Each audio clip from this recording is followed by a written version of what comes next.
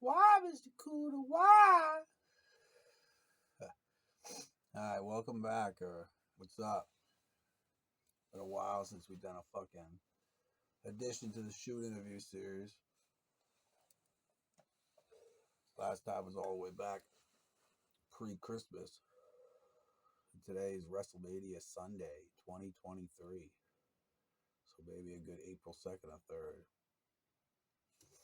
Depending where you is. Oh, man. Fucking crazy, huh? All that shit lately about Joey. All this shit, yeah. What have we done since Christmas, though? Shit. So Christmas, right after Christmas, what? We did Womentree 4. So yeah, and then Womentree 4 unreleased demos. And now we're working on the Donna Project 2. And Womentree 4 unreleased demos are really fucking good, too. You know, put a lot of work into those. Only recently just finished, too. So it's all new, for sure. And, yeah.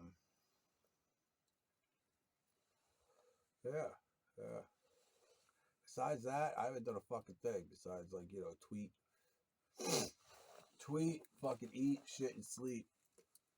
And write all that music and record it all and shit. So, and then the last, week or so, it's just been really fucking crazy, huh? Starting the Donna Project 2, and instantly it's like, a ton of shit. That just comes to mind about my little brother Joey.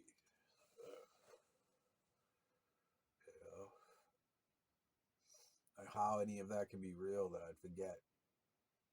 Things like Sean Parks bragging about it, or Bizarro admitting to it, or being in the court over it under some weird circumstances. All the things I talked about on Twitter.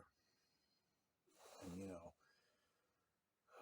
which is pretty much what I'm displaying as growing up Illuminati, like my chapters, my current Twitter for Good Coffee Club.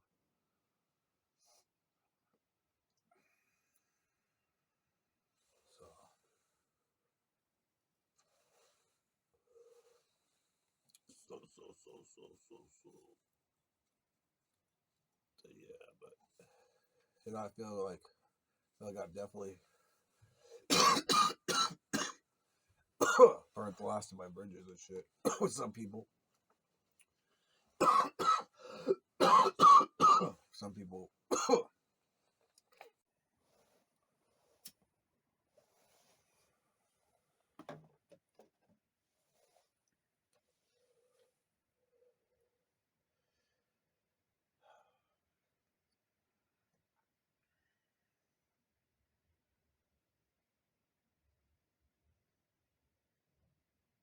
Yeah, I just really so.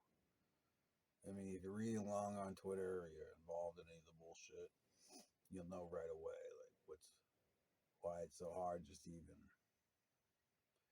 Where can I jump in to that story of telling, like, that I think Joey Gallagher, who I left out of most of the shoot interviews beforehand. So I think originally he was probably still in Woonsocket until a good 2000, 2001. When in Heights class one day, I said, like, oh, I'd like to, take care of my little brother Joey. Like, that would be something, like, we're talking hypotheticals, like different things you want to do with your life, like, as you're going to Sandwich High School. One of them was take care of my little brother Joey, like, get him brought to Sandwich, take care of him since he's a handicap and in a wheelchair, and about 7-ish back then. So she must have took that initiative at some point or another, probably when I wasn't there at first or something, running low on Eddie ideas. And she did that and sent him to my sister Jessica, who didn't want him. Like, so he's at the step family's house, and for one reason or another, they don't want him, and they just end up giving him to anybody, like, through the school. And probably just the next person in Heights class who wants to, wants to be in charge of certain degree of money and like, you know, get cool with height and shit. Enough that you can doppelganger people in the success class.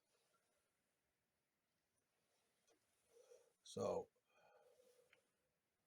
what happens is like, so I never see him, you know what I'm saying?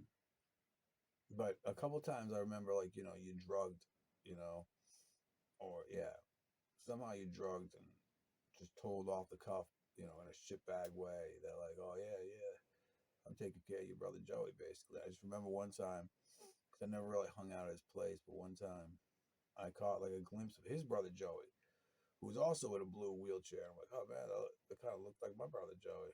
And he had said something like, yeah, yeah, it is. Like, but I'm not gonna like let you, you know, see it because you probably just take it from me. This is like, you know, or this is like right away too after I said it to that lady height. So I just don't, which would be about spring '01. So when I said that to that lady height,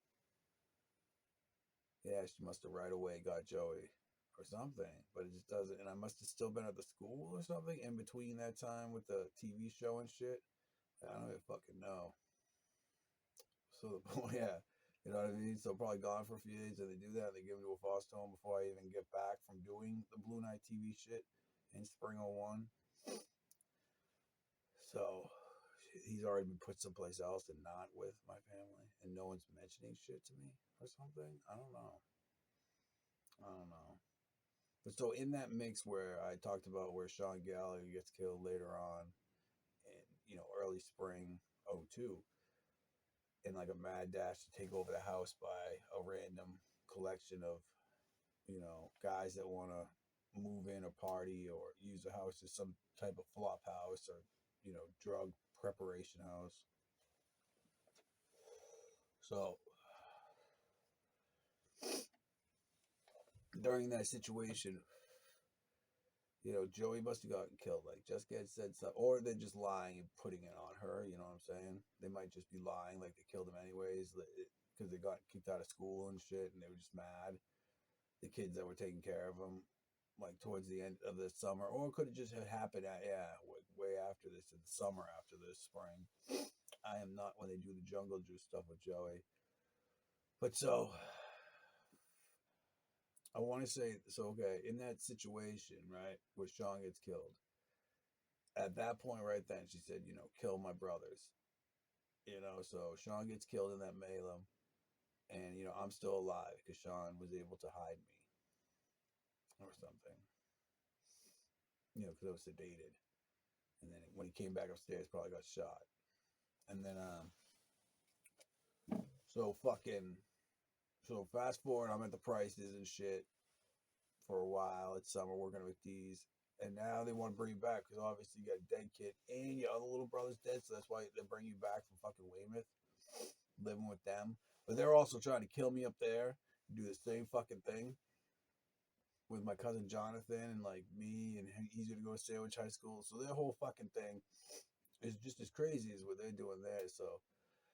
So I get pulled back to Cape Cod, right, in summer '02 because probably because there's two fucking dead bodies. Like one's in the power lines, and that's probably Joey by the projects on Quaker, and then Sean's body is somewhere located in between the Steph family's house and the rope swing trail.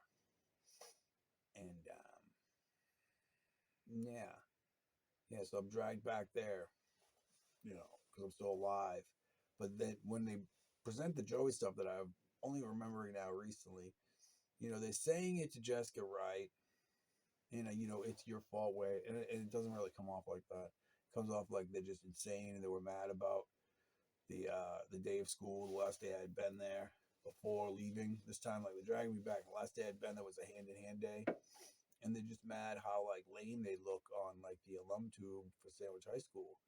So I honestly think, you know, they beat Joey to death, like a collection of them between Davenport, Bizarro, Havity, Sean Parks, you know, Dowling. I think they all beat Joey to death in retaliation for the hand-in-hand day and the embarrassment. And he's been dead since then. And now it's, you know, early summer. It's the last day of school. He's been dead since spring.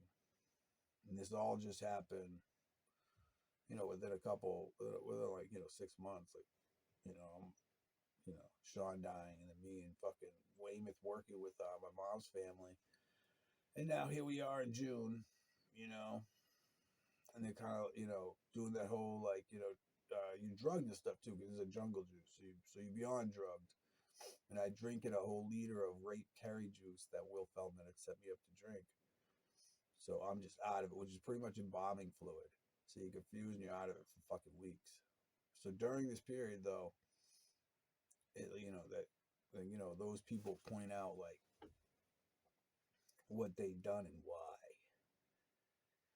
and in like an evil sense too, because they want to put it out there like I'm this like revolutionary god who like finally explained to them all the tricks and not tricks, but all the manual. Like you got a fucking manual. Like we feel like you describe more of a manual of this life to us. You know, kinds of shit. I don't feel that way. You know, because you guys were pieces of shit like way before I started spewing all that shit in '01 on the Sandwich High School Blue Night TV real thing. Like I was definitely yeah. I was definitely just saying it to match what they were doing. Like say that it sounded cool or explain a little better, just make it out of there alive. Like I don't know. I definitely wasn't trying to make guys like Sean Parks and Davenport Bizarre think they could like beat handicapped children to death and like get away with it because we're being filmed by Hollywood or something. Or things that are being filmed we're trying to sell to Hollywood. Like I don't know. That's definitely not what I meant. Definitely didn't mean that. I definitely didn't mean that you could give like bad heroin to people on purpose. And it's just like, and then start talking like me and you'll get away with everything. That's definitely not what I meant.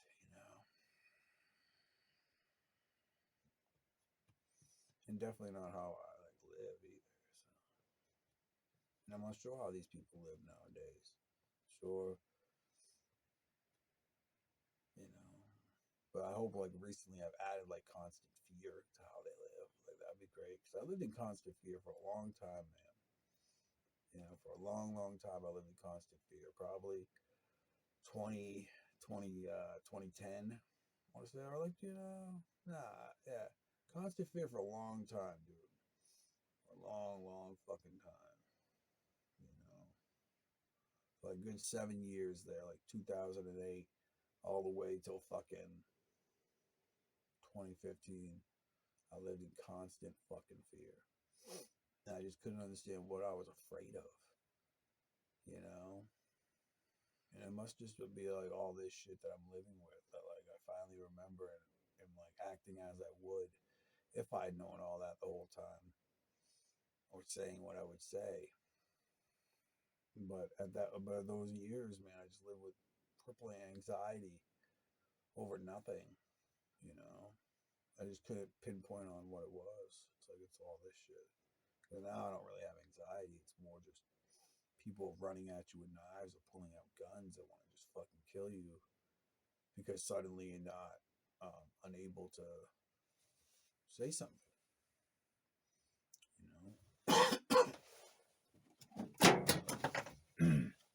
So it is crazy.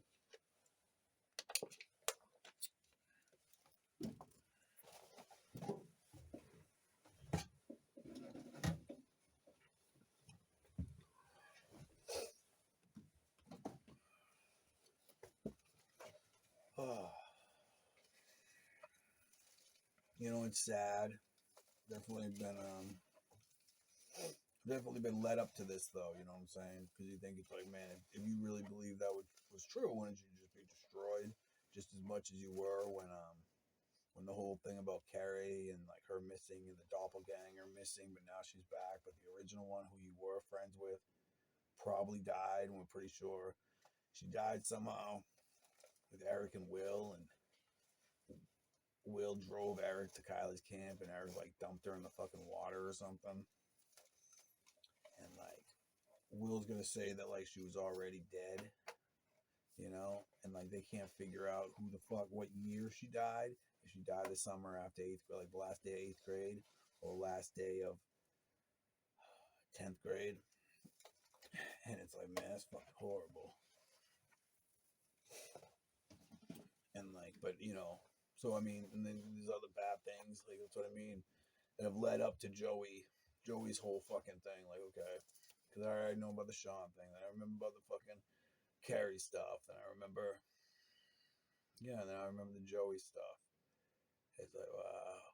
But the Carrie stuff actually happens after the Joey shit, like in that summer '02.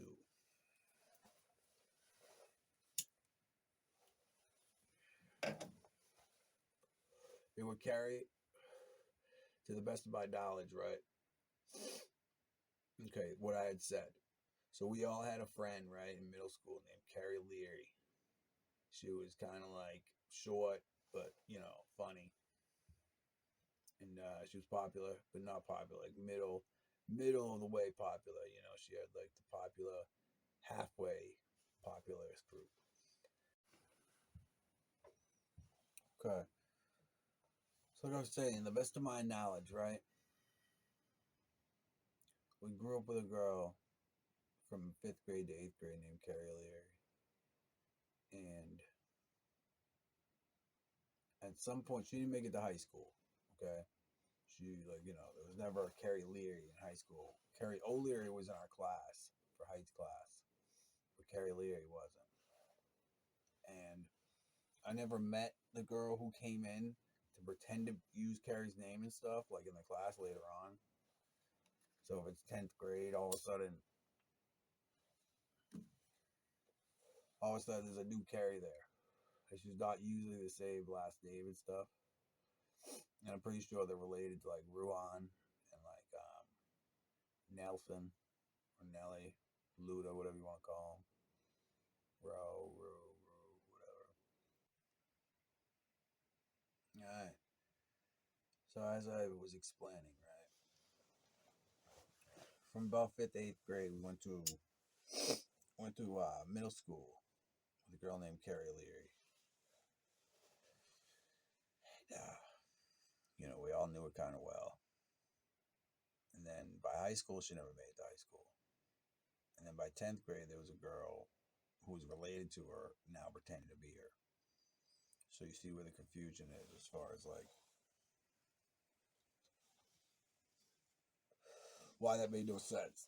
And it was actually one of the main reasons too. So many of those really bad things happened to me, like the tree farm, and then in 04, I mean not 04, 05 with Sandwich High School, when both situations end with being questioned about Carrie Leary.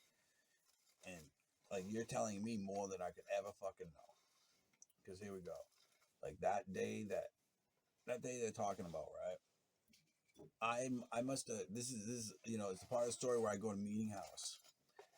And I've been drugged so bad in Weymouth, right, by my mom's family. And I'd already gone through a jungle juice, right, in Sandwich on the last day of school. Got sent back to Weymouth, right? Now I'm back for good in Sandwich. It's summer '02. And so I'm in that bad condition. So this is like the first memories of being back.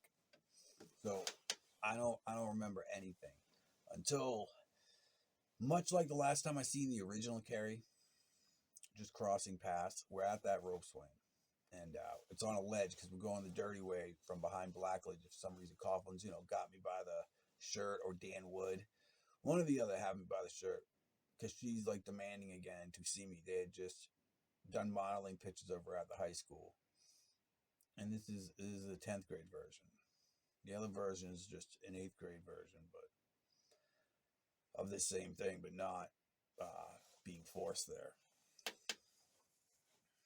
The 8th grade version is just like her and her friends are they don't want to hang out with Coughlin and whoever the fuck he's with. They want to like have me and Christian go hang out with them, but I've already been sent to juvie and all that kinds of shit or something. Or no, there's that last day of school. It's all about to happen, and like I don't know. I forget with the original one, you know. But further on, like, yeah.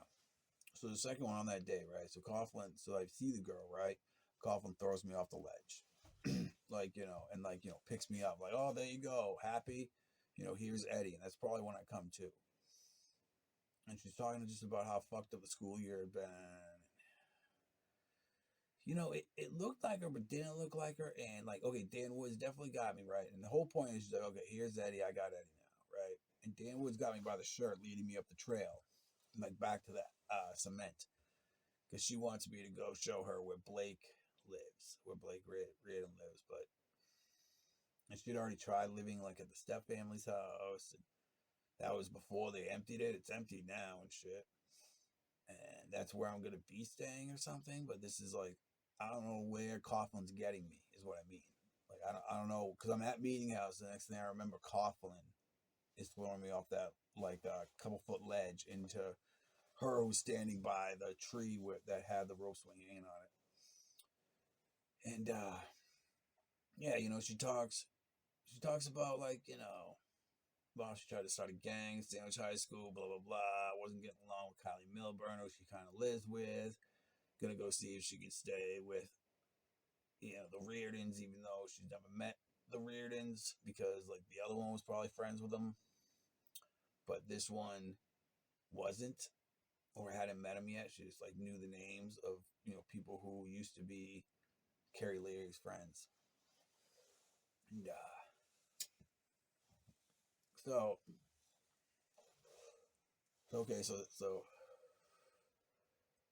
yeah, she asked me to show her, right, where they live, which is right next to my stepfamilies. I think that's where I go down there. Not sure how in between the step family thing goes, man. To be honest with you, it's really sketchy. But then, okay, I run back into her. Somehow she must not. She can't stay at the Reardon, so now she get ahead, try to head back and stay at Kylie's. And Coughlin's looking for us because Coughlin really wants to have sex with this girl. This girl's walking around in a bikini, dressed up like an elf, because she was just doing like a calendar for Sandwich High School, like modeling. And they just like dropped her off to like Blackledge and Coughlin, I assume, as like a gift. Like, oh, she's probably all slightly drugged too. She probably drank a good amount of this rape Carrie juice, which is embalming fluid, which I am also recovering from at the moment when this is all transpiring. And so she instantly, because Dan Wood's like, Dan Wood's trying to control the situation too, for one reason or the next. He's probably, considering me in sex slavery and her in sex slavery. Who knows, right? Because I hadn't seen Dan Wood for a while, like that much. Like, I'd seen him one night in ninth grade, but then before that, I probably hadn't seen him since he did that when I was in fifth grade or sixth grade. And yeah. So what happens is, like, she's gonna try to get the fucking Kylie's, right? And she's getting me from the house, like the house, because she just left me at my stepfamily. She tried to live with Blake. She can't stay there. Fucking, she gets me at the house. Says, let's go fucking back to Kylie's. And it's like, okay. And within that, Coughlin catches back up to us, and it gets blurry because right then and there, it's like, okay, now I don't fucking remember. Because next thing I remember is like me and Eric at the shore of like the lagoon almost, right? To where all three of us gonna swim across because it's not that far if you've done it before. Or it is far. Trust me, it's fucking far. And it's fucking dangerous because you don't know if there's alligators like in the middle. Just like if you did in the middle of the pond, like you tried to swim across, it's fucking dangerous. Okay, like the lagoon's shorter, but it's like just as dangerous for obvious reasons. Because it's like, 100 feet deep in the middle and fucking, you have no idea what's really swimming in there half the time. So it's like, okay. So Coughlin yanks me out of the water, right? Because we're all, okay, let's all swim across. But I don't see this girl. That's why it's strange. Like, I don't really get in the water with her. Like, I don't see that. I just remember Coughlin pulled me out of the water by the back again. Like, I'm being dragged out by shirts and dragged around by my shirt. in no condition, like shit, like hospital bound condition, and like, yeah, yeah, and yeah. So I'm mad at him, right? When he pulls me out of the water, I'm like, what the fuck, man? Like, I don't know what's going on. If he's trying to fuck this girl, and like she's trying to bring me, okay. So her real purpose is to bring me back to Kylie's. Like, she don't even care. This like she's acting, she's doing the whole Illuminati thing, right? And like most of the times I interact with her during these moments of her asking for me at the swing, her bringing me to my house, her going to Blake's, hers going back to my house to get me, and now we're back to the rope swing trail. Eric's following us again, and like we're all gonna swim out and go to camp and I don't know, stay at Kylie's or something. I have no idea. But I just remember Eric dragging me out and me just being fucking mad, because like you can't swim because you're drugged. I remember him saying that you can't swim because you're drugged, and I'm like, yeah, I can swim. Like I'm not drugged. Why would I be awake and suddenly vivid? Just being directed to swim across a fucking lagoon. I don't know.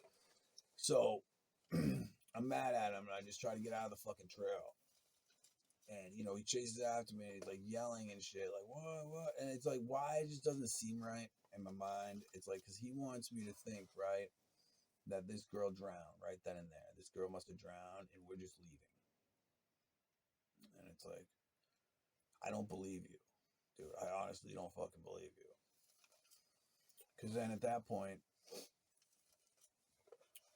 that's what he's saying. He's like, I didn't see you swimming across. I didn't see you swimming across either. Like, come back, come back. It's like, motherfucker, like, I don't know what's going on. I'm just freaking out, too. Because I'm like, this is like the first moment I'm probably remembering since fucking going to Meeting House Pizza after Bizarro dropped me off after leaving Weymouth. So, as I'm like, heading back to my house, Dan Wood grabs me when me and Coughlin split up. Because he says he's going to call 911. Or, I don't even know, man. I don't even know, Because it gets down to a point about, he's talking about fucking, like, I have to say that I don't want you to frame me. I'm not going to let you fucking frame me. That's when the conversation ends with Coughlin. He's like, dude, I just know you're framing me or something. You know what I'm saying? Like, if you're saying me and her are drugged and she just drowned and you're playing like dog keeper with two humans with Dan Wood, like you're not gonna call 911 or something, so you take off. And I try to get home, and Dan Wood, takes me and brings me again to the power lines, like behind Blake Reardon's house, and ties me up to a pole, and I must be there for, the duration of, the next couple weeks until Callahan cuts me down and says, he's got like a handy cam. He's talking to something, he's doing the whole, I have no idea what happened to Carrie, but I'm cutting him down. I'm not a rapist. It's like, like a old joke about, how he almost like raped Kelly Reimer on accident because of me and Devin like tricked him.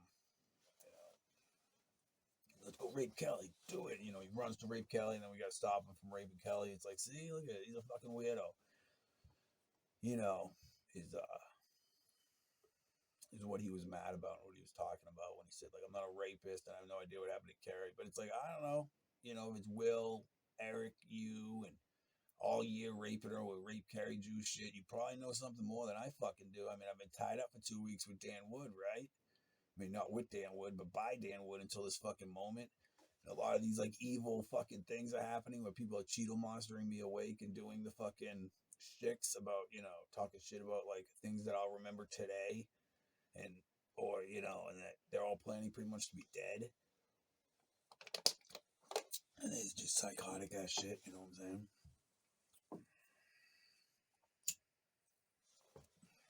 And I'm sorry if the video's choppy, but it's because the fucking storage was running out and I had to delete a bunch of shit. All the shit from the trash. So we should be fine now to go, straight through with the shoot. But it could be cut up a little bit for the intro and first part there. But yeah. But yeah, then no one says anything either, because the next shit I remember is like that five grand thing. Next thing I remember, I'm like, going to a party at Will's, and I've been staying like at my dad's house, an empty house, and it's very creepy. He's gone for good. Everyone's gone for good. I'm just getting like the last week there, and I think they want me to find Sean's body. And they kicked me out once they realize the body's been moved again or something fucking creepy. I don't know, man. Looking at it like that. Because so I stay at the house after Callahan cuts me down. You know what I mean? And yeah, it's just stuff in my room, and everything else is emptied. And yeah, I must stay there for like a week or two, and then the stuff with Will Feldman happened, where like we party at his house, and I steal the $5,000, and everybody but me and Will spends the $5,000 like real fast and stupidly. And then I go to Julie for a month over it, because everybody gets off the hook. Like, they're not going to get charged with the crimes they just committed and all the other shit that they've been guilty of, because they ratted on me for one fucking thing. After all that shit, McBride's still going to take calls from Davenports and Feltmans and Incarks and all that. It's Summer 02. And they're still going to get off things like murder and rape and mayhem and murder. And it's like, but, and it's all based on one 5K snitch. Like, I stole $5K in cash and you snitched on me. You guys all snitched on me. You guys all kept looking for fake rewards. Like, there's a reward for 5,000 because Eddie stole 5,000. We're all snitching. It's like you guys literally just did like horrific, violent, obsessive crimes leading to this moment, but you guys are still all snitching, and it's still working with McBride and whoever the fuck else is working at Sandwich PD at that time, as far as letting these guys get off the hook and literally arresting me for one tiny little thing. And it's horrifying to think that. But yeah, so the next thing I remember, right, about Kerry is Devin's funeral, right? Or like, in between that sense, like afterwards, probably. Coughlin, like I'm being Cheeto monstered in a fucking alley out of nowhere from Coughlin. And he's mentioning like that people at school, it's probably October, at the end of October, the people at school are looking for, for Carrie Mulligan. And he's scared. Like, I don't know, dude. Like, tell him what you know. What do you know? That exactly what I said, that you were, suddenly in charge of 2 drugged teenagers, and you were, walking them around like dogs, or what the fuck's going on? I don't get it. You know what I'm saying? And then there was probably an accidental drowning that no one reported. If that one really died and it wasn't just the first one who they just dumped there, and you're creating the whole second situation as like a cover up, which is like what we were coming to conclusion of in after the whole series of events with the webcam in Sandwich High School in 05, like that's what the conclusion we came to. That, not the conclusion, but closer to something. That is just, because that second one isn't even dead, is she? And if she is, it's like, damn, then Coughlin, then you're tied to both of those fucking murders in a lot of people's heads. Well, not murders, but disappearances. So that's just like horrifying. Like, remember, all that was so sad, because I was like, it's not comical, But like Infantry High was like based on that girl for some reason. She just like came to my head, but it's like a blur of the 2 girls. Like, I only met the second girl one time. I only met Carrie Mulligan one time that day in Summer 02. Otherwise, I knew the other Carrie a good amount before 08. Not 08, I mean 8th grade. So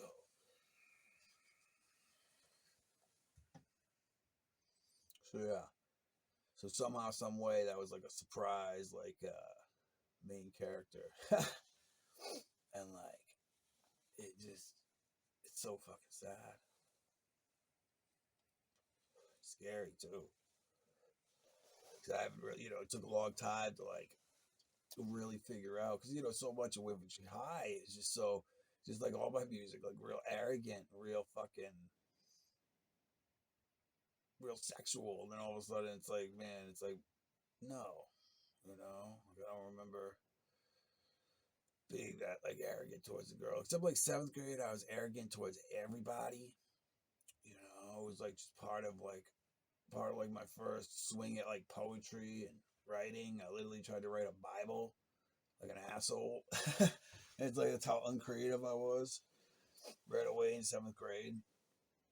So I was like, I remember interacting with her during that time the best, to be honest with you, strangely enough. And that's Carrie Leary. And like, so then after that, like never anything sexual or anything.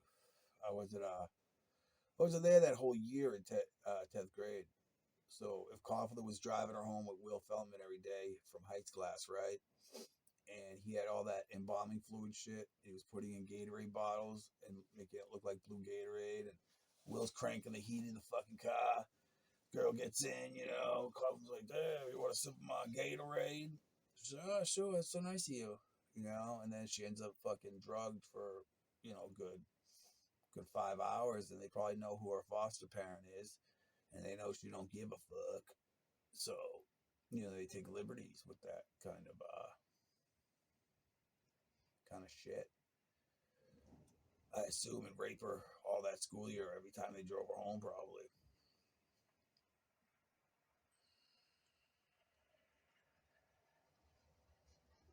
The fucking power's been out all day, or since last night. I don't know if it's back on yet. Just watch people drive by and shit.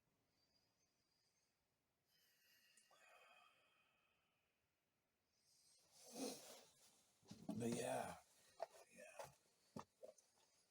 So both times, like at the tree farm too, that's what Blake wanted to know about, was this girl. And at that point, yeah, at that point, it's just how we felt. Like it was an accidental drowning that Coughlin didn't report. And then by the time we get fucking to Sandwich High School, that I'm assuming either fall or early spring, like last day area, again, and that's all the way fucking fast forward to 05. So if 04 was a tree farm Christmas, so now it's a couple months later, same situation with the same kind of condition, and Blake, me, and the camera guy, Blue Night TV are like, going that edge deeper, as in like, okay, so somebody doppelganger the original who they knew. And some people might have seen the doppelganger since. Like, okay. Fucking horrifying too, just like thinking, like as a whole, like, God, I fucking hate you, Eric Coughlin, so fucking much, dude. Like, God, do I fucking hate you, Eric. Like the shit I had to go through for people to ask me that fucking question. Like, I probably could have answered it pretty good, like, if asked without all that bullshit. I probably could have dug deep and found it right away. But, you know, but yeah, that one was big, the Joey one's just as big, in my head. The whole story of them trying to sell the house too is pretty big. Like I've put more detail to that with Jessica. How it ended, they just like they didn't sell the house with fucking Katie London's foster mom, Kathleen. Laura just took all the mortgage money, and I think Jessica sold the deed so that she could pay back Sandwich High School for a reel she destroyed, like a 8mm or some shit of her classes, like by adding on to it some bullshit, like that kind of bullshit. And yeah,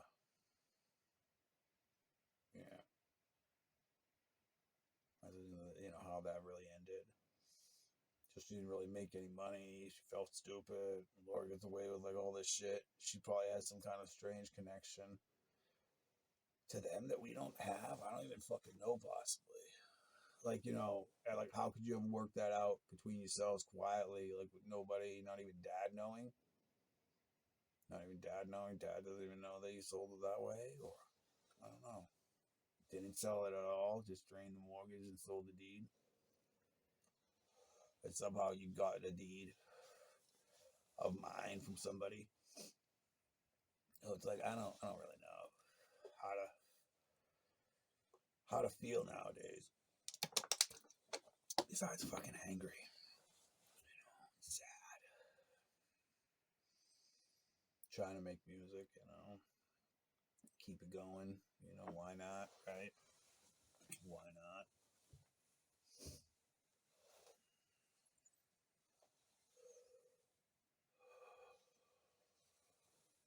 But it's like I just know the Joey stuff's so fresh, man, and like if it wasn't so bad leading up to this shit, because I also forgot all about the trail too, and all that kind of shit, like the whole incident after Dee's wake. I remembered most of it, but I remembered all of it. I could put it all together. Like a lot of this, so much of it, I can like explain my innocence in so easy. And I'm just sitting here, just thinking, like, man, some of these people who snitched on me for $5 fucking grand, and spent the money with me, and set me up to fucking steal $5 grand from his dad in the fucking first place. Just like, just how insane, or just like the shit with Jessica. Like having like one of your worst fucking enemies like that close to you nonstop. It's unbelievable. Some of the shit I've been writing on Twitter lately, remembering more and more detail, and sharing it more from that other side of possible Illuminati like fuckery that like I don't even know. I don't think I taught or spoke. It's just that I should have known more of in advance. Like, if they're cheating like I am cheating like a mother, I ain't cheating that much. They just cheat like motherfuckers. I must be cheating somehow. Like, as far as like how the fuck do I have so many songs? Like, I must be cheating, right? To have all these fucking songs. So they must be cheating in a way to not be in jail. Like, that's what I mean. Like some of the stuff that I've been in between of, which is strange.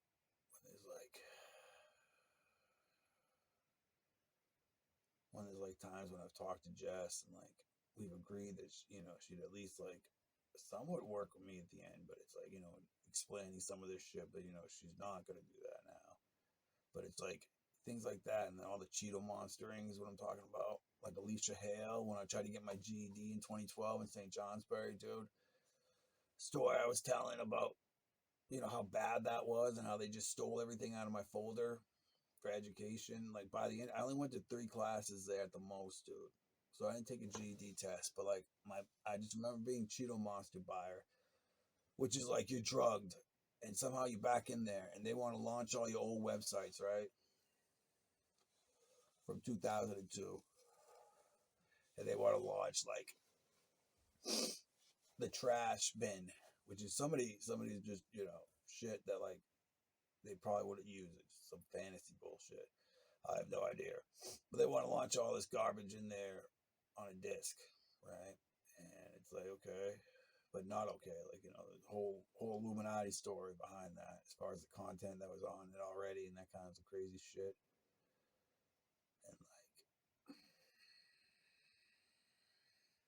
And so she Cheeto monsters me at some point. It says that she's had somebody take the test for me and she's stealing like my class funding, because, to get the funding, you have to have completed the test. And she's dumping my education folder and stealing my Internet Archive stock paperwork or clip or something. I don't know. Very creepy. Very creepy. And then like starts talking all that Illume shit about holograms and stuff, and can I give her a hologram? I was like, no, I don't even know how the fuck you probably stole that from someone else's education folder at the beginning, because I remember like all that strange shit with Marissa at the end nowadays too, and that's just one of Marissa's friends. So I remember how the relationship with Marissa ended like a lot better too, as far as the same kind of shit, like, Illuminati shit in that town of St. J. But with her, she's a grad at the fucking high school up there, St. J Academy. So it's like, oh man, I just remember how bad that was.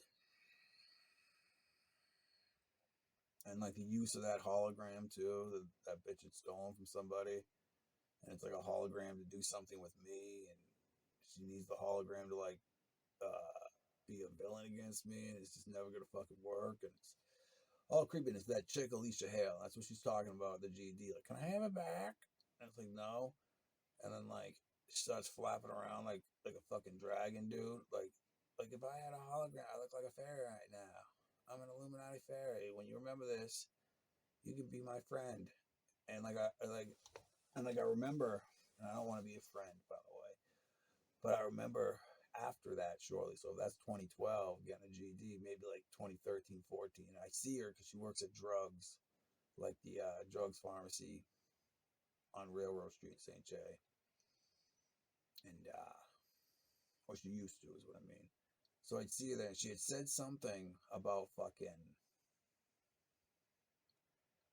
that whole situation. She said something like, are you really gonna be mad? Like, this time, like I must be drugged when she's asking me this, because how the fuck would I remember it? And I'm like, nope, no matter what, I'm gonna be fucking mad. Like, and I will definitely not want to be your fucking pal under any circumstances. But we gotta go run in, right? And grab some rollies or shit. Made some, rollies or rolling papers. I may roll another blunt or something. We'll keep talking, but yeah. All right, we're back. Oh, so Cocaine Bear, huh? What was explained to me, man, about that movie is that they'd be splicing like shit in from. Oh, excuse me. Is they'd be like splicing shit in from those high school reels and stuff. Even right down at South Park, man. Those guys were telling me that like one of the new episodes, they're just gonna play the videos they have of like Joey, like just to fuck with these people. But say you go to Cocaine Bear, right? Movie theaters the last couple months. If you're some piece of shit, right? You just want to see Cocaine Bear because you're a piece of shit and you think that sounds awesome, like any movie with cocaine in it. It's probably great. Animal cruelty, just insane shit. But it's supposed to like splice up shit from your lube tube into it to make sure you realize how big of a piece of shit you are and what era we're in or time frame we've begun. I don't know if that's actually happening though, or if South Park's actually gonna do that. Like instead of playing an episode that has Timmy in it, just play like a best of VHS of fucking Joey. I don't know, and then the video clip of them fucking killing him, all the power lines, and then like Cheeto Boss drink me and Jessica to like, to make her act like she didn't know and make me act like I'm telling her. And it's like, this is the creepiest thing in the fucking world. And they're trying to blame her, like, it's your fault, miscommunication. I thought you meant all brothers, so I just went home to the brother that I was taking care of. We being in death. Can we move in, Jessica? We love you. Like that's how crazy these guys had become by then, just because I don't know. I guess they just fell in love with her unconscious body, and then the crazy her when she's coming out of being unconscious from being darted. Like in that situation where Sean gets killed and my dad gets darted. She's also darted and sold off to Davenport for 2 weeks as like a gang boy by that guy Sansis. And like, yeah. So, the evil, the weak, the woke it back up after being tranked, Jessica is probably pretty fucking evil, just like most people probably would be unknowingly tranked, And just dead based on kill Eddie, kill Eddie, kill Eddie. Which is what gets Sean killed. Kill Eddie, you guys can move in. Which is what gets Sean killed, and then like what they say is why. Because afterwards, right? So if that happened in the early spring, like I was saying in June, last day of school, right? They're all mad because Jessica promised them. Jessica hasn't been talking to them. since Sean was killed and stuff. She hasn't been talking to those guys. She's gone back to just, oh, I just want to be a normal student here again, popular girl, or in her head at least, or some like evil Romeo and Michelle type shit, when nobody actually wants to be your friend. And it's like, so then, yeah. But they're mad because she promised them like a semi, right? Well, we'd have an empty house, and all like me, you, Ryan Davenport's friends, like Sean Parks, we're all gonna have, since Sandwich High School won't let us go to Justice Semi, we're gonna have our own semi at Eddie's empty house. Yes, and they're really mad because she's not coming through with this. So that's their reasoning for killing Joey. On top of, but I just think it was after hand in hand. Like, it's just these retards trying to fuck with us and trying to like maneuver the situation. One of the people too to like admit to like a kill shot is fucking Mike Pulowski. He said they had beaten him near death, and he was just, mercy killing them in a sense on the power lines. And that's pretty evil, regardless, because he's just like a maniac. So, as in like, look what we did, Mike. We all did this. Don't you want to like, add on to the, we're a gang forever now, because they'd already been a gang, like pretty much that collection of people, between Davenport and Sean Parks and Incark, and that's the real retard gang that's like that nobody likes from Heights class. You know what I'm saying? Like guys that I don't know, guys that think that like it's gonna look like Beavis and Butthead beating like a cartoon handicap up with bats or something, but it's like I don't think that's what's gonna fucking translate, man. I don't think it's gonna look like a cartoon. I don't think it's gonna look like a movie. I think it's gonna look like a snuff film and like a poorly put together like horror movie. So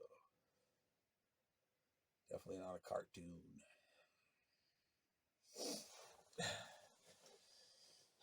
Yeah, trying to think of where else we get talking. That was from the Cocaine Bear topic. Yeah, the song's really good though. The song's another thing, The songs so many people like claim were theirs, and with like to me directly, I never heard it. I just made it like a couple weeks ago, but at least two people in my life have told me that they just bring girls to the alum room and play Cocaine Bear. It is a funny song. It is cool, and it has nothing to do really with the movie. Unless like you put some of that era of Sandwich High School alum tube into the movie like you said you would, but to freak people out. But like, yeah.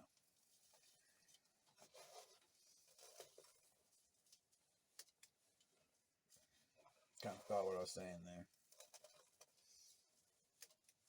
Something about the alum tube and freaking people out with the clips of the shit from that same time frame in it into the Cocaine Bear thing.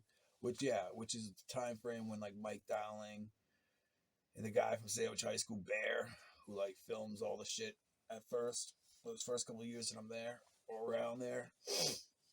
And both of them claim to be Cocaine Bear or something. That's what they do. They go to the loom rooms and they show little girls the song Cocaine Bear. And it's like, and I hear the lyrics in it and it's fucking hilarious. Like, if it's like a setup or something for somebody, like, I don't know. Because, but I'm talking about, like, I'm only talking shit, really, about them, And then I remember, like, their obsession with it afterwards. It was like, oh, wow, it's pretty crazy. Because I don't really name either in the song or say anything. I'm just talking about, I'm like, just, it's like a, what do you call that? Like a mock. Like a mock. Like, she loves a public kid and, like, yeah. Like, like when you distance someone with shit they did. Is what that is. So it's kind of funny. Midnight lover, like the other, hold me tight, do not smother. Innocent cause, find me guilty. House made of brick, looking like God built me. Yeah, it's a good hook too. The hook is actually referencing to that kid Andrew Goff, dude. He looks more like an ape, but somebody referred to him as a teddy bear before. Teddy bear, that's a wild ape, Melinda. But he smothered me, and I'm talking about that, like, do not smother. Innocent comes, find me guilty. House made of brick looking like God built me. Like the story is like made of brick. It's like really hard to throw anything in there that's like as stupid as framing me. Like, so it's funny. If you throw anything in there, it's like retarded. It's like gonna be obvious because my story's so like solid of that kind of fuckery nonstop on all sides now. Even beforehand, when I did that original shoot in November, I mean, we're talking about April now, and I've written so much shit about like more than I remembered since I made those shoots. It's like so much of it's like just more of that drug shit where it's like you could be in a fold where you died and it's just a confusing in between, or you're literally just sitting there with a dart in your back and no one's pulled it out yet. Or it's a fold, in between worlds, like you died and now you're dialed back to something close to where you just were, but it might be a little confusing, and you got to try to like reposition yourself into something for one reason or another, and you can't figure it out. Now everybody's gonna just dart you and ask what the fuck's going on, or are you darting people and just acting this out like fucking Cheeto Monster, flapping away with like a fucking dragon? You know what I'm saying? A fat dragon flapping her wings. What the fuck, man? I don't know. It's crazy. You think about it. Because it's hard to figure out. Like, do I have a dart in my back? Like in sixth grade, right? Like, damn Madison, is there a dart in my back right now? When we're doing this first like a loom thing. Well, that's not even the first one I was involved in, dude. I had another one that was the same thing. I can't figure out if I have. They're saying I'm just waking up. Fifth grade, your mom's dead, all this crazy shit. Probably in the closet. And like, so same thing in sixth grade. You're waking up. Tara's dead. Tommy probably did it. Like you might be dead, or they just darted you, and I don't know. We're gonna act it out as if you like we're gonna do fold shit, but it's like or it's folding, or it really is. One or the other. It's not far off from either theory of life that you know, that I assume or believe at this point. Like, it's a whole nother thing. It's like come back to my mind, like the whole fucking way I think and shit about Big Modem in the fucking sky. It's like, man, do I really think that way? Like, and once you start thinking that way, there's no fucking way you could think of anything else as the main fucking thing. So, you lose a lot of that. I don't know. Lose a lot of that ability to not just think everyone's fucking in on it and everyone's yeah, just as flamboyantly a criminal as the next. And you're just the one guy who isn't a flamboyant fucking criminal. And they don't want to be a flamboyant fucking criminal in front of. And they're like chasing you back into shacks or chasing you back into, seclusion.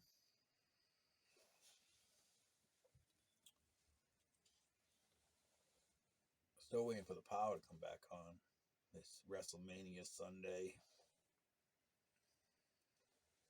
I just have a bad feeling too that I'm even gonna fix the power until like Monday or something, probably.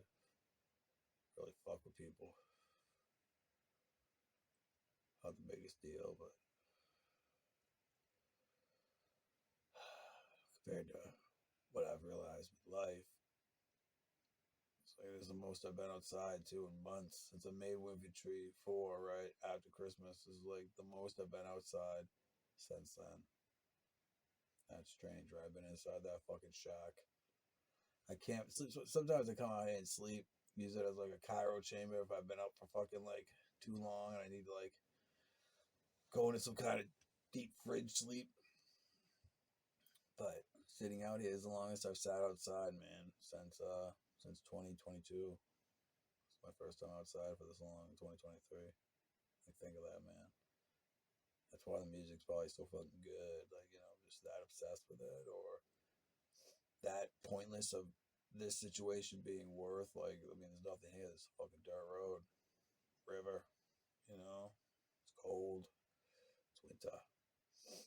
So yeah, I've just been inside for literally, like, see, January, February, March. I mean, not that I haven't been mostly inside that fucking shack for the last like 16 months, but like you said, where do you go from here? When you know both your little brothers are dead and both murdered and covered up, and a lot of the reason why all that happened, after spring 2002, after spring 2002, you know, that's why all that got even. Not that it wasn't bad beforehand, but then there was just a whole new reason of why it's bad, just on top of bad. If it was bad beforehand because of like when Socket and then Tommy early on in Sandwich until spring '02, like when all that shit happened in spring '02, like all that other shit gets covered, like buried deep, and you're just looking at this obvious shit going right into fucking, October '02, with the Devon shit, and the trail shit, and the funeral, and then afterwards,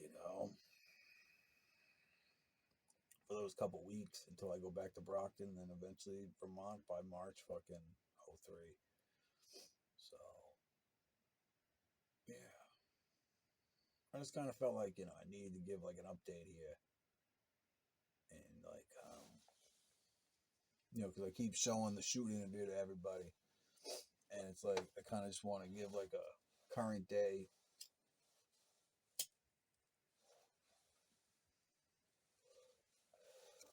fucking add on to all that bullshit, you know what I'm saying?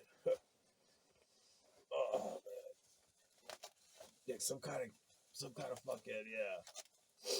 Because I don't want to do 10 hours again, is what I'm saying. There's no fucking way I could ever do another 10-hour shoot interview. But can I sit here and review all the bullshit I just said on fucking Twitter for the last 3 months? Yeah, kinda. Kinda can, I guess. Works.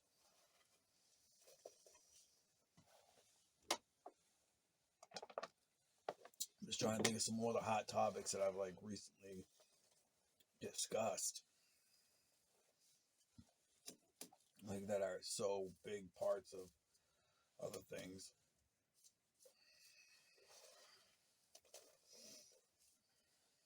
Because I mean, I've been talking about tons of shit, Harissa and all that stuff. But it's like some of it I really don't even want to like. If you haven't read it and you don't read it, you're probably not gonna watch this and hear this. So if you're watching this and hearing this, you probably read all those fucking tweets. You probably watched the first shoot interview. So this isn't something you wouldn't be able to follow along with, anyways.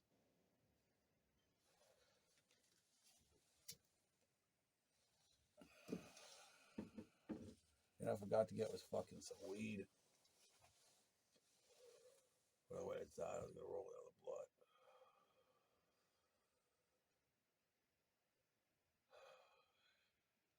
So I was saying, like, how do you go from here back to society? Like, where do I go? Straight to a fucking hospital, ask for FBI, get all the testings done. Like, I don't even know how that works, dude, because I'm not like a bitch with tits. I don't suck dick. So no FBI agent's gonna give a flying fuck about me.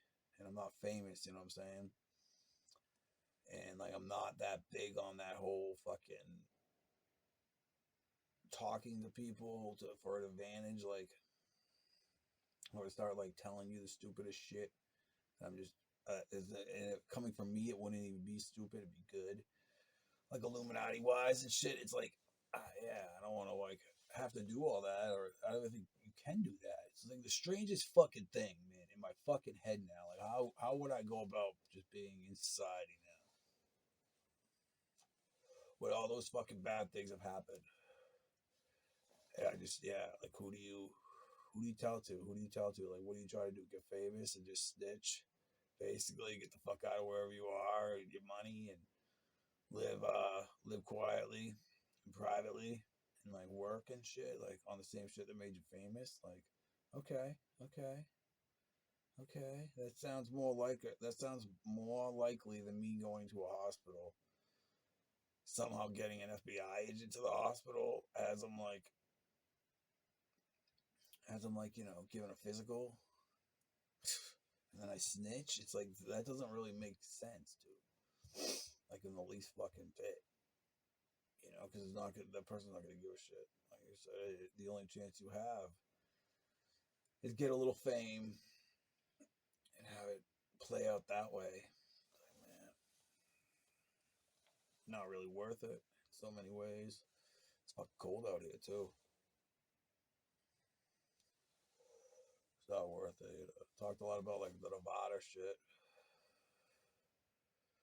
Like, because like the further I explain the sandwich, because I don't want to go into saying shit like, oh yeah, I met Dave Grohl. I'm not sure if it was his hologram or he just jumped on a fucking plane and came to Sandwich High School because of all the shit I was saying on the alum tube there about like, my theories on Nirvana and such. And this is all the way back in '01, so it's like telling those stories to a fucking camera. Like, what's the point? I look like a fucking retard, I think, or sound like a fucking idiot. So there's no real point in telling those kind of stories. Just sticking to the big major crimes, the music I should be famous for, the big fucking crimes a lot of those people should be in jail for. I should be at least safe because of the crimes they've done. Like not even safe from crime, from justice. I mean, safe from just them. That's what I'm talking about. That's what I'm trying to succeed. Like, because you don't think you're gonna get famous. So like most likely I'm gonna end up at that hospital.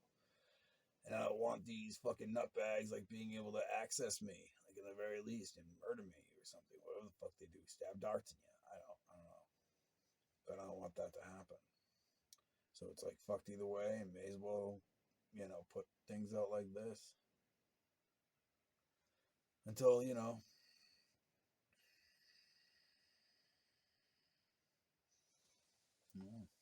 don't know until when. Until when, I don't know. Because right now, I think I just dropped a song called "The Sandwich Police Killed Joey Gallagher." And all I'm saying is, like, you killed Joey if you guys would solve those shits. If that's true. And, like, yeah. So, no one's saying nothing.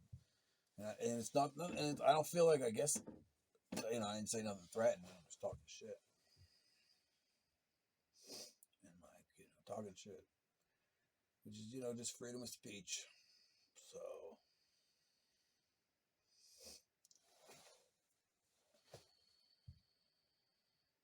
I guess they don't have to respond, but it's like, it just looked real shady. In a million different fucking ways, it looks shady as fuck. All this looks shady. Just like the fucking Power being out on WrestleMania Sunday at 9 a.m. That's pretty shady. But, so that other shit's definitely shady, you know what I mean? In my mind.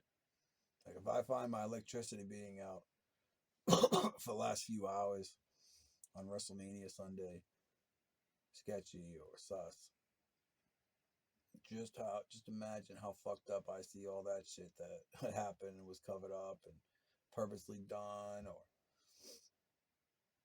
I could suspect everybody for everything, and a lot of it I have good reason to. And the power here, probably just natural. It's just been a while since I lost power, so you know what I mean. Some things might not be exacto, but they're not gonna fix it till Monday since it's Sunday because it's all the way out here. So the sun just seems sketchy. But it's been real windy, so we probably just knocked it out. But,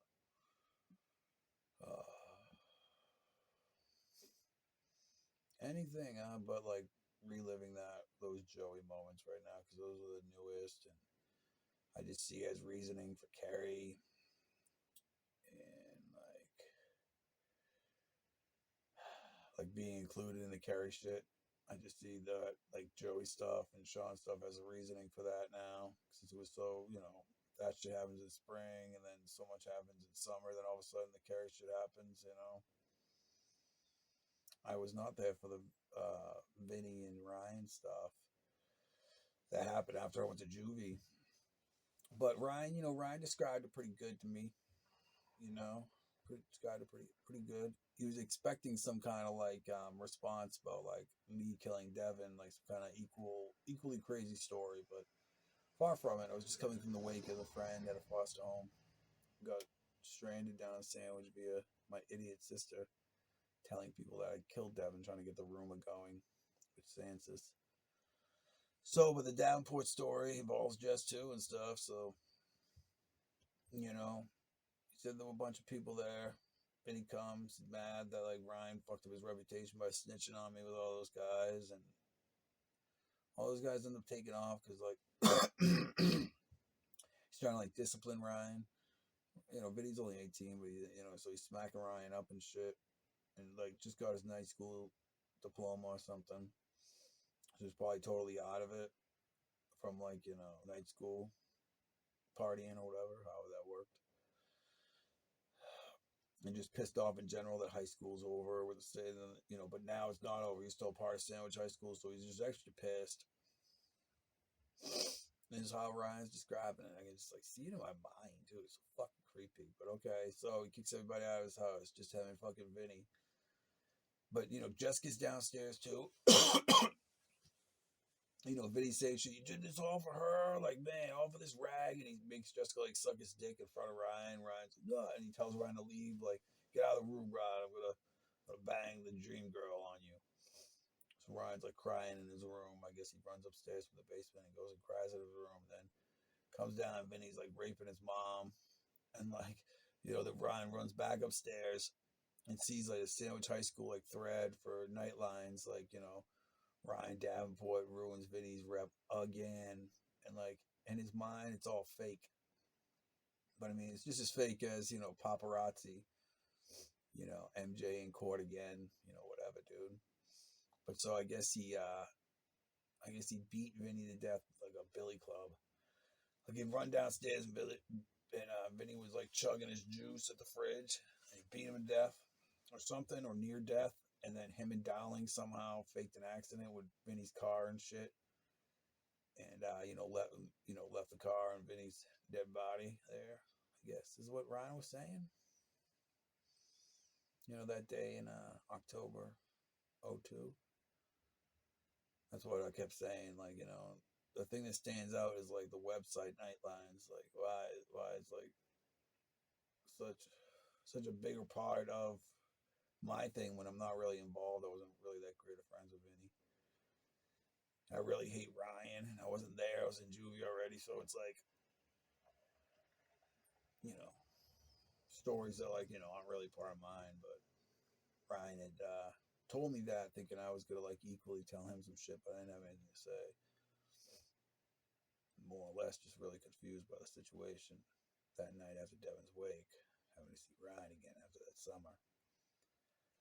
So, but just all set up and combination of idiots in Sandwich High School and people trying to get in with Sandwich High School for some reason, like Ryan and all that. So,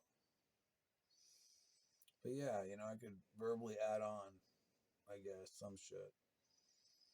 But we're gonna go in and check the power, and hopefully, yeah, you guys enjoy these, new additions to the original shoot. 10 hours. Let me know. We'll keep them going. The river is rapid. Yo. She got the perfect view of my point of view inside of a maze. Love her for days, weeks, now years, surrounded in my own nightmare. Lovely dream, it seems. Trust me, it's not. A fire so hot, a story so vague. Sometimes I only find it to fill up a page. A love machine fueled by rage. Her beauty does calm, her love does no wrong. So here's a new song. She must be lost in a vague paradox. Landed lost, trying to find a pen or a lighter. Write something new or set the old one on fire. Look in the sky, pitch black night, plenty of dew, a spare sweater for you. Weather channel is on. Tell me more, this rapid river too rough for rafting, white water attacking, and in no risk, spaceship is lit, out of this world, gonna miss you, girl, everything and more. Not a drunk dumb whore looking to score, and I'm the dealer of the day. This time only a poet, the guy who done wrote it, one time spoke it. That might be now. Looking around, cameras going like wow, amazing somehow. We don't need to whisper. She might have got the perfect view of my point of view inside of a maze. Love her for days, weeks, now years, surrounding in my own nightmare. Lovely dream it seems. Trust me, it's not. A fire so hot, a story so vague. Sometimes I only find her to fill up a page. A love machine fueled by rage of beauty does calm. Her love does no wrong. So here's a new song.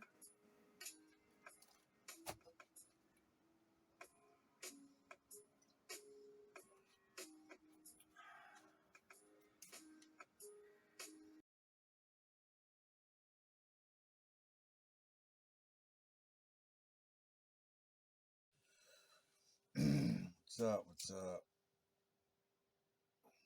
Back again, talking about Patrick McBride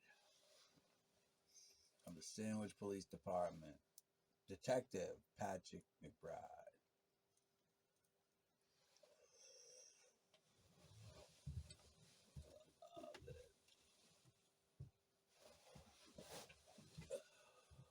Okay.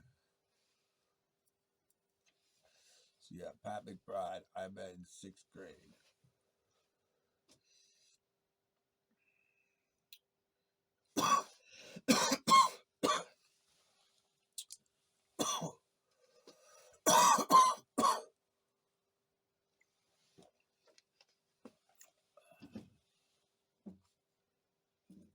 I just got moved down to Bukata's class. Wasn't really getting along with Timmy. I'm really not sure, because this all takes place. This all starts on that day in Bukata's class. I'm not really sure if it's like the first time being woken up and somehow back in Bukata's class, and I'm just being told, like, you no longer live at Tom Rand's house, you live, with a step family behind the school. In, a different house, but you guys just share a house behind the school with a step family kind of day.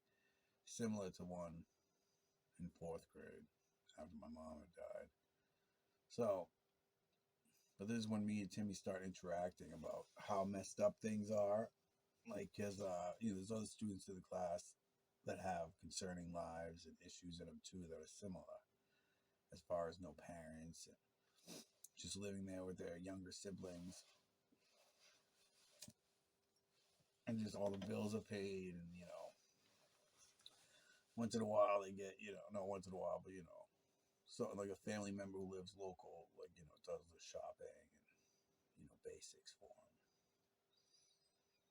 Like yeah, so there's other people in the class. What I'm saying, so me and Timmy come up with the idea, and I'm not really sure. It first starts off with us just joking because we're in a classroom, remember, and we're in Bukata's, and I'm not sure if I have a dart in my back or if I'm waking up from like a bad situation, which is being blurred into something else.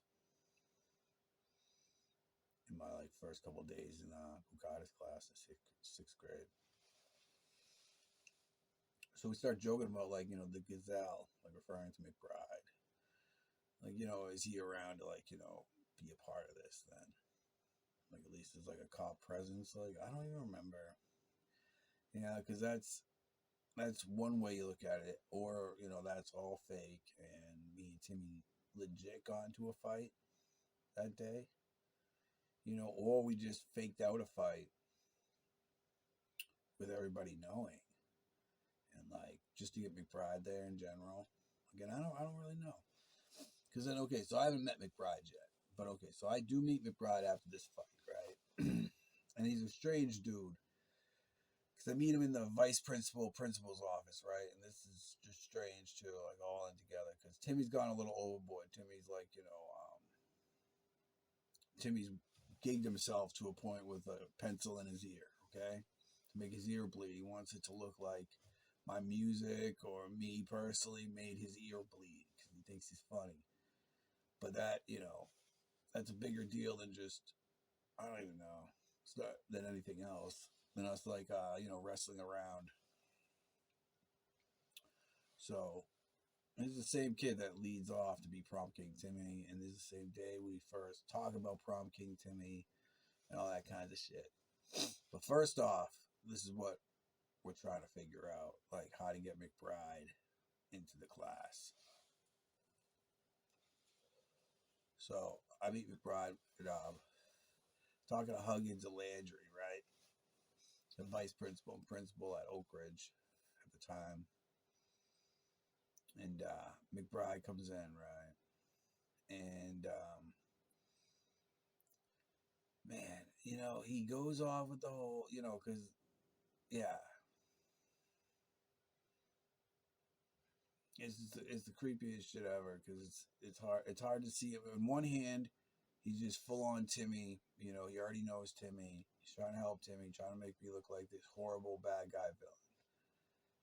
But then on another hand, he's also saying he's a fucking gazelle, right? In some kind of Dungeons and Dragons, but not Dungeons and Dragons is like Illuminati sense. He's like, a gazelle in his head, and he's a very young gazelle, and he's from Narnia, and he's a fan of what me and Timmy do.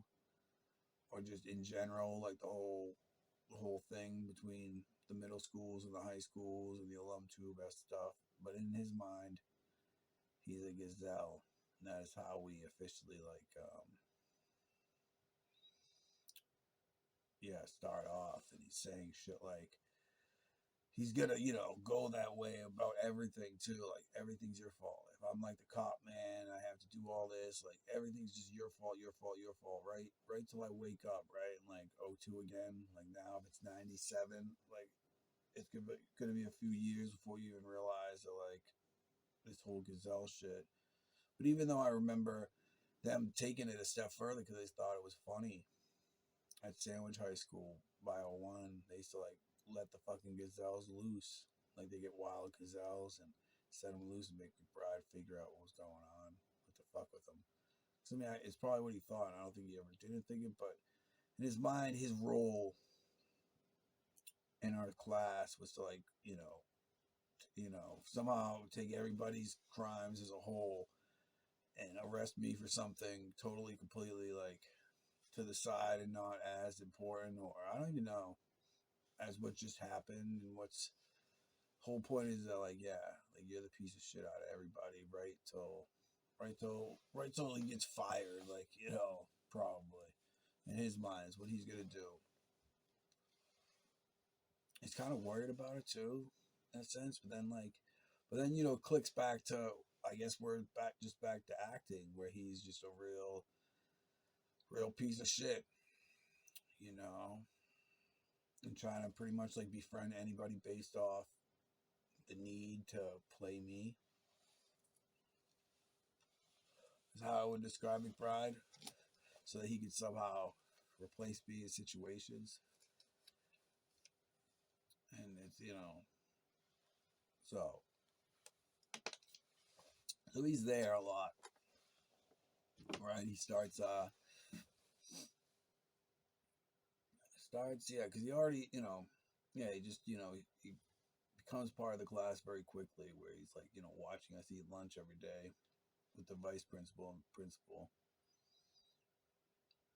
And, just standing there in the calf, and he's around a lot trying to be friends with like Kerwin. And right till when we do the candy thing, where we get arrested for stealing candy from the camps and like breaking the door to get in and shit. So what happened? I mean, he does arrest everybody, and everybody gets equal charges, pretty much. The kids who snitch to him first get the least amount of charges. It's all pretty much done correctly, right? But then, like, I'm having trouble at home just in general, like with the step family situation, and it's still early on. It's still weird, It's still weird enough that like a taunting wouldn't even be bad, because that's where it amounts to. Like, I end up having to go to taunt because because probation to my dad becomes very quickly just snitching to, like, just like, yeah, just, it becomes a nightmare in those kind of situations where it's like he's not cleaning his room. You get to call a parole officer, and stir up shit right away. That just sends off weird signals to different people, you know. So, when you're firmly against somebody. So I'm just trying to think. So okay, so yeah, so McBride is the cop in that situation, more or less.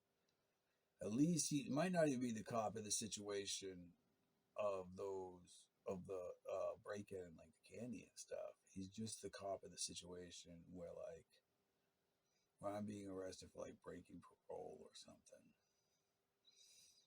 and like, so he does the whole, he brings me into the Taunton, like the juvie, and they got the juvie and like a wing of the state hospital out in Mass, like out in Taunton. It's called like Holland Detention for fucking teenagers. And it's been like a while too.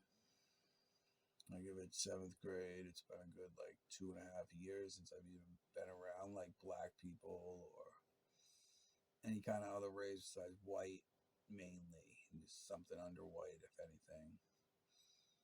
And like,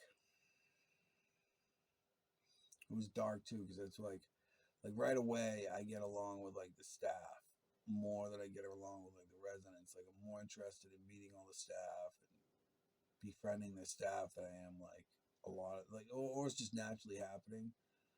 I don't know why, but it's not bad for the first like couple weeks. I'm probably there for like a good 6 weeks. In seventh grade, I'm in time, just for the first time. I'm probably good 13. That's when I meet like Mike Ferreira, who becomes like obsessed right away too, doing all that same kinds of like Illuminati shit. Where like you look back today and it's all like caught up to, and just like some of the silly frames he'd be trying to do. But that didn't happen at first. At first, he's generally a good dude. He's one of the guys that like I'm like good friends with like right off the bat. But then like they just suddenly realize that like we can't be friends. Like me and like all these staff that work there. Like a few weeks in, just realize a couple weeks in, like realize that like they can't treat me like I'm 25 and working with them. Which is basically because like I just approached them like they're camp counselors and not jail guards. When I was at Taunton, and I guess that's just different from how they've been going about it. So to differ that, they have to be 100% hateful towards you. It's like, oh shit, everybody just seeing us like, oh, I'll get real cool with this kid, and now we got to be like 100% opposite. So Mike Ferreira in particular took that, to the next level of just like real, trying to get fights going and shit talking, as if he was a resident but not a staff. Like, you're a staff. You might only be in your early 20s, but like you're still a staff, and I'm still only 13, and this guy's 17. Like, I really don't want to fight him. And even if I fight him, you're gonna have him like take a dive. Like, I throw like one jab, he's gonna like collapse, and you're gonna say like pretty much like, oh, Eddie murdered him. Like, this is how intense of like shit this guy Mike Ferreira was doing right off the bat in Taunton. Like, when it had to spin it back to you're an inmate and we're fucking staff. And like, I don't know. It's in that old state hospital that Lizzie Borden was into, and it's a cool ass looking thing, I guess. You see some videos of it on YouTube and stuff. I don't know what it looks like nowadays, but back then it was one of those places they'd sneak into and try to make videos or see ghosts and shit. And, I never really experienced any of that, like, firsthand either at Todd. To be honest with you, it was just, I seen like the insanity of like staff towards residents that was unmatched any place else, like afterwards, for sure, an adult jail, or any other juvie or program. I'd never seen that kind of violence towards residents from staff members before. That's for sure. I mean, not before, till afterwards. Like, I'm 13. I've seen the worst of the worst for sure, a ton. And okay, so I get out, and McBride's still around the school, like even more so. This is McBride times 100 now. McBride's, best pals with some of my old best pals, and McBride's trying to, fancy some of the girls in the class, and he's also bringing his wife around and bringing her to like dances. He's chaperoning the dances. He's fucking still chaperoning lunch every day. So McBride's around a lot, dude. Even if I'm not one of the kids who see him after school, like I still see him a fuckload every day in school. Right until I'd say, he's just in school and he's just not even a bad guy until the end of 8th grade. Like I just see him in school and he's cool with all the kids, and I don't have any issue with him. His wife's around a lot. He's just an idiot. So until that whole until the last day of 8th grade, when I feel like I kind of got framed, and I feel like I don't really understand what happened in between the beach dance on Sandy Neck, like, which is like the end of it, and or the boardwalk area, and like the fight like didn't really happen in my head, or if it did, it was just kind of like nothing to do with me. I was too far away to even be a part of it. But something had happened leading up to getting across the boardwalk where I'm not sure if I'm being stabbed with a dart the whole time in my back by Christian, or when I get across the boardwalk, there's just two lines of girls, like from one of the sports teams at Sandwich High School, all with dart pins, but like in harpoon sticks, and they're all just poking you as you go down the middle. And then the first thing you see is like, like fucking like a car speeding off, and like a scuffle and shit. It doesn't really look right, but it's like I had no real choice. And I thought McBride kind of played me because, like I said, like, it's been a good year and a half. You haven't even, you haven't fucked with me. And I feel like I was being fucked with that whole series of events, because then I'm locked up for 7 months, like the day after 8th grade. I just feel like McBride, all it would have taken was like 5 minutes with McBride talking to me. I could probably have, told McBride that I had no idea what the fuck he was talking about, but he didn't give me that 5 minutes. He just listened to what like Christian and Eric and like Encarcion and Mike Pulowski and all these random people had said. Guys that I only met a couple times before that night, and not in good ways. And like, yeah. So he took all their words that somebody did, and they just locked me up for 7 months. And I was committed till I was 18, so 14 last day 8th grade. I'm committed till I'm 14, and I just served 7 months. It was a long 7 months, and that included back to Taunton, and then the Fall River, then to Brockton, then to fucking Teamworks, or back or over back to Fall River, then to Teamworks, and then home by Christmas Eve, 2000. And it's like, and right away, McBride's, he's already the cop at the school. Like, because, now my class is in 9th grade, so McBride has already switched over to a full-time gig as the cop at the Sandwich High School. And he's already putting it out there like I'm some kind of rat, like compared to him. He's a cop, he's a PI, he's a detective. But I just graduated Teamworks, which is more or less that. What he claims to be. Level cop schooling for teenage youth in trouble. And it sucked.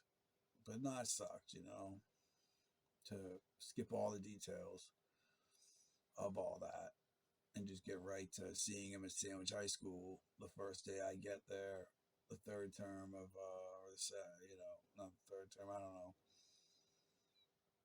Around like March 2001, for that last like term or whatever was going on, the last 2 terms, I'm not sure. But this is the first day I go to Sandwich High School, the first time I see him again, yeah. After going to Upper Cape and not wanting to go there like for a day. Like I end up going home and staying home a couple weeks after Christmas and waiting for the term to start again at Sandwich High School. And this is the term that I go in, and it's early '01.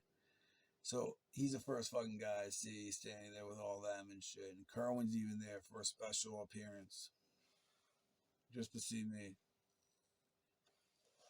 And they're generally nice, and I'm not mad at McBride. I'm not gonna put it on McBride, but he's already upsetting me a little bit. You know. So, but he's not really messing with Heights class, but now he's gonna have to mess with Heights class, kind of feel too, because now I'm in Heights class.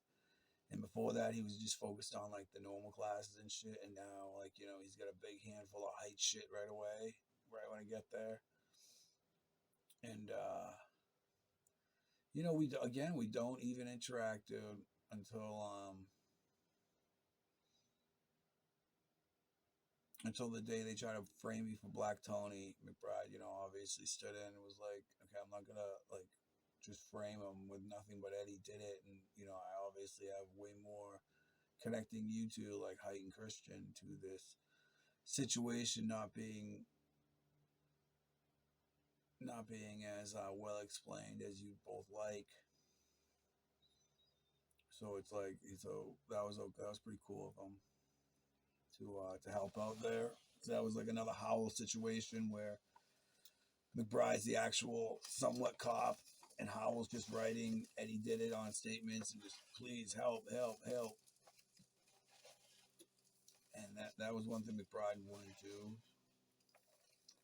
And yeah, so then fast forward, let's see.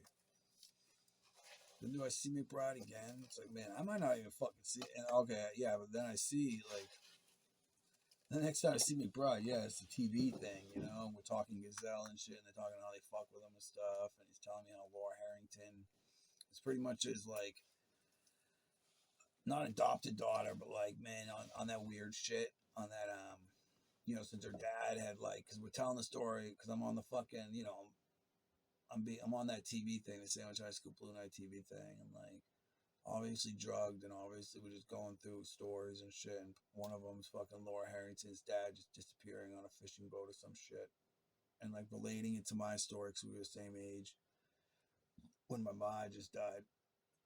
And McBride had chimed in at that point about how like he'd been looking over her family or something to that degree, which later turned out to be like the girl that people ratted on him for having a sexual relationship with, which I can't confirm, except the last time I'd seen him was kind of that, not that, but kind of like a F you to that or something to that, which I'll explain in a second. But so, okay, so Teamworks. Okay, now we're at the TV thing. Okay, yeah, and he's not really doing his job either. Obviously, a lot of bad shit going on. McBride's a cop, so he's not doing a lot. Plus, he's admitting all this Howell shit to everybody. Plus, he's admitting that he's in his head a fucking gazelle. It's only like 7 and making bad choices. So,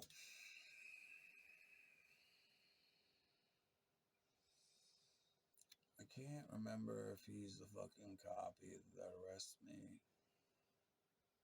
He doesn't arrest us for drinking, obviously. That's Malcolmson.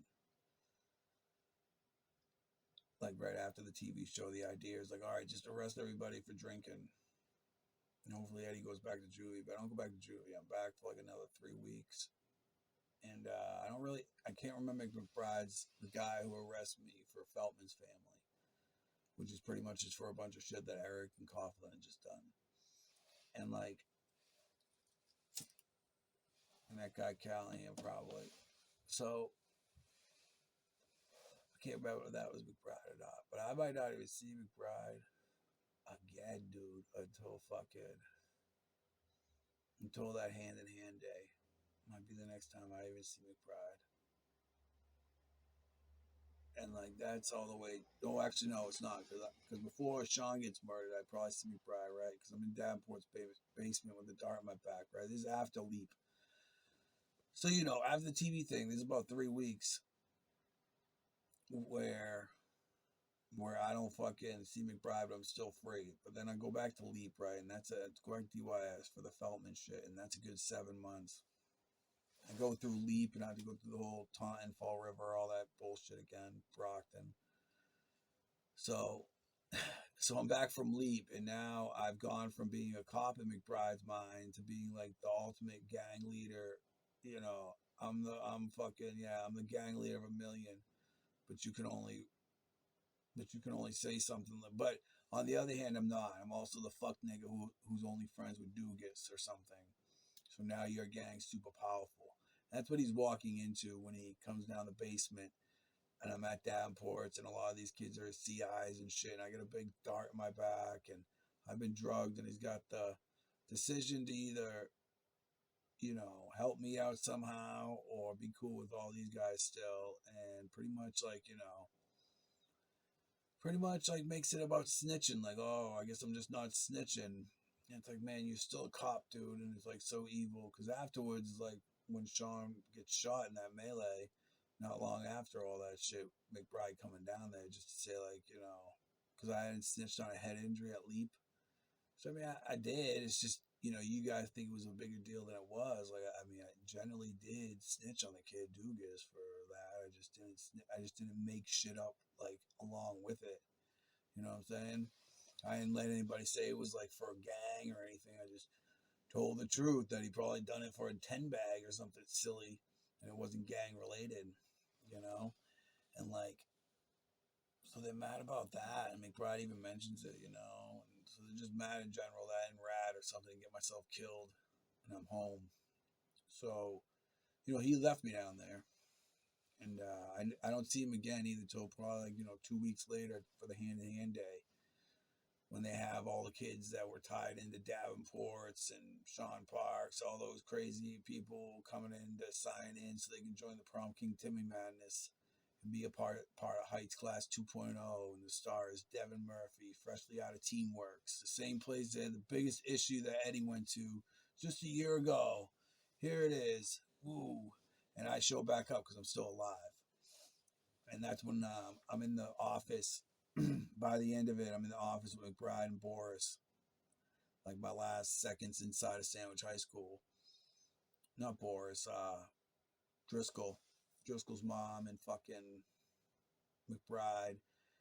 And it's just like I told you, like he's had an incident early in the day, because it's later in the day, I guess, to where someone splashed like a player sketty on him inside the lunchroom, and he's wearing an outfit that key worker Craig had brought in for me. Because there's all this drama over fucking like people getting money for clothing within DYS and DSS at the same time. Like some people think they're getting like 5,000, but the reality they might give you like 500 to get like one outfit. But like people like just going fucking nuts over this, I guess. But so same with he's purposely doing this. Like, why would you bring it there? Why don't you bring? It doesn't make sense. Bride's actually in an outfit that was bought for me, and it's funny. He's not in uniform, but been there with him and Driscoll's mom, and they're expecting to like, I don't know, they're expecting to arrest or I don't know, to defend themselves against like Davenport and all these guys. So they got guns and shit, and like they're very armed to the teeth, ready for these guys to somewhat attack them. And yeah, I'm just having this conversation with McBride and fucking Driscoll about anything until key worker Craig comes in. And this is like the last time I ever really talked to McBride too. And he's back on the Gazelle shit too, saying, he's a 7-year-old Gazelle and he's trying to do all like the shit to her, like this Driscoll lady who's like a superintendent, that I would do like all these kind of like, come on, girl type shit, like try to get her going. And I'm getting her going against him, and there's nothing he can fucking do either to like combat what I'm saying. I'm pretty much saying like, you're letting me be fucking framed, you asshole. And like right now, I'm going to juvie for no fucking reason because of you letting all that happen to me. And you're the Mr. fucking cop in this class. You're Mr. Feeney, but you're fucking a cop. And you're really fucking it up for me by like, yeah, by putting it all on me originally, and then all of a sudden, like, you know, every little thing I do, I go to juvie, and like things like this happen, you know. And here I am waiting for key worker Craig to come in here and illegally arrest me without like a fucking warrant and all that, so he could bring me to their gang meeting between like him, Burdick, and all these other guys guilty of all those like murder crimes that just happened that you guys are scared of too with the Davenport guys. It's like these are guys he's trying to bring into Sandwich High School that day too. He's upset that like he can't bring Terry and fucking Newell to sign into Sandwich High School too, because it's too, you know, because I just showed up and blew up the whole thing about Sean Parks doppelganging me, Dad of Success, and you know whatever they were doing. Plus, I just like make Devin look real stupid too, because he came home and here he is, like, you know, fresh out of Teamworks and all the shit they were giving me about going to Teamworks, and here he is, fresh out of fucking Teamworks. Like, it's crazy. But yeah, it's the last time I ever see Pat.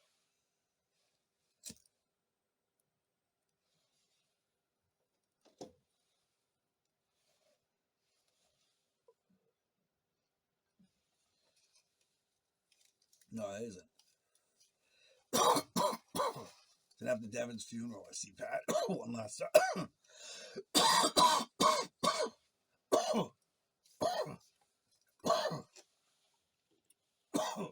They probably don't want me to mention the last time I see Pat. Right when you think it couldn't get any worse. The last time I see Pat is after Devin's funeral, when I'm coming out of the trail, and CJ and Connor Markham got dual guns on my head for different reasons. I'm trying to get off Pinkham Road onto Quaker. And we walked by McBride's house, and he's standing there with fucking... he's standing there, and Laura Harrington's there in a fucking bathrobe, with eating like a plate of sketty.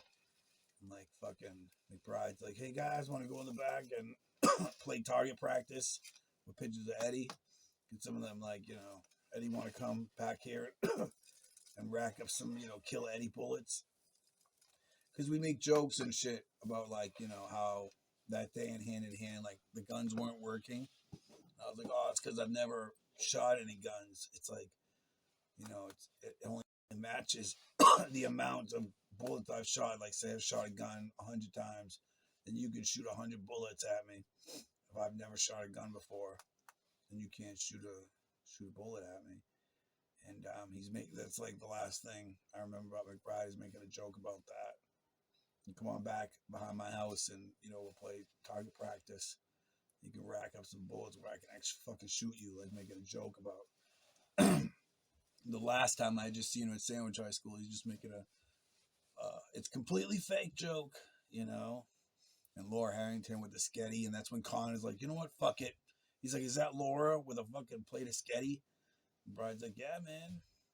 You know, like giving him the whole like it's all fake shit. You know, Connor just gives up and like, you know, leaves with his shotgun, and you know I make it to the end of the road with CJ just with a gun on me, and yeah,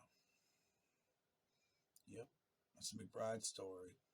Because I'm not sure if anything he did after, like, you know, I'm not sure why he got fired from the high school. I'm not sure why he got fired from being a cop. In reality, I'm not sure if that's the last day anybody else seen him, because I seen him after Hand in Hand, so I know that wasn't. I know he didn't just like disappear. Like, he was definitely there the day after Devin's funeral, doing that last little shtick with Laura Harrington on his lawn, because he lived on Pinkham, pretty close to Connor, and that's just one of the exits, or one of the ways you can get out of the camp is like Pinkham or some shit. I forget, but I am not sure how how all that went, but I know that they got rid of the original yearbook mainly because of so many McBride pictures. Like, it was so McBride heavy that they cut out everything with McBride in it. And that was like the yearbook that Stan Sears had brought to Vermont to hide, that he'd stolen from them somehow at the end of spring '04. And yeah, I didn't really see McBride as like, a buddy. I just knew him within that way. Yeah, I didn't really know him outside of school. So I don't know what some people would say. If it meant a lot to see pictures of McBride and shit, or just because there were pictures that McBride were in that were really good for them, which is understandable. I would have just left him in there probably, in my opinion. Like, who gives a fuck? But yeah. I did hear that he worked at the courthouse for a while after all this shit too. But I can't confirm that if he worked as like a court officer for a while. No idea. I read in the paper though that he was going to move to New Hampshire and build a log cabin. So let's hope McBride's living the dream, huh? And not waiting for the Eddie Tells All shoot interview. Still Snitching Part 2. McBride's story.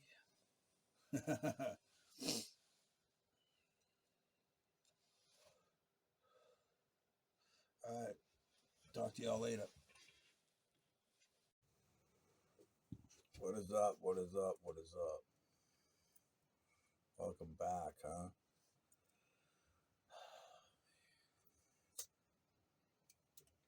So today, for this part in the shoot interviews, the post-shoot interview series, Still Snitching, it's probably part 3.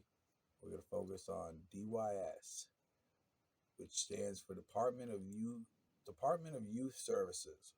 And it's pretty much the juvenile justice system in Massachusetts. Not all of Massachusetts, or it's a form, or there's a form of it in most of Massachusetts, but it's like, probably split up through counties and shit.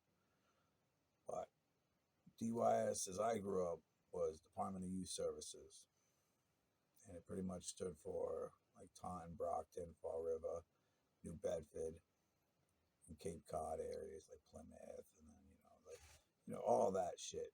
All just one juvie system. So you could be from, Cape Cod, but be in juvie in Brockton type shit pretty easily. And that's what we're going to focus on today. Like the journey through being a juvenile criminal, in a sense. And one that was really in there for things like I hadn't done in most of the majority of the situations. But like, if I had done anything, it wasn't what I was in there for. Which is just kind of a silly game that bad police play with simple-minded people, for one reason or another. So our journey begins all the way, back in Woonsocket, Rhode Island, at my mom's. And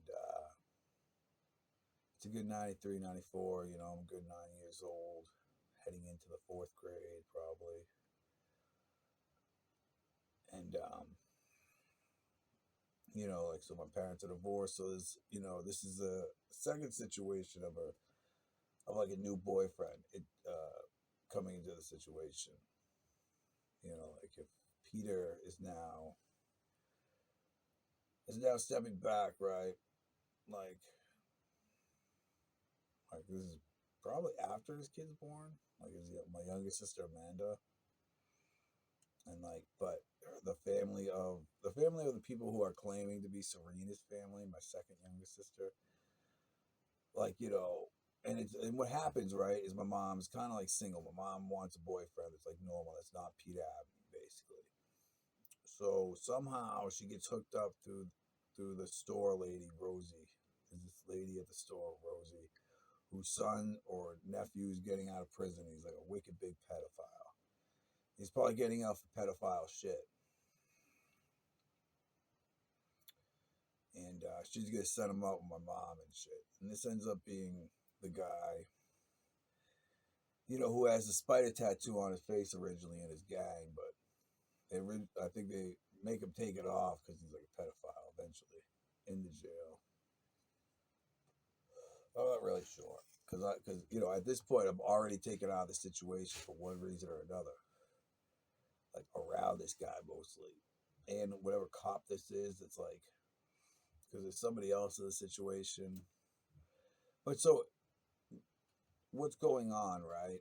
Is like they don't want me like there or something, like for one reason or not. I mean, there's five girls, and one of the two is a handicapped boy, and there's a kid that's really not my mom's. And I think at this time too, he's back with like Sean, the kid who eventually dies in 2002. He's like back with his dad and his mom at this point to a degree. Like mostly towards the end, he'd been with them most of the time before she died and just ended up coming with us. From what I remember towards the end, because I don't remember the bulk of these like 9, 12 months that like people swear happened. They swear up and down. There's guys like Sansis, like Brian Sansis, who swears he had this like relationship with my sister Jessica. Like during these 9 months, it's like it's like a brother. Like this is somebody that shall forever choose over me based on these 9 months that I cannot remember from Woonsocket. And basically like some of the things I remember are like really bad. I'm mostly being like at the Woonsocket police station, like being starved and taunted as these bad police are trying to like blackmail my dad and his family to like pay bail on a 9-year-old for crimes that like their freshly released cousin is committing, like while living at the house instead of me. Like they just want me locked up in this cell as they like feed me human shit. They continue to feed me human shit, and like they take a lot of people are taking credit, right, for feeding me human shit. There's this black kid from the neighborhood who's like, inside that lady Bev's den, who at one point she kidnaps all of my mom's kids. And like somehow I end up at her den, and like, they take credit for feeding me human shit. The cops literally feed me human shit, man, and like do all the things where they put you in cells with like black guys who think that you like are framing them, but I'm just a 9-year-old, and you're like, it's like really bad. Being taunted by, guys that probably still work there, like Shacoin's kid, like being starved and shit for weeks on end as they wait for ransom money, basically, from my dad's side of the family. And then they realize that we're just poor people too. The church is kind of fun, giving us free tuition and shit. And like, there's a lot of like kids and stuff, and it's not really a house that anybody owns. So you're blackmailing and trying to get money off people who really don't have money. And it's just bad police, and like, which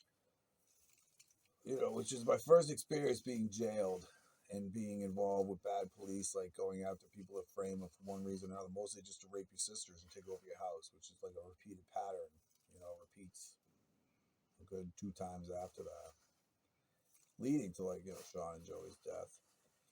But that is how juvie begins, like that interaction. And then I'm supposed to believe that like that all of a sudden my mom dies, right? And like I leave to Canada, but somehow these cops like want me to believe that like there's just this array of like crimes that happened before that just happened for like a series of weeks, and I just go to Canada like without seeing anybody, like, and they want me to believe all that shit happened before that. It's like I really don't remember much out of all that. The only thing I remember is like bad police in a fucking cell being fed like human shit and pissed on by cops, and like all this really bad stuff, by the Woonsocket police. When I was a kid, being held in because you're too young to be in a juvie, so they're just holding you hostage, waiting for money from your family, basically. Now, I can get deeper into the story, but I'm just trying to tell you my first times, like being, held for one reason or another within the justice system as a juvenile, which would probably have been that situation that I can remember.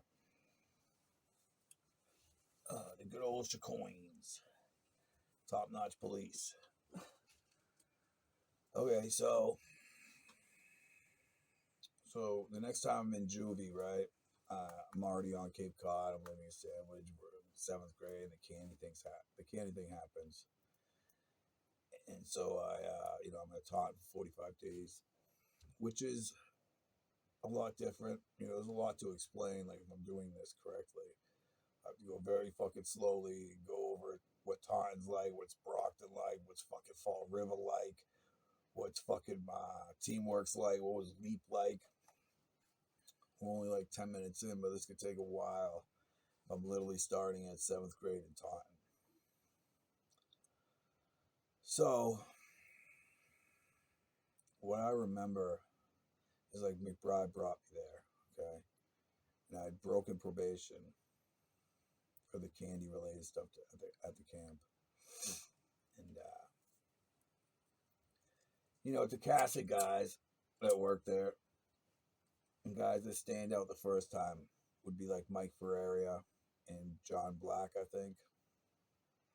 You never really know what guys' real names are that work there. They call themselves Black. I don't know what the fuck your real name is, but everybody calls you Black. So hopefully, if that isn't your name, they remember you. But I'm trying to think of the staff that would I forever see like these guys too. Like till the last day I was in juvie. If I'm only 13 now, like I still seen those guys. Still had fucking issues with those guys.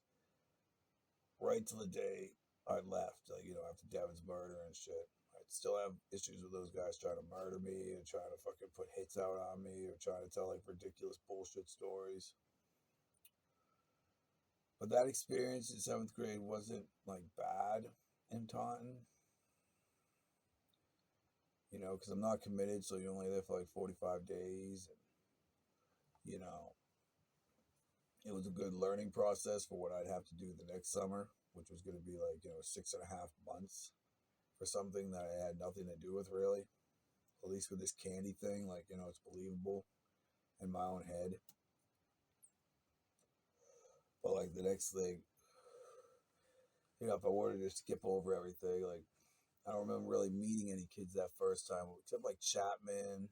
There were a couple kids up there that like I never really seen again though. Like that first time, a guy and a lot of drama I went through that first time, man, too, because they're acting like it's the one and only time you'll be in juvie. I mean, you're 13, and in the back of my head, I just think like I guess I didn't care or something because I knew like okay, if I'm in juvie now, like I'm gonna fucking be in juvie again. Like I'm only 13, so I wasn't acting like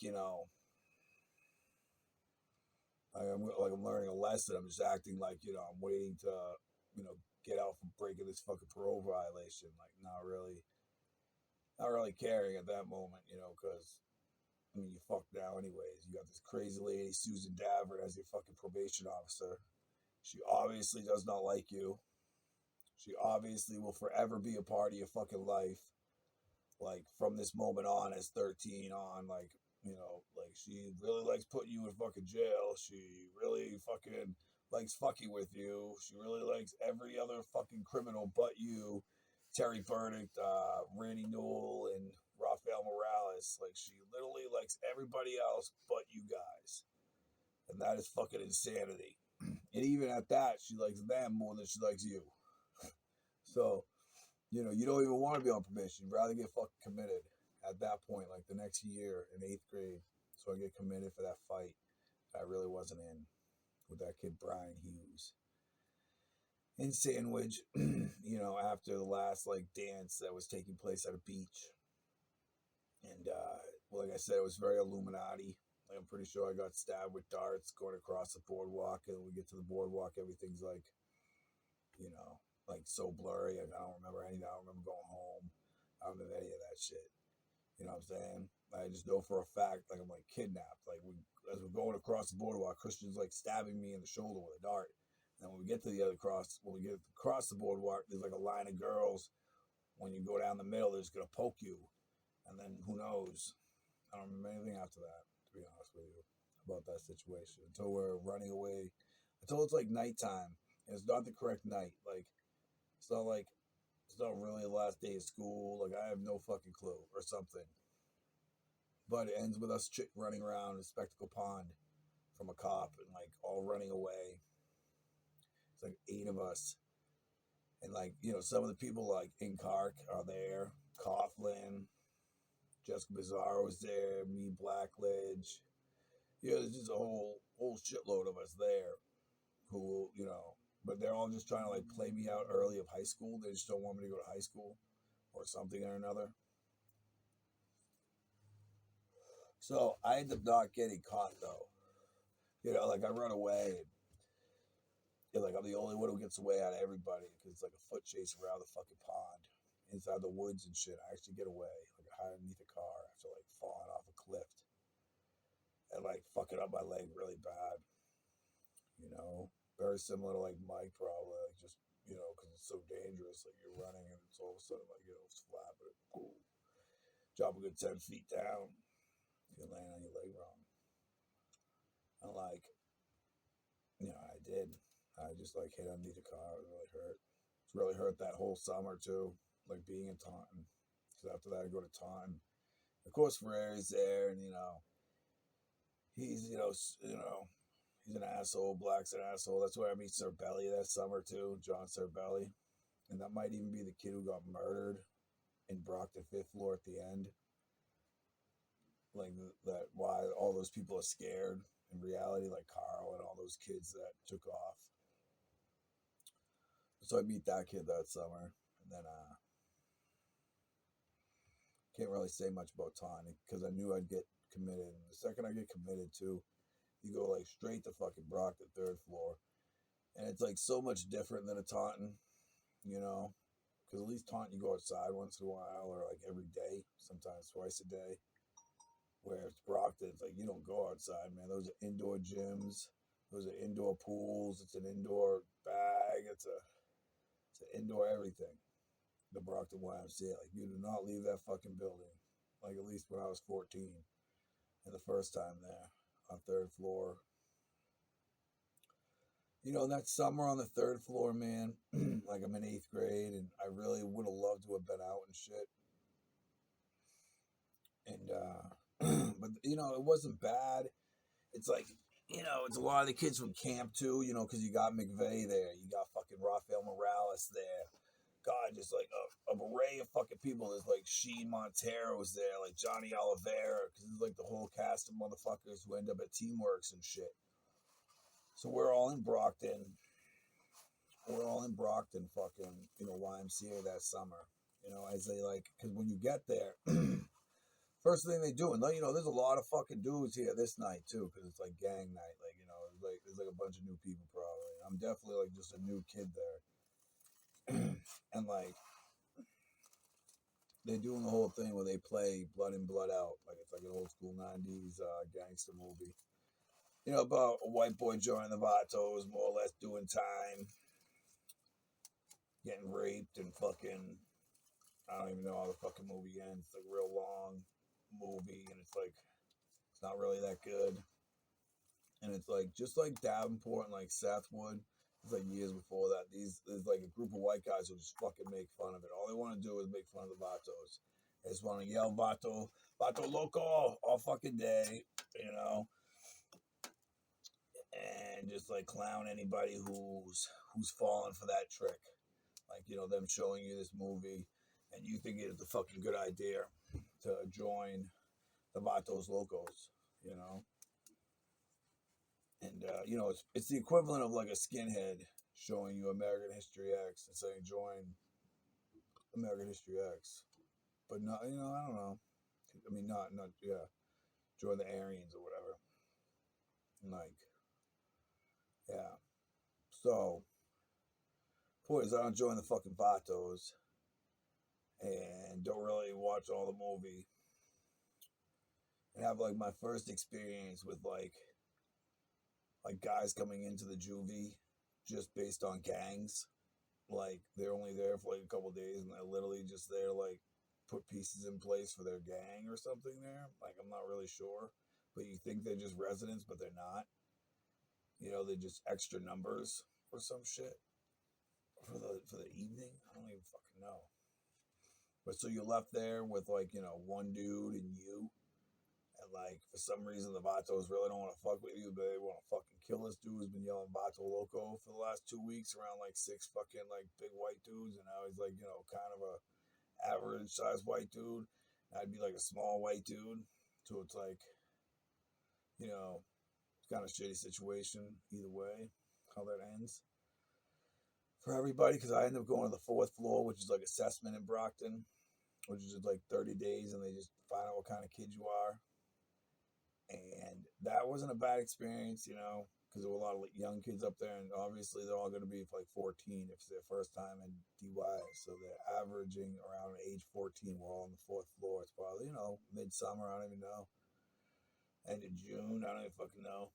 Because we end up all in Fall River after fourth floor. The majority of us. Like, you know, a good 10 to 12 of us, you know, people before us. So we all sitting in Fall River Key after Brockton fourth floor, which wasn't bad, you know. I mean, you learn a lot in Brockton fourth floor too about boxing and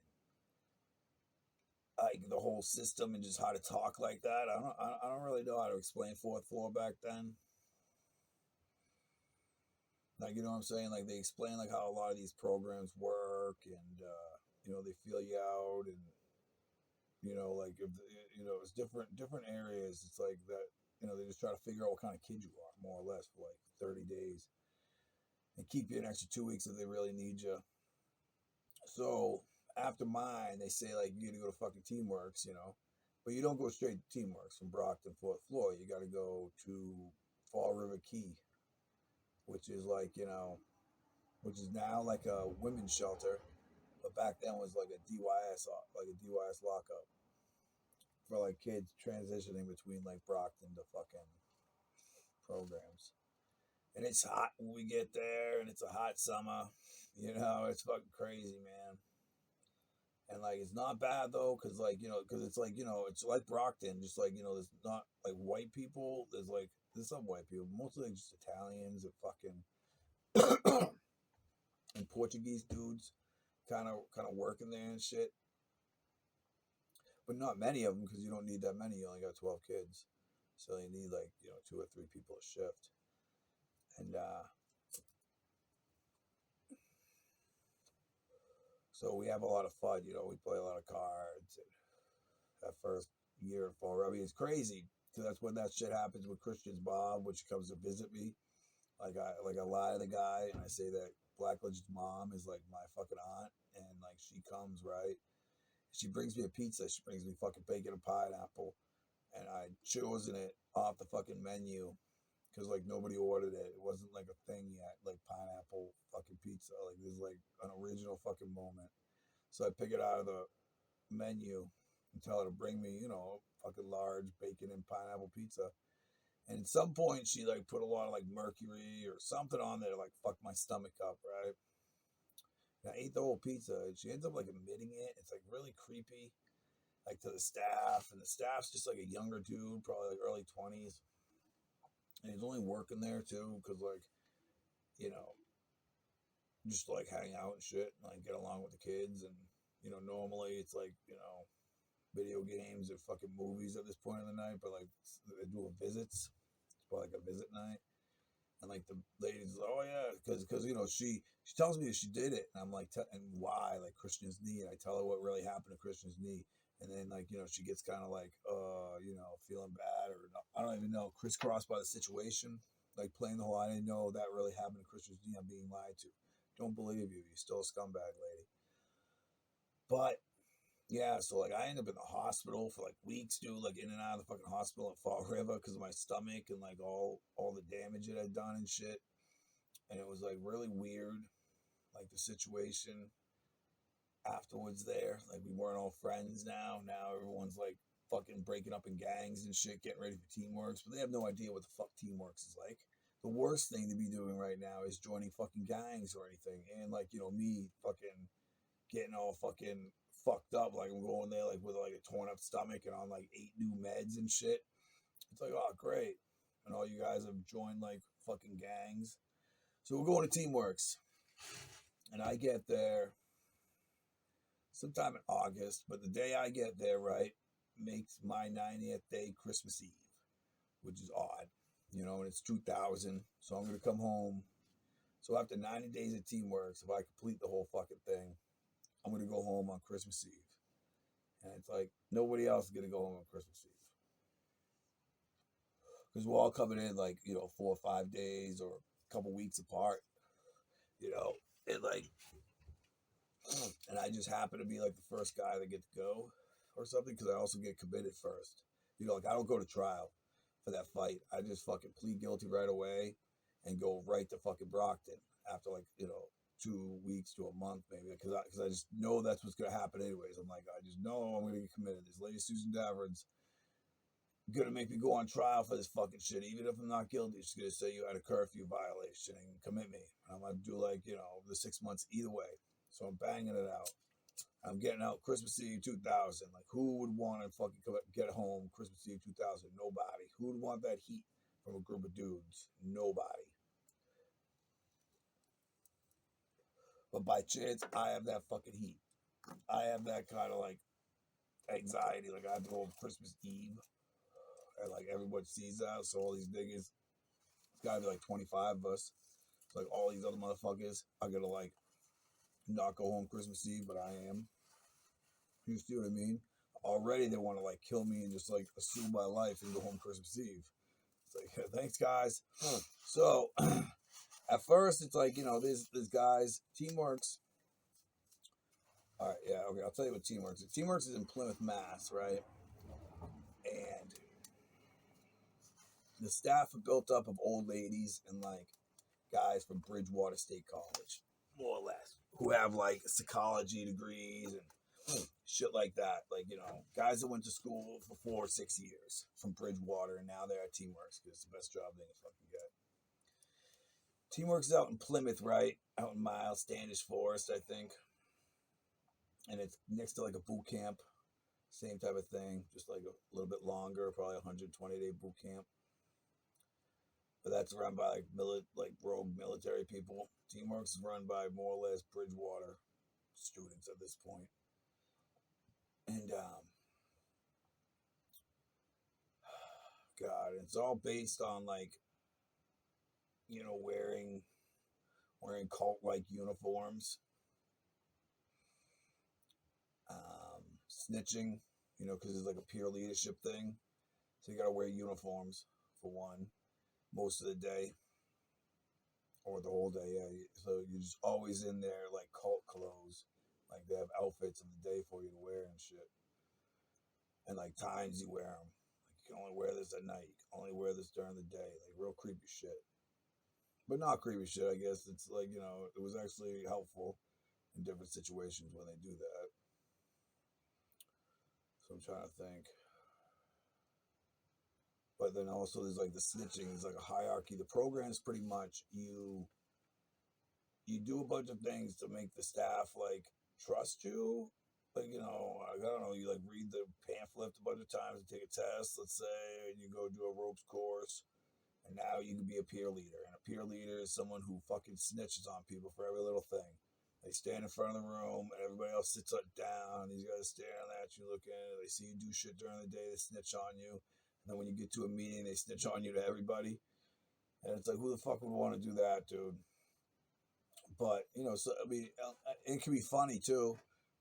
When my approach to it, when I became one, was trying to be funny with it, but there's it's a dark side to that fucking story in Teamworks too,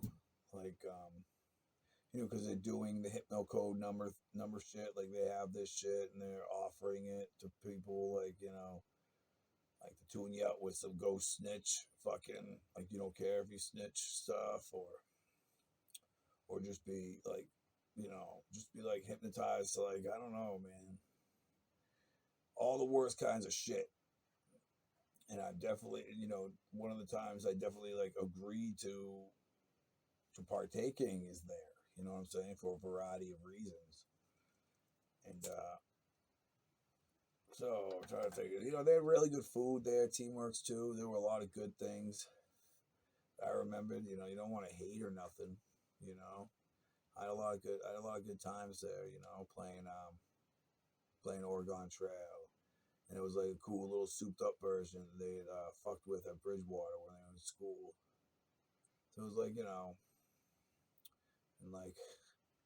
yeah, I'm trying to think of some other good stuff too at Teamworks. And just, volleyball, just, I don't know, it wasn't as bad as some people would think it is, I mean, other people went through that shit. Like Devin ended up going through it for 90 days. Like it sucks. Trust me.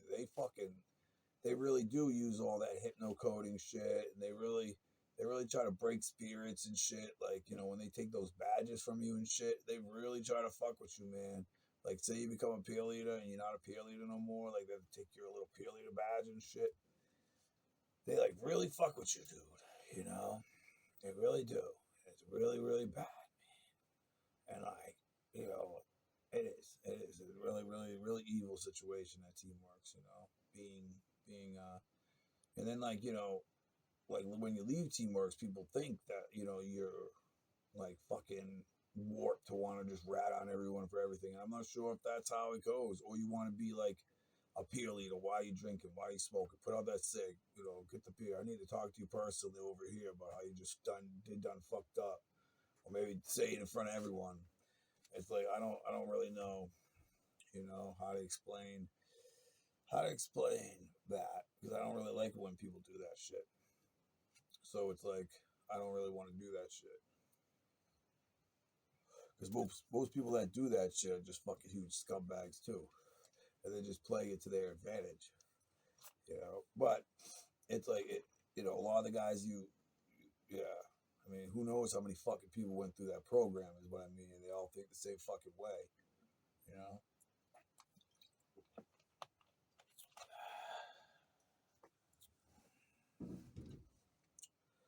So I did graduate that fucking program as like a lieutenant.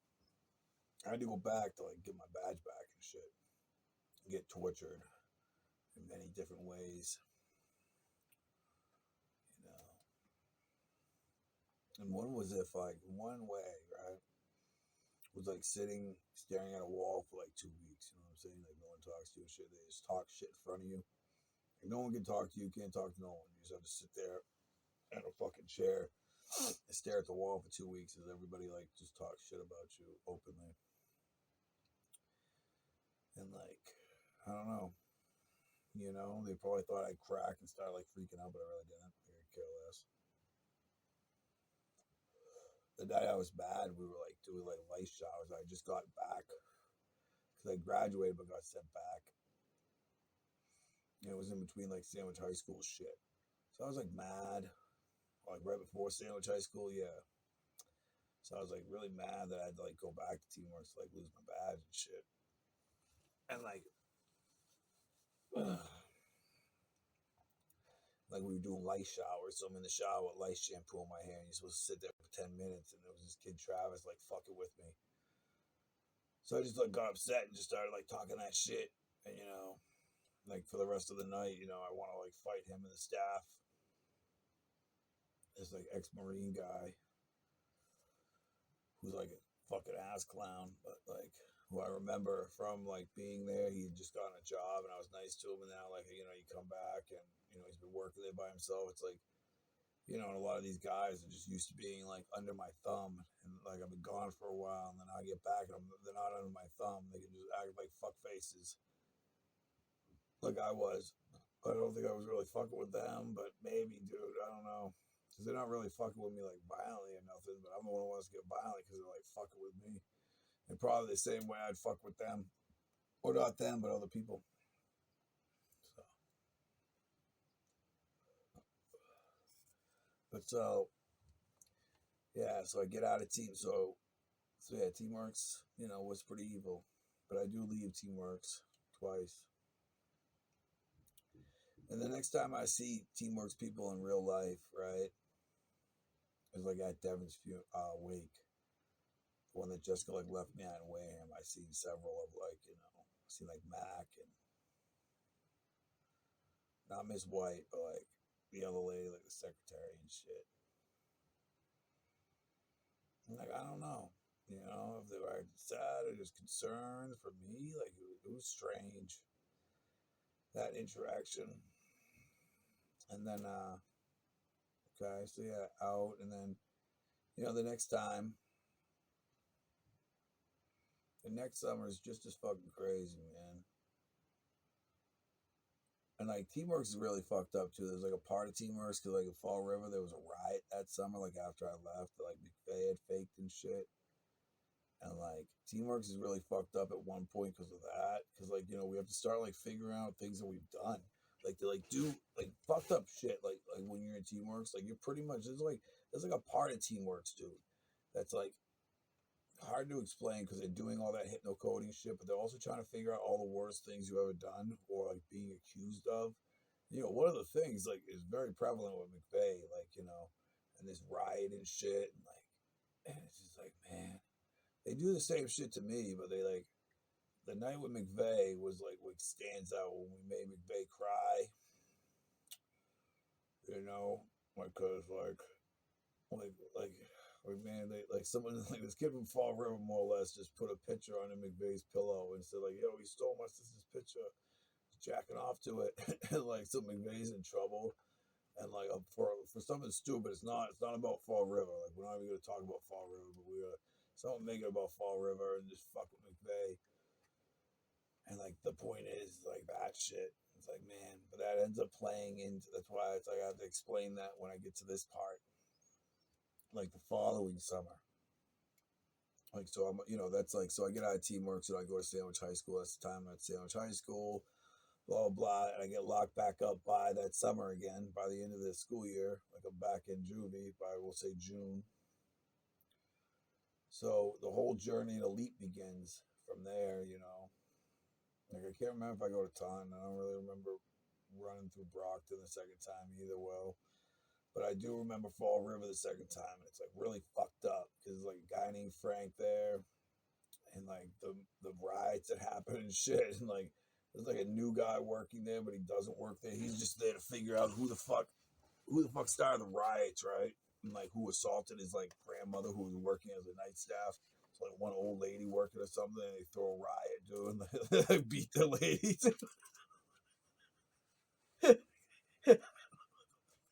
They smash the TVs.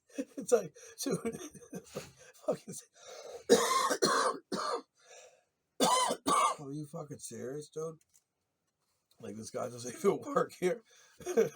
Like there's like a gang member, dude, from the gang working in Fall, like not work, like posing as if he's like a caseworker in Fall River, but he's really just punking Frank, who's like a teacher there for like an office dude. And he's just trying to figure out who assaulted his fucking grandmother, dude. And like, I just like told the fucking guy that it was McVeigh, dude. And it was like really fucking scary. Okay, so I was waiting to go to Leap.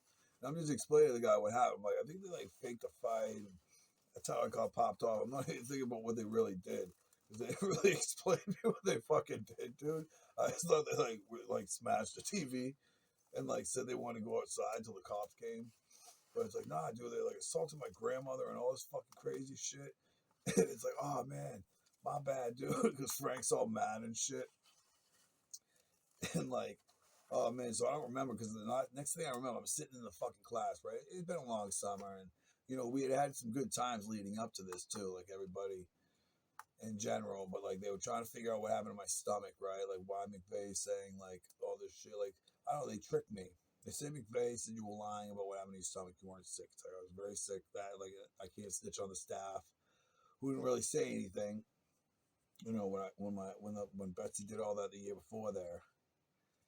And then I accidentally like snitched on him. Like McVeigh's the one who fucking faked those riots. Like motherfucker, he didn't fake the riots. Like I'm here to like kill somebody over whatever the fuck happened. And you've told me more than anybody else has. So let's get McVeigh in here. And the next thing I remember, like in the class at Fall River, doing like McVeigh's like, oh, it's like in randomly. For like he's like, oh, I like lit a fire on my lawn. I'm like, oh, dude, we're in some serious fucking shit. Like, because I don't remember much between this, that, and then getting to Leap. And Frank had obviously like told them like, oh yeah, he's a huge piece of shit. Like they really don't like. I don't know what happened to McVeigh either. Like I'm not sure how his summer went. But after that moment, I don't really remember much from that summer in Fall River. That little time frame before Leap. So I get to Leap, and there's guys like Dugas, there's like Aunt Massa, Nellie's there. Um, Chris Andre gets there right behind me, who I met at fucking Teamworks the second time I had gone back. like some other people I know. There's like a lot. Like Leap is crazy, man. Leap is like a compound of like it's next to forestry, so that's like a camp meant for like rats to run around the fucking pond and like get lost and scared out of never getting in trouble again because they're only going with 38 things. I'm like right next to it, and it's like 120 days, and it's like two cabins, and it's like kids from like one side's like mostly kids from like Boston and close to Boston, and then we're kids from say because we're on Cape Cod, we're in fucking Brewster. Kids from Cape Cod and maybe like right to the line, like maybe like a Quincy area. So they're like splitting up two cabins that way. Somehow, some way, they're splitting those cabins up like closer to Boston people, closer to Cape people. And yeah, Leap has no direction either. Like there's no teamwork's like idea of like leadership and stuff. This is just like some kind of like I don't even know how to describe it, man. Because it was so. Because when I got there, they had just like a bunch of people just died from heroin, so they just like thrown away a lot of cool shit. Like it's like just bare bones. Like you got a gym with a couple machines in it.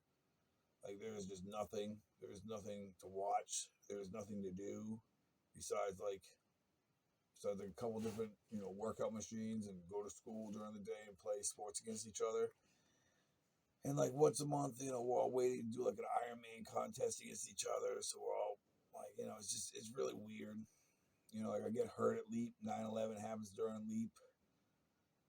Fucking, we do some big ass thing at the end because they more or less say that we can like create our own fucking program. Like they're more, because we're asking like what the fuck's going on. Like so many of these people are heroin addicts. Like what are they gonna do? Like make the program all about heroin addicts and shit, or are we gonna like get ready for some kind of big fucking like capture the flag match, which is what we do between everybody because like after 9/11 and like I don't know, it's like based on like staff like hired like ex-Marines and shit, and like other it's not all ex-Marines, but basically, well, they used to be before everybody like died of heroin, and like now it's just like the remaining guys. So they do like a huge, like cool, like capture flag, war games, capture the structure towards the end, and it's like intense. A lot of everything but hypno coding. A lot of drugging. There's a lot of crazy shit. That happens probably. But I don't really remember it because I had taken a job at Leap at the end. You really don't do anything, you just wait to the end to like apply for a job like within the place, like to either pick up trash or rake leaves or fucking work in the kitchen. So I'm applying to work in the kitchen. I get the job, and my last few days like tied up in a closet in the kitchen as they have this giant war games. I'm just like hostage one or something with with the Marines versus the criminals or juveniles, and like so I don't really remember my last couple weeks there or working in the kitchen in general. But I do get paid for working in the kitchen after I leave, so it's pretty cool. I mean, nothing special. It's $70, but it's like I did work in the kitchen at some point. And Leap's the same fucking thing, dude. Like I get out Thanksgiving Eve or something stupid. Again, you're walking into like a fucking battlefield of people who like hate you, who haven't seen you in 7 months, who have all built lives around not you. And the people they want at their table aren't going to be there because you're going to come there and they don't want you. It's like more stupid Sansa's Illuminati horse shit that like you're not going to fit back into, even though like it's yours that you're supposed to just come into. It's not really a fit back into thing. It's you shouldn't have fucking been there fucking with it. As far as like this is why like when I'm at Leap, everything that happens at home is why they end up murdering my little brothers and shit because it's so good. It's so good when I'm not there, when they're all at Leap between everybody.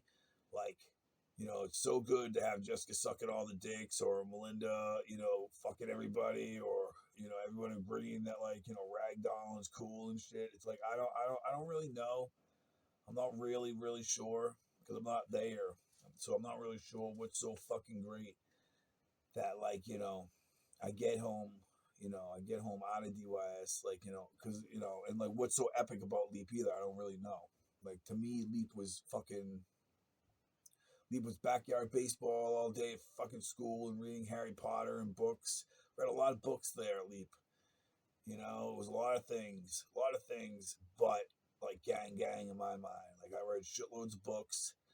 Like, the most books I read at Leap, you know? And like, it did hurt my head, but it wasn't that big of a deal. 9/11 happened. It's like, we didn't watch any TV or nothing. So it's like, you know, I get out, like, I don't, you know, I don't think this, like, I just live some gangster shit. I just think, like, you know, I literally read Harry Potter and fucking, you know, played Harry Potter card games with juveniles, which we really did, is what we were doing until those last couple weeks, you know? So, I'm eating really good, man. Elite food was fucking bomb. So you get home and you get like a fucking nigga plate compared to like a fucking like, you know, three fucking, you know, 3 meals a day, like for a fucking like a guy as a man's like plate compared to some like, you know, little fucking like I don't even know what the fuck this is, Laura. Like is this a real plate? Like what is this? You know, is this like a joke? Do you know how to like actually like prepare food and serve food, like an amount of food? Like I don't even know. You know, her plates look like Brockton plates, dude, or even worse. You know, because at least Brockton's edible. Like her food isn't fucking edible. You know, so why would I want to eat with you? Because I just remember there was like an issue. Like I was being set up because at Leap, I was like getting visits too from like Kristen Gallagher and like Nana Gallagher, and like they were asking me a lot of like stupid Illuminati questions because you know they're trying to gang. Same with like Chris Riggs, he was coming through. Leap was long, man, but it was like I just didn't see it as something that could like be reason. Like, oh, he's a gangster, dude. You know what I'm saying? He's a fucking gangster. Like that Leap, he knew Dugas, dude. He didn't snitch on Dugas. He's definitely a gangster. It's like I definitely snitched on Dugas, like kinda. I just didn't give him like credit for fucking, you know, being king gang leader because he fucking wasn't, dude. Okay, he really wasn't. Like that happened, yeah, but he's not. It's like fuck you, dude. No one thought it was the greatest idea or something. I don't know, but it's like wow, you know, because a lot of shit. Like I don't know, dude. A lot of shit happened after in 9/11. Read Harry Potter, like all of them. I don't know. I don't really see the Dugas thing that big of a deal, but a lot of people did because like Dugas knows like my step family really well. And like, you know, just like he's saying, I did it for you, D. He also did it for Brandon. He did it for Brenda, dude. Dugas did it for Brenda, dude. Okay? He did it for Devin. He did it for everybody. Not the 10 bag of heroin that was left over from like when all those kids fucking were doing the heroin and died. He didn't do it for that. No. Definitely for all you niggas. So, but yeah, so I got, you know, so I was interacting with people I've never interacted with since. Like I was interacting a lot with Chris Riggs and Kristen and Nana Gallagher. These, like, those are three people I never interacted with a lot before or after. Like, and those are the only three people who are coming in and out to see me at Leap. So it's very strange. And I'm not really sure, like, you know, I don't know. But Leap afterwards was fucked up. So the next time was, you know, like some of the last times. You know, so if I'm out afterwards, right after Leap and all that shit happens, where Sean and Joey end up killing, and then I get killed, and I end up back in Brockton, like, you know, after Sandwich High School, last day there, the hand-in-hand thing. If I end up back in Brockton somehow after Keyword and Craig takes me to the high-ass office, and Scott LeBron's like all tranquilized, he's a DLI's caseworker by Randy Newell or Terry, like one of them was staying at his house and they like fucking darted him. So he's like out of it. And Devin's freshly out of juvie. and we're all at the at the DYS office in Hyannis, and like they're, I think I get like beat up pretty bad and like dumped in Brockton. I don't actually get brought there correctly because they're in full gang mode, dude. And Brockton's the gang that's like gonna take care of me after these guys like try to kill me because they just killed Sean. Like, this Randy Newell bragging about in a DYS office, bragging about killing my brother days beforehand. Terry Burdick, it ain't but a G thing, dude. Do life, dude, to go to Sandwich High School. Terry Burdick is literally telling me he would do life in fucking jail to get one taste of Sandwich High School. That's how little my brother's life means. It's like, wow, dude. Are you that like fucking? I see why Sue Davern hates these guys too, but it's like, I'm not like Terry Burdick. I'm not like Randy Newell, okay? I'm not like fucking Barrett McVeigh. Like, I'm just like the furthest thing from these fucking kids, dude. And it's like, man, Devin is not like these motherfuckers either. But, trust these motherfuckers because they're all blues or something. So that happens. Like, whatever happens with, like, when I leave Sandwich High School for that last time I'm ever there, dude,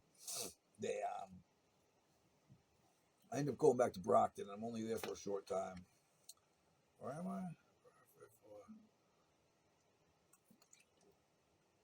No, this time I'm actually there for like 90 to 120 days. It's like the first time in Brockton 5th floor. So I enjoy it. It's pretty good. And Brockton 5th floor, huh? So I end up going, but, there's a time, because I end up going to live with Nana Price and shit. But before that, I'm there for like 120 days. The Brockton 5th floor. And the difference with the 5th floor, right, is like,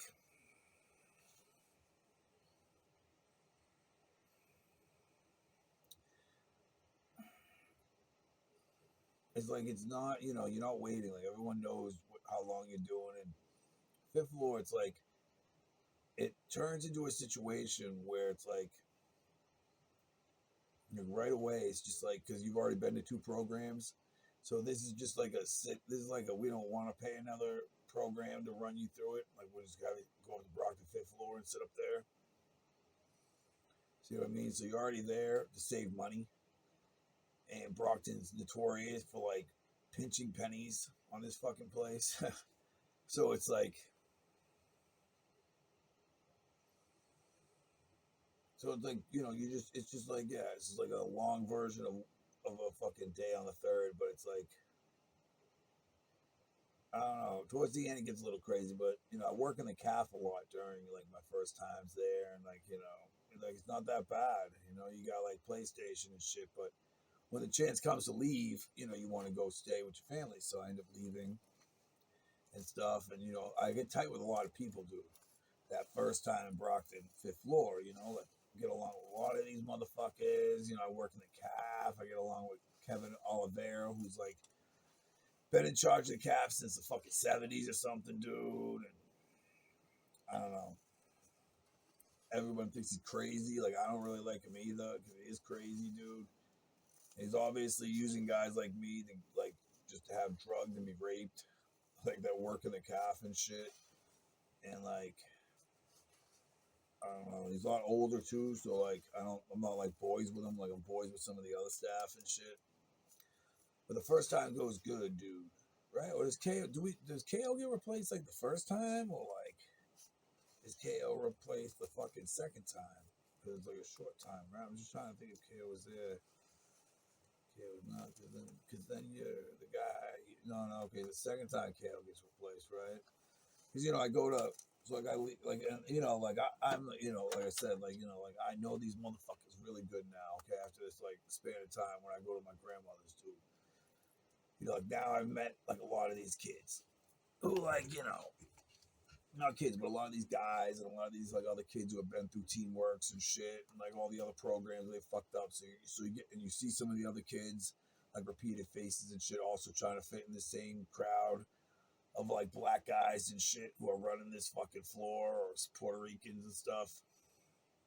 And some are fitting in, some aren't.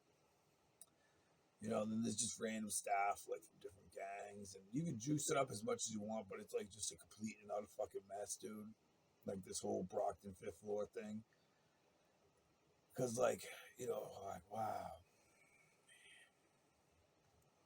only on the first time in Brockton. Is before Nana Price too, so just like it's not that crazy that first time, okay? But it continuously gets fucking crazy after this. There's just no way of not going there. The first time it's good, but I make like really close friends. I'm always gonna have these friends, okay? Or like or it's gonna implode, which it eventually does to a degree. So I'm going to net prices. And all that shit happens, that whole summer, 202 happens. And by the end of it, I'm back in Brockton. And I'm only going to be there like a month, dude. But like within that month, and I end up going to a foster home, right? But like within that month, dude, Kevin gets killed. That guy, Kevin Oliveira. But he's like consistently trying to get me killed, dude. Like at this point, he really wants to get me killed for one reason or another, I think. Or at least, I don't know. I have no idea, dude. But he gets fucking killed. Like either in the building or just in general. So he's not there anymore. So I have to start picking. And this might even be the first time that I'm there. And I'm just like forgetting that I come back for a month and leave. But like, and then this happens the first time. But it's like at some point, dude, I have to pick the new fucking guy who's going to run the cafeteria in the Brockton 5th floor, dude. So, and it's like, and this is when it's boiling, yeah. It's like after my brothers died too, dude. Like, but they don't catch on until Devin dies. Like how fucked up the story is, dude. And some of them know that Devin ain't dead. So it's like it's real dirty.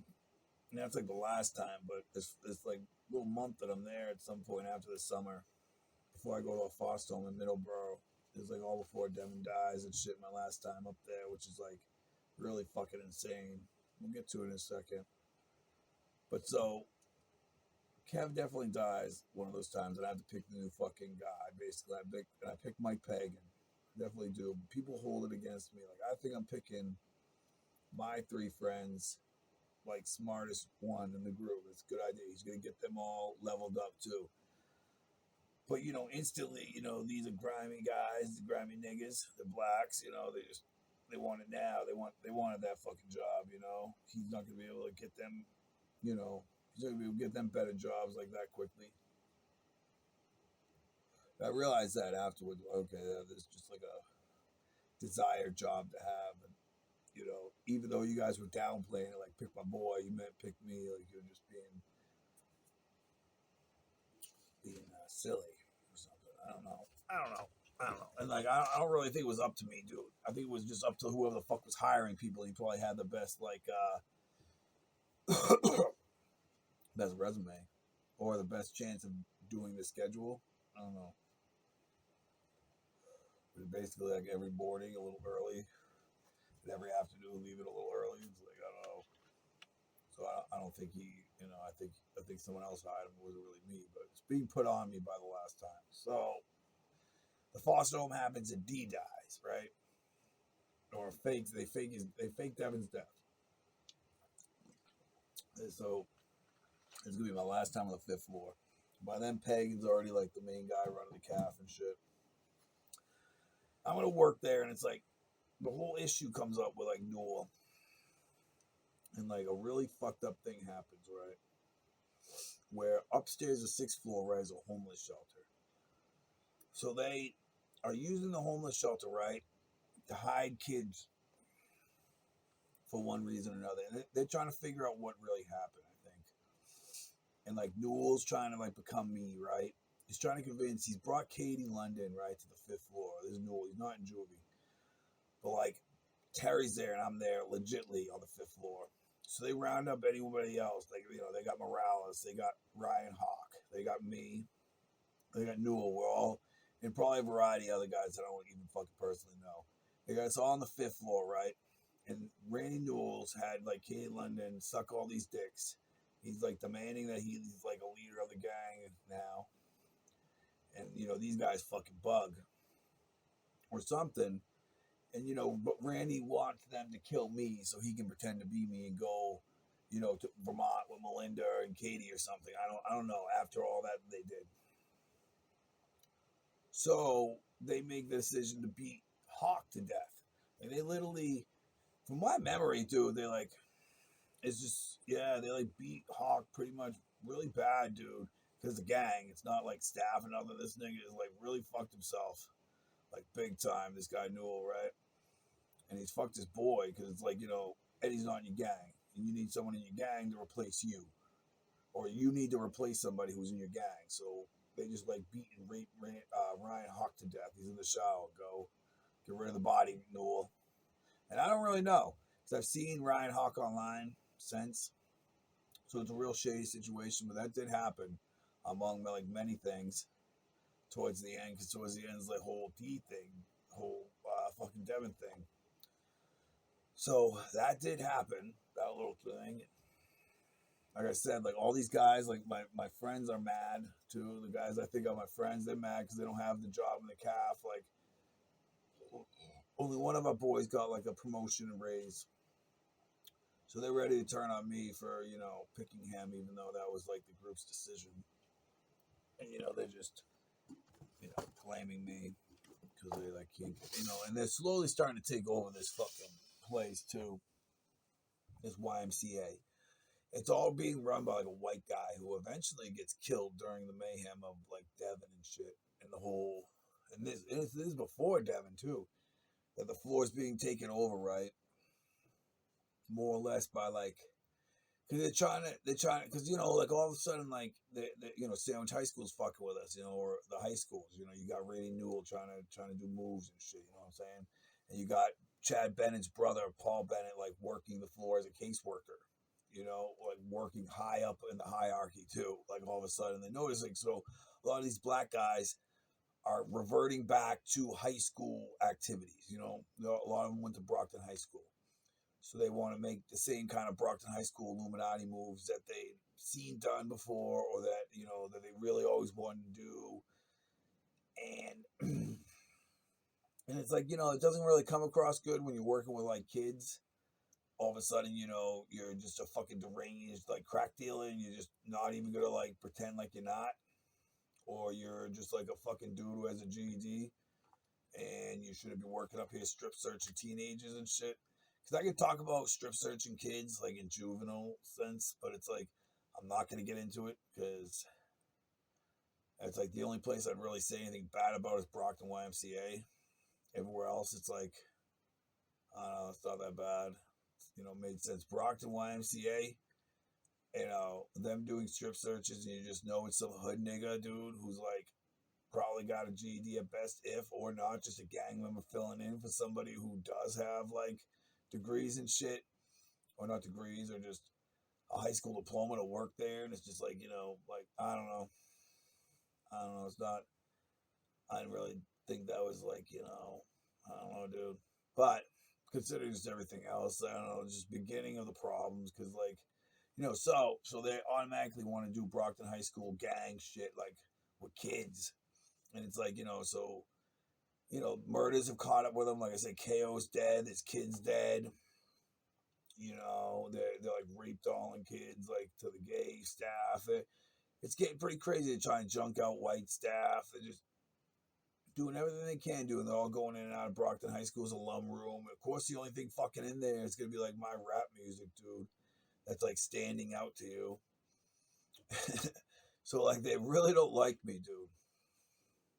And like this is just there's a barrage of just niggas who want to work up there, because it's like, oh, this is like my last chance to be on Illuminati, because they just like thinking that it's gonna be like Illuminati up there, like Illuminati Tube on Brockton 5th floor.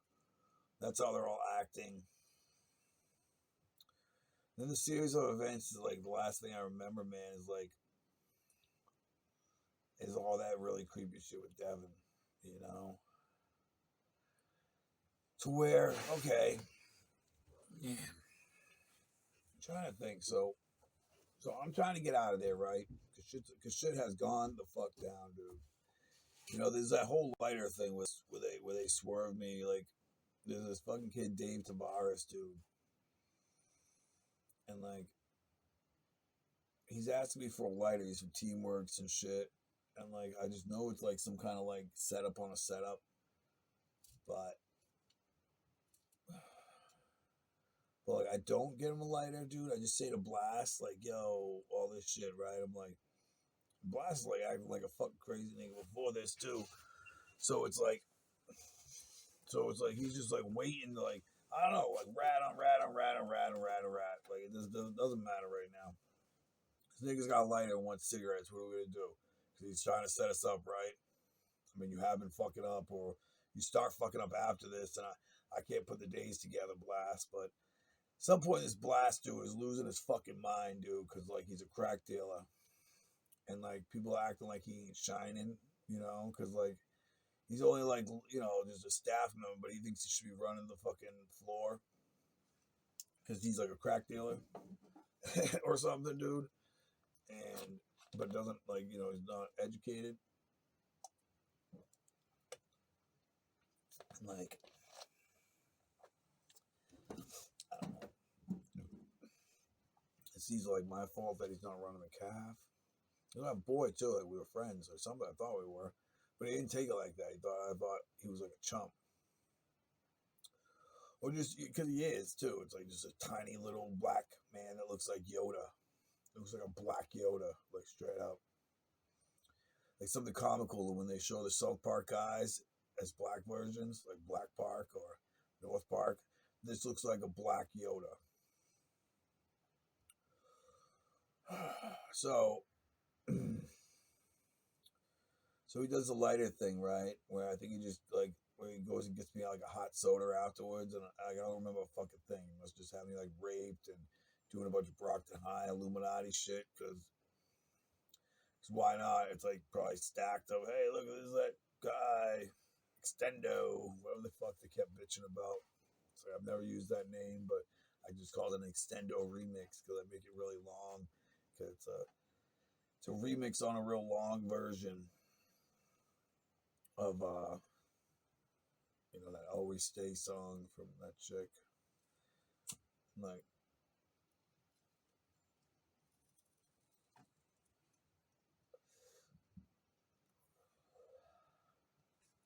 so like the first thing I do, I wake up in Paul Bennett's office, right? And he's like, he's telling me about all the sites he launched. He's like, oh yeah. I've like launched all these like, websites too relating to you.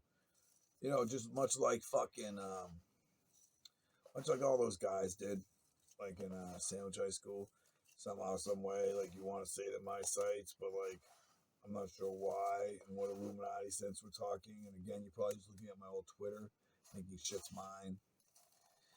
So Paul Bennett's just insane, dude. Like he wants to have me in a rape cage and raped until the day he can frame me. He's got some plan. He's not even hopped up yet on because like this is like after all the trail shit too. Like so, if Devin's dead, right? This is after I've stunted their plans to frame me for Devin's murder. Somehow I've like avoided even being arrested in person for that trail shit, even though I was in Sandwich for all that time afterwards. Openly and arrested, just never mentioned. So he's not even like hip on like this lady Susan like putting his like strange like work to try to get me like put in prison like right after Fifth Floor for the rest of my life too, just based on some trail shit. It's like, what do you mean like it's all based on covering up fucking Sean and Joey Gallagher's murders like the months right before this. So, if it's October, that'll just happen in April, let's say. Both their murders. And you just got here we are in October, and, they're ready to frame me for Devin's murder, and they can't do that. Now they're ready to frame me for, like, 25 attempted murders. And it's like, wow. When it's just a bunch of people who are connected to the bodies that are in the trail, I assume, at best. And it's like, oh, God. So Paul's plan, right, pre that day, when they realize all that, and it turns into a situation of, should we call FBI? What should we do, man? Like, cause these people are insane, because they have, like, the video footage from, like, the Milburns, like, of the situation that happened in the trail. They're like, oh, man, like, obviously they're framing you, and, this guy is trying to murder you, Mike Dowling. And this guy Havity is hilarious. And yeah, so at that moment too, Devin must have walked in to Paul's office because I'm not in Paul's office when like they're telling me all this shit on like on day zero there about like about all this shit that they're trying to charge me with. Because all of a sudden, then Devin walks in. What's up? What's up?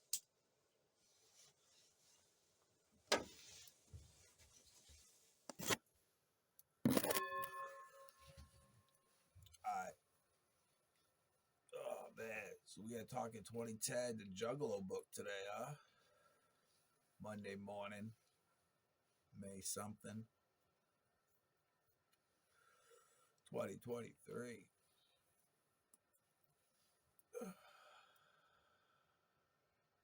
So keep in mind, right? I lived in St. Johnsbury, Vermont, right, from 2003 March all the way, well, all the way until recently in 2021. With a couple gaps in between for like a month here or there. Like in 08, I left for like a month or two. And then in 09 for another month or two.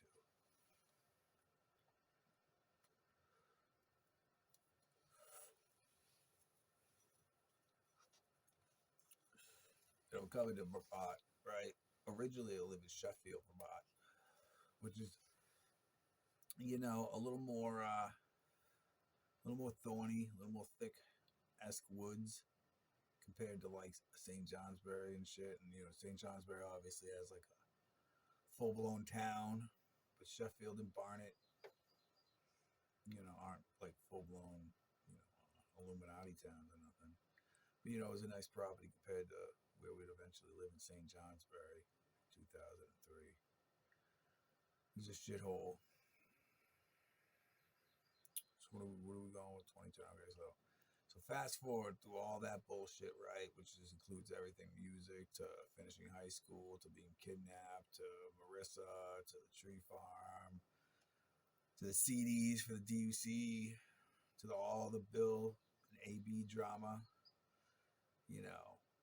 Going back and forth to Cape Cod in 08, going back and forth to Cape Cod in 09, trying to start a life, but having it end very rapidly and embarrassing, I guess I would say, at the very best. Trying to live in Cape Cod after all that had happened in 5 years. So we get to 2010. I want to say it's February, right? It's my birthday. I'm getting back from Cape Cod. It's still a little woozy, right? We've somehow trying to do this, right? It's almost like this with this kid Stan, right? Because this isn't Sean Gallagher, right? We all know it now. There's a guy named Stan Sears, doppelganger Sean Gallagher. So we're living at my dad's house, right? It's 2010. He's in the Army Reserves, but he's not in the Army. That just means you do like yard work, once a month and PT maybe, and just wait to see if they need you for something more than that. Which you probably had the opportunity right away, but didn't wanted to like come back to St. Johnsbury and fuck with me every which way he could, while he chased heroin and all that stupid kinds of shit, and just like So here we go, 2010. When we had taken the 2 rooms upstairs, we had made 1 bedroom very quickly when I got back. It's the beginning of the year, it's probably February. And, we're just going to do like a bunk bed setup, hopefully, or something, like record music. Like, we got these cool ideas. I'm not sure why it's so cut and choppy and why he feels bad, like I'm back, but like why he'd feel bad and want to suddenly do any of this shit.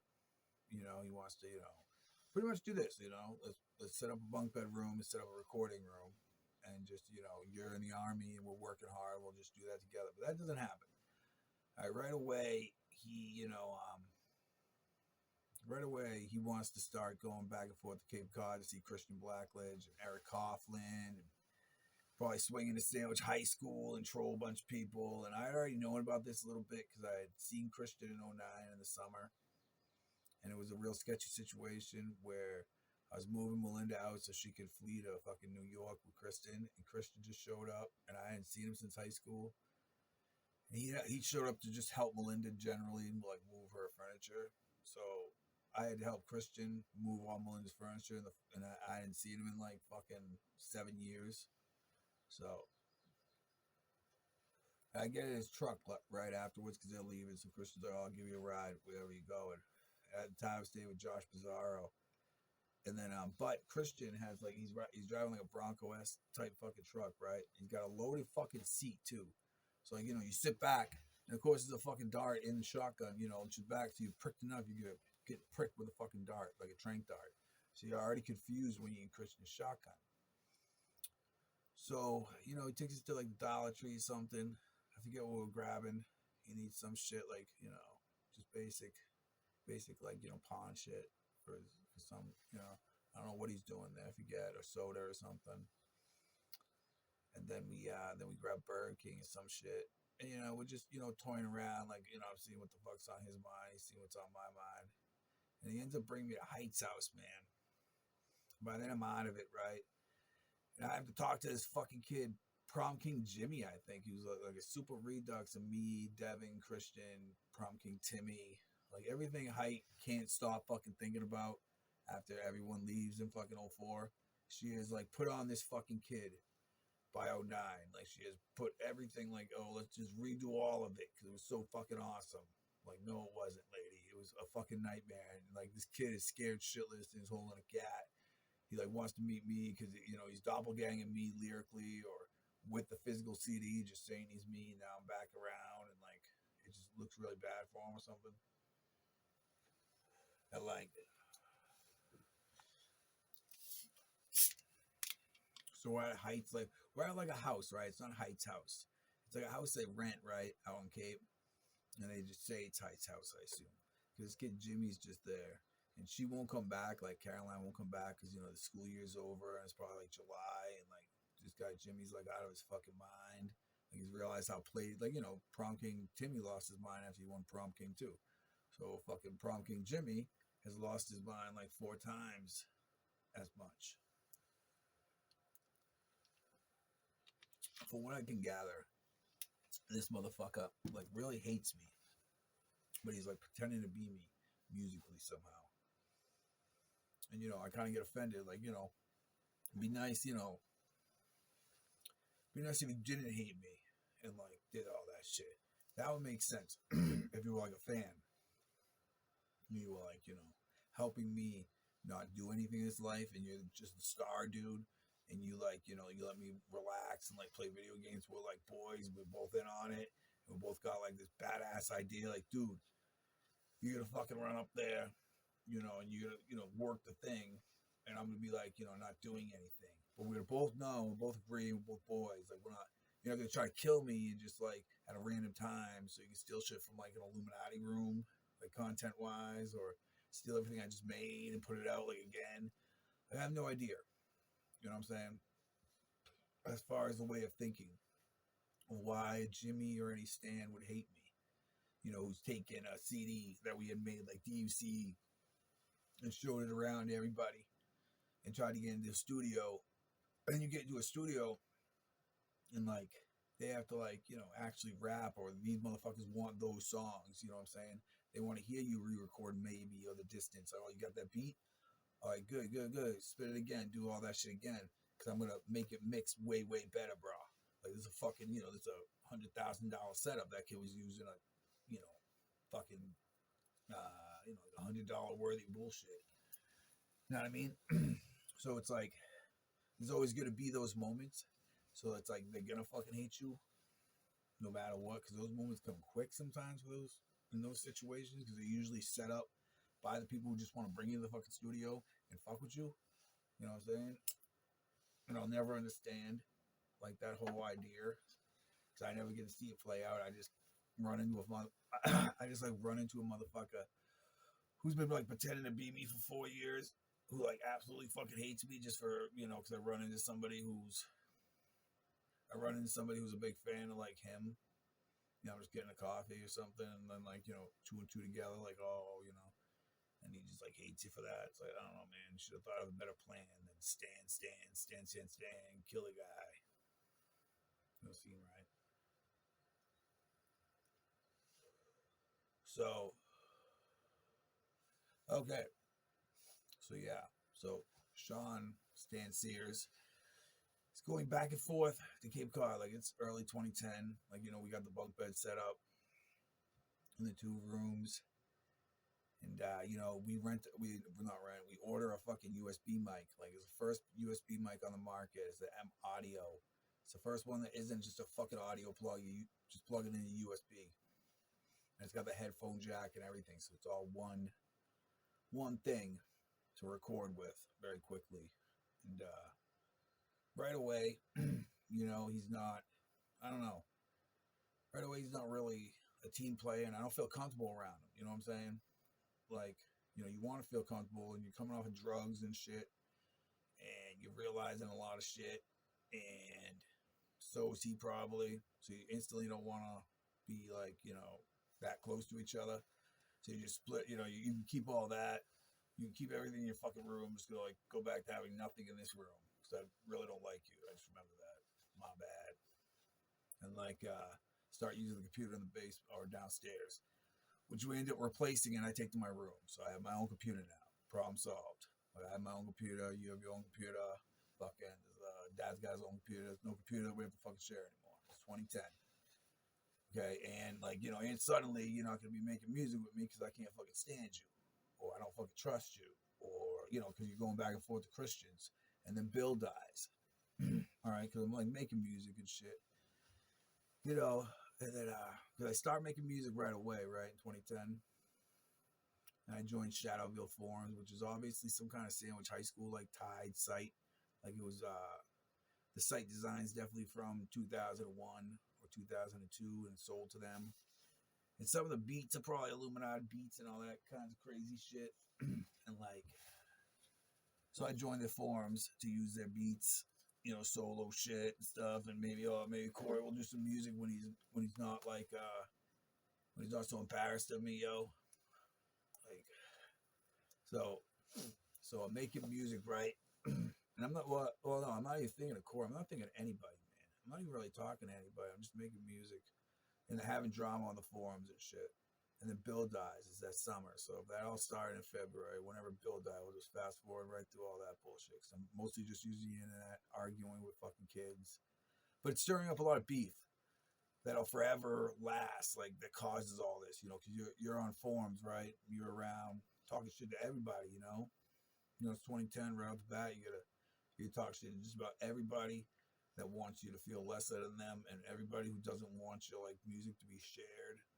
And everybody that doesn't want to like watch you take beat by beat by beat and just make song after song after song, when they like don't have songs on beats like that, or they like don't know how to fucking make songs like that with beats like that, we use beats like that in general. So it's just like funny, nor can they like support beats like that 100%. You know, they have to say like their beats are better because they're not even fucking using the beats. So it's like it becomes real pointless with that site. And a lot of feelings are hurt. And you know, I mean, it's top to bottom. You know, you're probably pissed off just about, you can piss off everyone from Diddy to fucking No Name Joe over there, like just with 100 troll accounts trying to fuck with you just by fucking doing all that on Shadowville. That's before Twitter. So, you know, so right away, right away when Bill dies, you know, Corey calls, and one of the first, you know, we start banging out some songs, right? Like a couple of them. And I just don't like Corey Major. You know, I don't go to Bill's funeral. I make some like R.I.P. Bill songs because, you know, it's just a strange situation with the Bill thing. You know what I'm saying? Because it's like real blurry. It's just all of a sudden Bill's dead. And it's like, I'm not friends with any of these motherfuckers either. And haven't been in a long, long time. But like Bill and all these kids are dead. And like, they say car accident.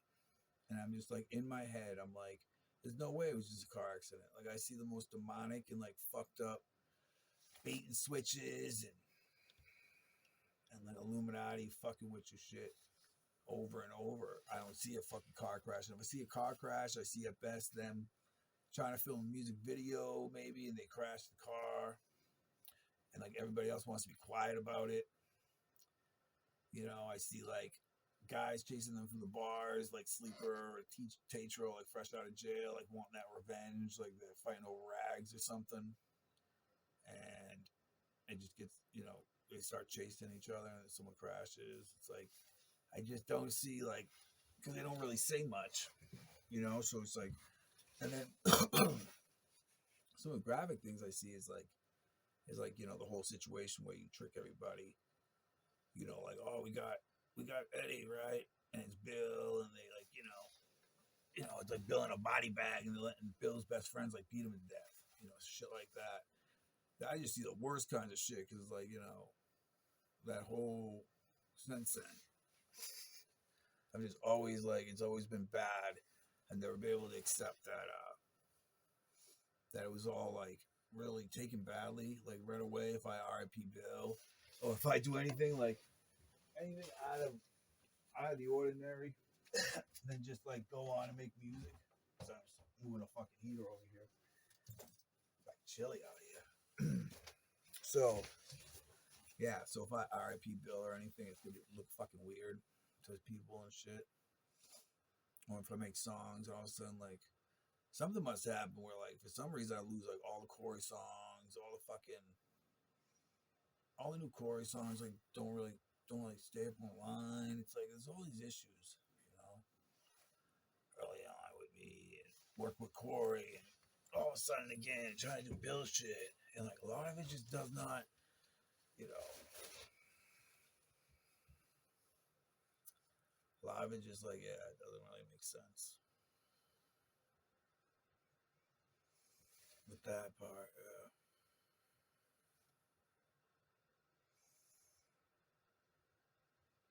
So, because for a little bit, like I have a good amount of shit, you know, of like me and Corey's and like everything by then. Because Derek gives me the CDs after Bill dies and shit. I'm like, oh, Bill shit. I don't really listen to Bill shit. Man, it's all building up to me getting a GED and joining Twitter. All right, let's just fucking jump right to. I'm opening a fucking Twitter and joining and starting and trying to get a GED. It's fucking like freezing, man.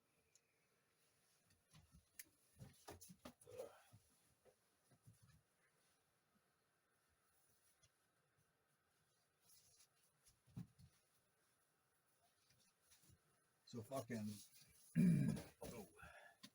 right away on Twitter, right? I just want to talk to chicks and fucking random songs. But I'm also trying to get a GED in St. Johnsbury, dude. I haven't been in school since 2004, so I need to get my education folder from Kate Campbell. Instantly, she's scared. She's real scared, right? Because she's saying something that I'm not even noticing. I'm like, Kate, just give her the fucking folder. How bad could it be? What can you possibly do? You're a teacher, you're school. I don't understand why it's a big deal. Now I do.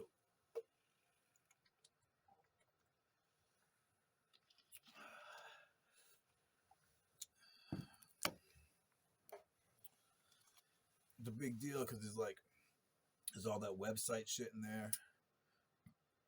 The Internet Archive, like clip and shit. All the classes you didn't really take.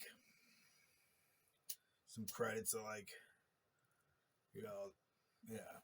Some credits they never put in there. It's like, yeah, or just waited to give you, like, you'd already graduated, but the bitch wouldn't give you a fucking diploma, basically, because, like, she wanted you an extra year that you didn't even go to. Like, she wanted you to go the year after spring 04, but you never went.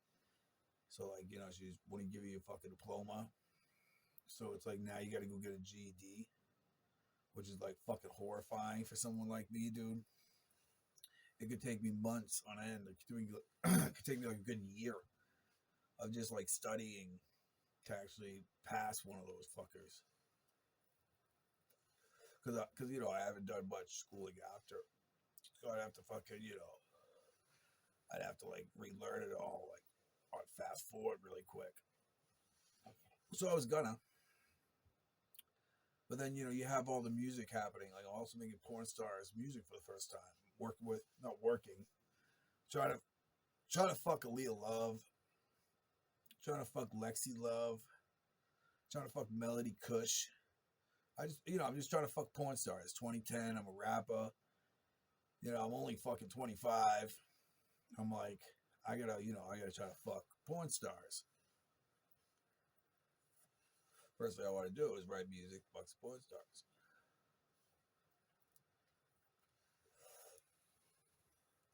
Same with Krayshaw. Crayshaw's also starting around this time. It's a good, these 2 years, right? It's 2010, like the 2012, I'd say, at least, even, yeah. It might even be like the end of 2012. It went on a while, like just these weird series of events, man, where it's like, I'm trying to do shit on the internet, right? And in real life, just very simple, but both things like fucking get completely out of hand, and that like that kind of shit repeats itself a lot, like I see now. So, yeah, so okay. So Bill's dead. We are at the GED thing. GED school writing porn star songs. I only get one class in, right?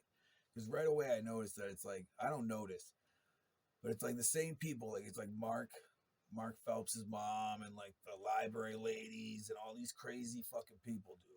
And like the sped teacher from the St. Johnsbury Academy. Somehow they're all tied together. This whole thing is called like adult ed. It's in St. Johnsbury, and I only go to like two GED study hours, and the rest I've never been there until I was like kidnapped and brought there and all that kinds of shit. And so that's like during when like yeah. So in my mind when I'm like working on Twitter, right, it's just like it's literally nothing. But like, these people behind it, like, probably see it like at school and how everybody is with like high school and shit. They think they can like jump in the Illuminati rooms and grab the fucking phone and call like somebody real quick and like, try to be their friend over somebody, for no reason or to get them fame because you have their old Illuminati content and shit. Like, fuck with us, fuck Eddie. And, I never even think of that, because I'm just doing all kinds of fucking music. Doc Holmes, Grunge Wizard. I really don't like this kid, Sean. Well, I'm not Grunge Wizard yet. That doesn't happen until like 2013. So still in 2010, I'm still Doc Holmes. Doc Holmes online and stuff. And like, but you can tell like everything I do, right? Like if you write a Leah Love a song, everyone wants to fuck a Leah Love. If you write Lexi Love a song, everyone wants to fuck Lexi Love, If you say, this is early on Twitter, if you just, yeah, if you make a big stink of it, plus you're getting all the rappers' attentions and shit, you just got hot off the forums, fucking with everybody for the last like year. So it's like, and you're talking like wrestlers and shit finally, it's like, you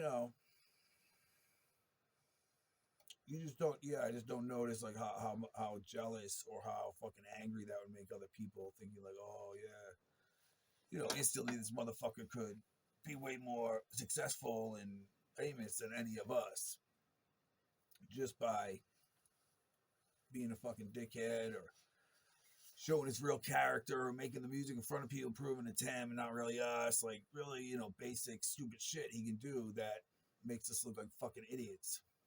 And I know that's how you feel too when people see me on Twitter or girls just like thinking I'd rather ruin his life. I'd rather cut off his penis than see him fucking, than see him sing songs to this girl on Twitter and then see her in real life and, get with her and just do it in front of everybody as a lump tube, chase them around. Like they'd rather fucking kill you.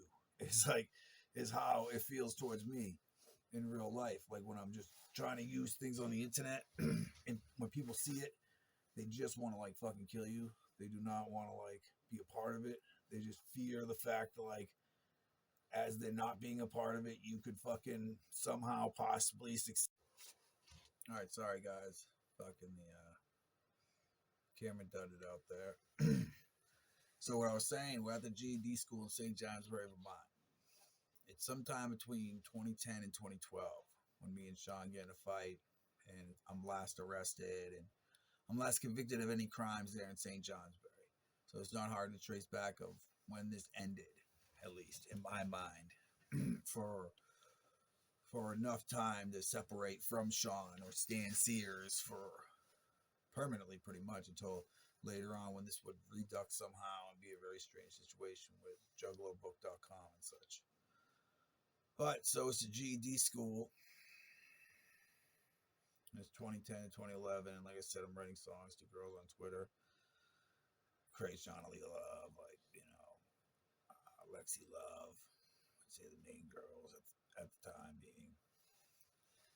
And, messing with rappers, I'd say Twisted, ICP, I was messing with them. And then wrestlers, I was talking a lot to, like, Billy Gunn and stuff. I wasn't really messing with, like, people that I'm showing this to today. The people I'm showing this today, I'm kind of, like, saying fuck you to a lot of those same people.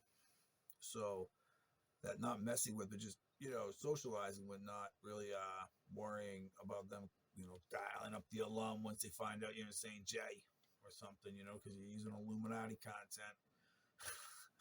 Because I'm not using Illuminati content. I was actually creating it. It's where they, where they really misjudge the situation, of them being able to doppelgang or stand you.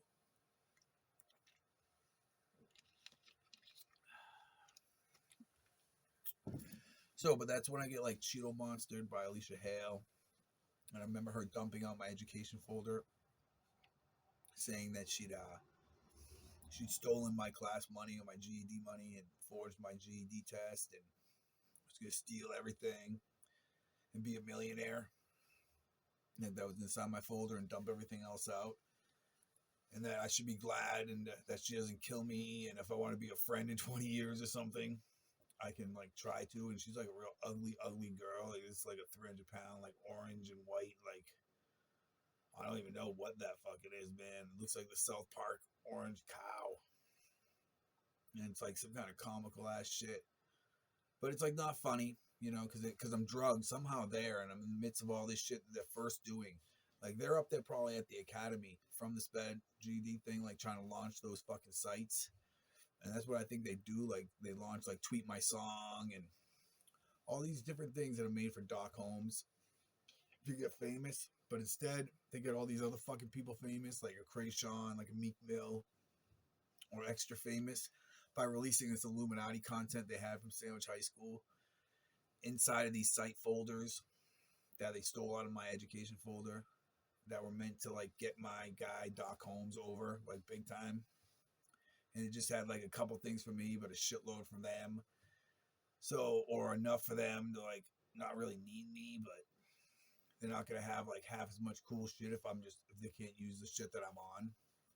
So it sucks to be them, in porn too. You're talking about that's when they like get like Ariel going again or something. And, they definitely fuck over that girl Leah Love somehow. And it's like, I'm not really sure in the mix because you're talking about like Sandwich High School and St. Johnsbury. It's like pretty much one and the fucking same in my mind, but like not one and the same because you also got STEM Academy.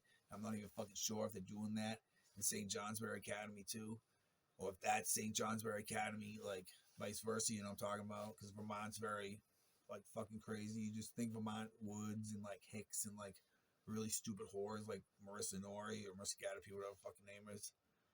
Like, you think of whores like that and stuff like that, but it's like, there's like fucking crazy tech farms and all, like all the craziest shit happens in the woods. They just have big compounds and shit you just don't fucking know about. You know what I mean? The like clones are built and like some of the best, shit's done in the woods on farms and they're like tech farms. I assume, in my memory, I'd have to say so. You know what I mean? I mean, you see shit like Dartmouth Hitchcock Medical Center in New Hampshire, there's shit like that, but just like computers and like clone shit around Vermont, you just wouldn't fucking know it. That's all I'm saying. It's a lot more than ice cream and non-white people listening to fucking country music. So, certain times. So, okay, so I'm not sure what's going on between, like who the fuck STEM Academy is, where the stems are coming from of these memory stems. It's memory stem hypno system, that they're trying to run through the schools. So, So somehow they've launched all these sites. You got these people famous. I'm not fucking famous. I'm back home. I'm fucking angry at that kid Stan. We fight to near death, but I just take the beat of it, and he fucks me up really bad. And this is like a shitty time in life, too, because like I just don't want nothing to do with him because the combination of like Christian Blackledge, all the shit he did with Insane, which all the shit he's bringing up here, he's got the girl here, and it just felt like he just murdered someone, right? Some prom king guy stole his girlfriend, stole his truck, stole his fucking life, right? And then came back up here like a month later with all the shit trying to live up here. And it's like, nah, nigga, just get the fuck away from me. And then all the GED stuff. Like, nah, get the fuck away from me, man. Like, I'm not your friend no more. So it's like, it was bad. And then ends up in court. And I get in all the trouble, dude. Like, I get in all the trouble. Like, not much. I just get told to do like 14 days, like free work. I had to work at a shit plant. And it's like not really that bad of a job. I had like the waste plant in town. Used like clean shit. And it's like, not a bad time. But I fucking hate Stan Sears. And like, that tooth's pretending to be Sean. So I'm never cool with this kid ever again. I willingly speak to him like 2 times. Once in 2015. That's not really willingly either. That's like forced. And then one more time. Like 2015, I came back that summer for trying to get a haircut from Amanda. I talked to Stan Sears for like 20 minutes, and it's really creepy because I come home and somebody's broken in to the house and he wants to like talk. And it's like, I'll give you a few minutes, but he doesn't apologize, and I don't talk to him again willingly until 2019 or so, or until COVID hits. Whenever they fucking lock everyone down, I talk to him one last time. And those were the only 2 times after we fought that I ever fucking talked to Stan Sears. Okay? Was when COVID hit. I gave him like an hour. I drank a beer and just talked to him for a little bit. He didn't really say much. He was all out of his fucking mind. You could tell he was strung out. You could tell his fucking eyes are swirling from the hypnocodone. Like, Jesus fucking Christ, kid, huh? And you look like a fucking crackhead. It's like, man, I feel bad too. But it's like, what the fuck, man? Damn. But, okay. So in 2015, he was a little better put together still. And that was only the one time I talked to him. So after 2015, right, this Juggalo book shit must happen. Because this is what I'm talking about. This Amanda Dick bitch, right? I was dating in 2008 at McDonald's when I was working there. And I only worked at McDonald's after Bill died for like a week. Because that kid, Nick Bellevue, like started a fight and like, or like a screaming match. I'm just trying to work and he starts like screaming how he wants to fight me and shit. It's like, okay, so, I don't work here no more. And it's like, so I never worked there after that. So this must be after 2015, right? And these people have like completely and utterly lost their fucking minds in jealousy after Garden Party 3 in Sandwich High School, and not Sandwich High School, but Oak Ridge. Throwing up the, an 8th grade fucking, fucking story that's just me, Amanda, leading to like a haircut or some stupid shit, and I actually do a little bit of it in real life. It goes really bad. Obviously, people try to set me up, but I don't get hurt or nothing. I get home to Vermont, and fucking, these people must like lose their fucking minds or something, dude, and somehow get a hold of like that same kinds of shit again and launch like all a series of books like Juggalo book, Gang book, like all these fucking sites we were working on in 2001 at Sandwich High School as a class for 04, and like all these different projects. Like, you had things ranging from like, like coloring on Facebook fucking fronts and shit to all the way to like cop fucking like master web pages for like their fucking gang units that are like the size of the fucking internet or something fucking crazy, dude. That like getting thrown away rapidly in 02 because like we fucked up somehow, like stealing other shit or like not stealing shit. Someone's given them stolen shit and they've used it to sell, and everything's just fucking, really fucked up. So that's what I think they were doing, was launching more of that shit that was made. And yeah, and like a lot of bad series of events like around that girl Amanda Dick dying. And like I don't even remember anybody saying like, hey, Amanda Dick died, do you want to go to her funeral? Like, no. I mean, I dated her for like 2 weeks at McDonald's. And, you know, she was cool. She was cool. She was cool. You know? But, like, I'm not really the guy that you go, like, break up with for a week and, like, suck all the dicks. Like, at best, you can sneak around and suck some dicks. But you can't, like, break up with me for a week, suck all the dicks, and then try to get back with me. It's like, I'm just, you know, and that's what that was the only beef we really had, me and Amanda Dick, like, as far as dating or after dating. So I just don't want to, I don't want to, like, break up every couple of weeks and do all that. You know, so you can go, like, fucking ape shit crazy, sucking all the dicks, and then come back instead of, like, taking it slow and, like, sucking the dicks, like, maybe, like, 3 or 4 times a week, you know, quietly.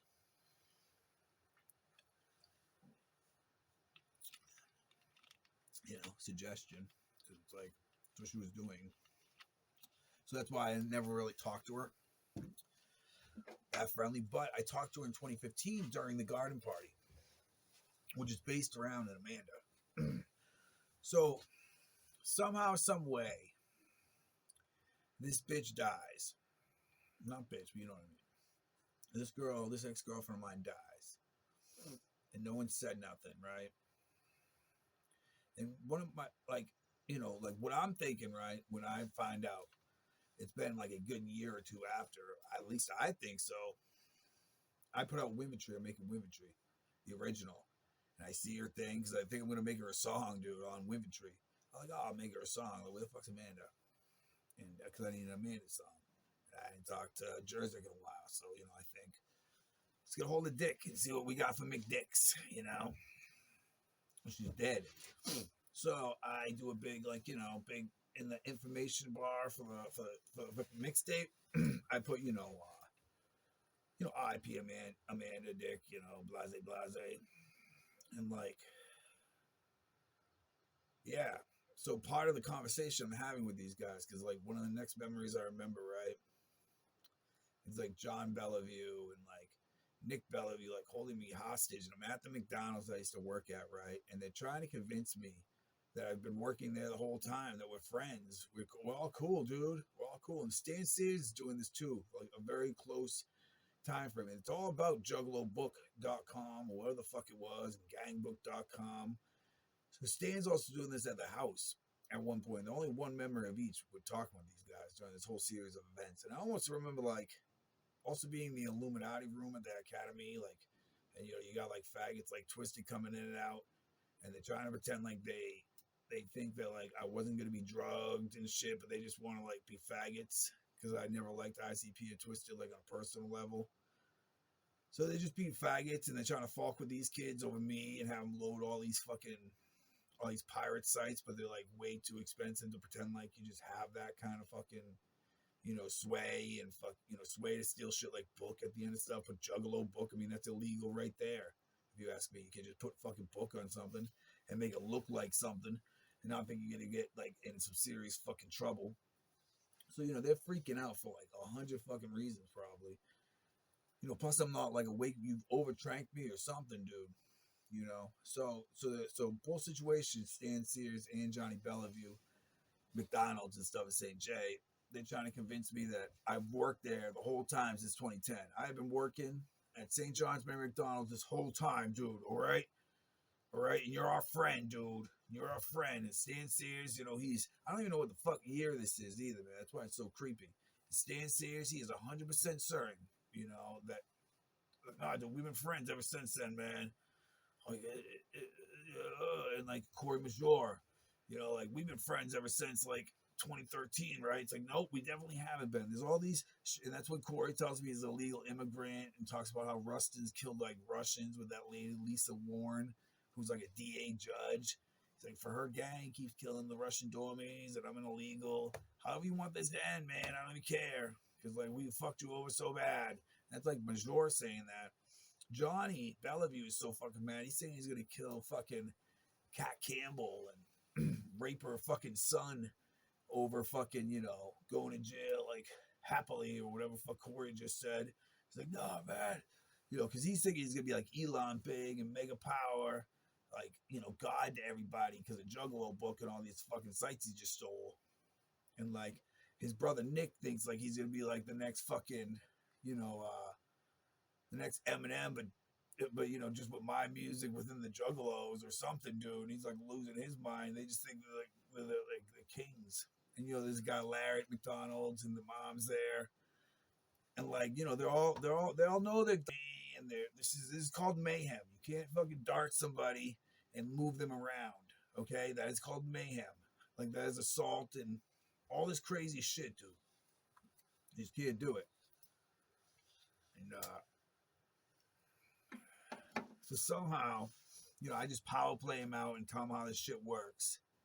You know, it's like, nah, Johnny, we figure it all out, dude. You don't shove fucking bodies on the staircases. You're real fat. You don't like, you know, creepy crawl behind fucking dormy students and stab them with fucking darts and drag them back to their dorms if they can't fucking code monkey on a fucking computer for you. Some secret codes to open up things like gang book and shit. Is that seriously what you're looking for, Johnny? You're looking for fucking gang book fucking pin codes and shit? Are you out of your fucking mind, Johnny? But like, that must be what's happening. So Lisa Warren probably somehow works the whole situation with Captain Gray and all those other, you know, crackheads, and to save face so these fucking queer ass juggalos can save whatever money they got and live out whatever money keeps coming in from things like Gang Book or other sites they've just uploaded and are taking like penny sites from and shit. It's like, I don't know.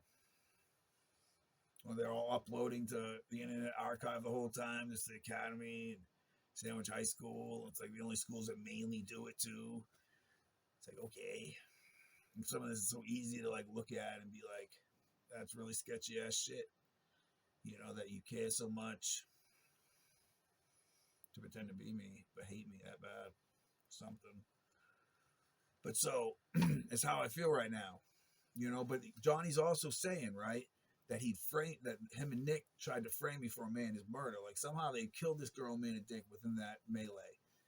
And if I snitch on him, he's gonna snitch on Marissa Gadapi for doing this with with a bunch of the same kind of people, which pretty much rings a bell in 07. Like, I bet, man. What, the same school, the Academy? Like, it makes sense.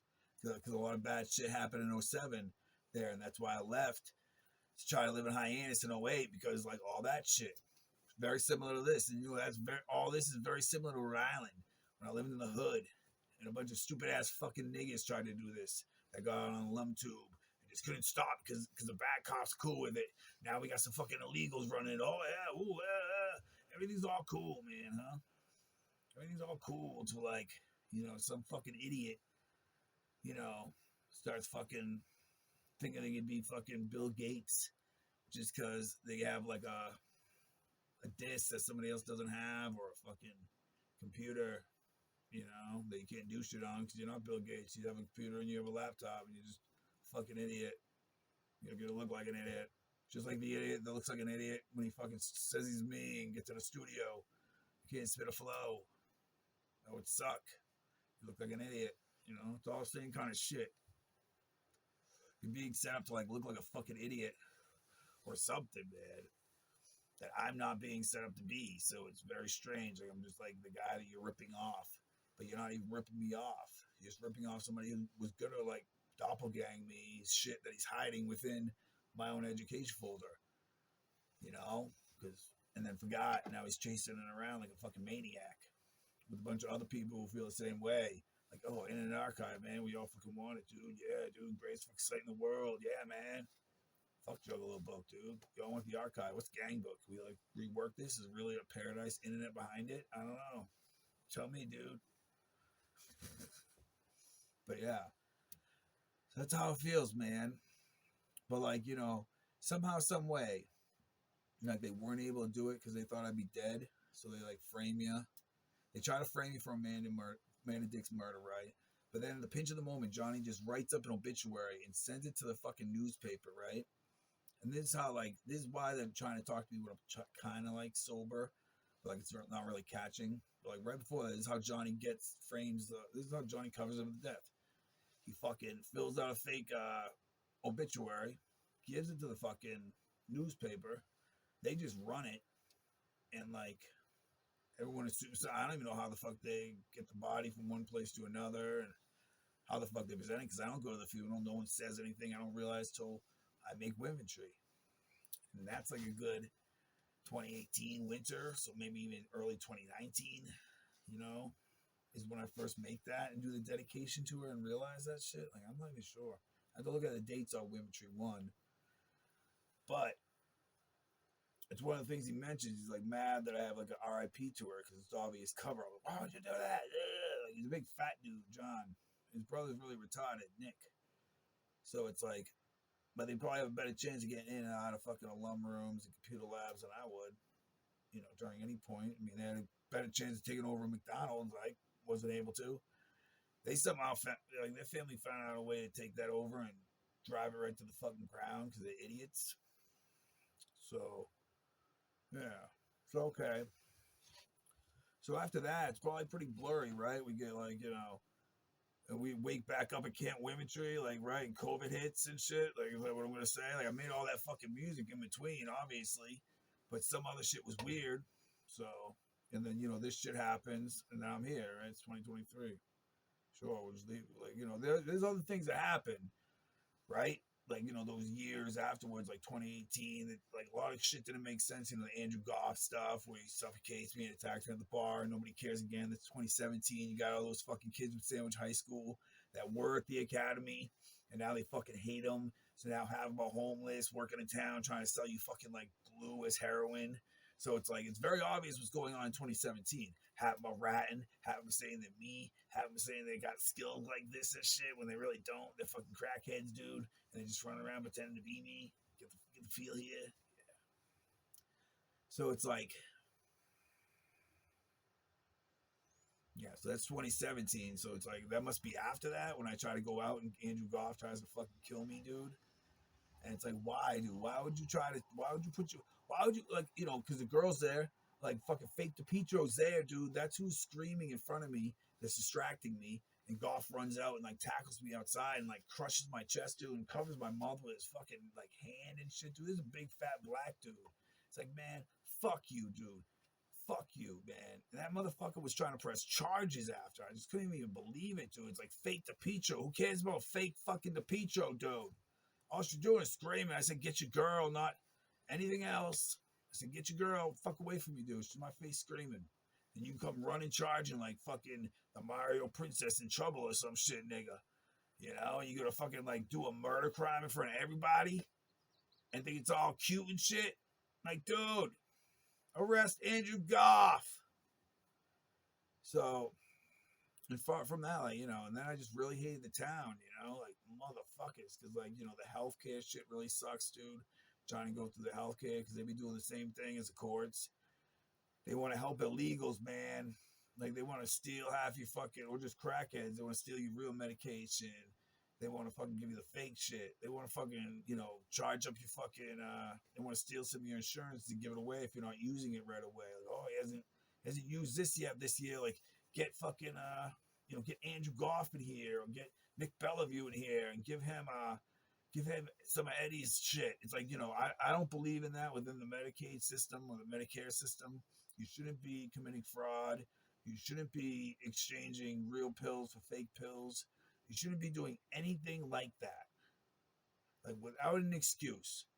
You know, when you're held to the highest standard of like quality and effort within a professional, like, you know, I don't know, league or business or whatever the fuck, dude. You get what I'm saying? It's like, you know, that's when you know, when you're fucking, you know, just handing out the meds to people. You're fucking with like doctors. It's like the top echelon. Doctors save you. You can't be stealing the medication they fucking give to certain people, even though they might be helping you. I've met Karen Everett, dude. Okay, I've met Karen McDonald's, whoever the fuck you are. I've met people like that. Okay, or I met you know, just fucked up stores like Walgreens. I met really fucked up people like that, dude. So, like Lisa Warrens, and she was a DA. She's a fucking judge now, dude. That's insanity. That, like, I met her in 2005. They were raping this girl in her own shit to punish her for like fucking up shit. It's like their cult ways or that girl's cult ways, and not overthink it. I know you were taking care of her or something, but don't overthink it as we one by one rape her to teach her a fucking lesson. So, okay. But she had many things that said that, like, her whole thing is like, she's trying to fuck with somebody so that they can kill like Russian dorm students, so she could rack up her gang like death toll, because she's like somehow related to the Jewish Afghans or something, and they want to kill Russians to say I killed 100 Russians. That was her mission. I thought she was joking, but I'm not the gang she's joining either. She's joining Stan Sears' like gang he's starting. He thought it was Devin's gang, but Devin never had a gang. Devin was actually, last I knew, in Avery's gang, but before that he was in Keyworker Craig's gang. I'm not sure who the Blues were that Devin was a part of. I think that was Douglas' clique, and that's like real early on. So I'm not really sure what Stan Sears was pitching them, besides like he got some Illuminati cameras in here to watch me, and now he's tried killing me or killed me or set me up a million times and needs to start a fucking gang in town, or he's gonna get killed. Got nothing to do with me. I don't know what's going on. He's not working with me. He's setting me up back then. So, but I'm just saying that's, when you have things like that, like, because since 2012, they haven't really been able to put me through court or anything either. Because these people are like legitimately insane. They haven't been able to, like, you can't, what are you going to do? Arrest me for fucking, smashing a soda can on the ground after you just suffocated me to death like 3 weeks ago and laughed about it. I'm just going to smash a soda can on the ground. Look at you angry. Way better than what you just fucking did and didn't get arrested for, right? So it's like, it's just so horrifying. Or like, I'm sure you guys destroyed all the documentation too. Like, I'm sure you guys have, like, at best a list of arrests, right? You don't have any documents of that fucking court in St. Johnsbury. You don't have any fucking pictures. You probably destroyed fucking everything at that police station, I bet. Like, it's probably real fucking shitty, right? Like, y'all can just really lose your fucking jobs, like, right the fuck away, right? If, like, FBI or anybody besides people in St. Johnsbury want to know, like, do you got any docs at those hospitals based on anything like him that we can look at and say he's a fucking nut? Or are you guys really that horrible of fucking people between 2010 and 2021? So we'll leave it there. That is 2010 to whenever the fuck juggalobook.com was, motherfucker. Like, wow. Eat a fucking dick, right? Talk later.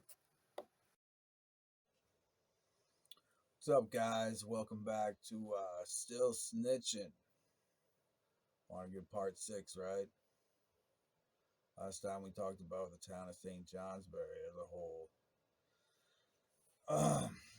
And one of the things we touched on was Jack Harris of Lindenville PD, and hardly mentioned Derek Campbell and stuff. And we'll start right off with, like, kind of highlighting them real quick. So Jack Harris, like I said, randomly showed up one day, right? I'm like, at Learn, it's like early on, it's probably good, like 04, maybe late 03. But he's only going to that town hall just right then and there to convince them that he should be the cop. Because he's there pretty much to, like, arrest me and frame me by the end of the school year. Because he's somewhat obsessed with, like, Sandwich High School and Ben Avery and, like, Timmy Walsh, and he wants in on the Prom King Timmy action, knows Ben Avery. And he wants to frame me and, like, control me to make sure that, like, if Ben does, like, because Ben thinks he's going to die when he's 18. And eventually they either fake his murder, which I think they just fake his death, his overdose. But, like, Ben Avery,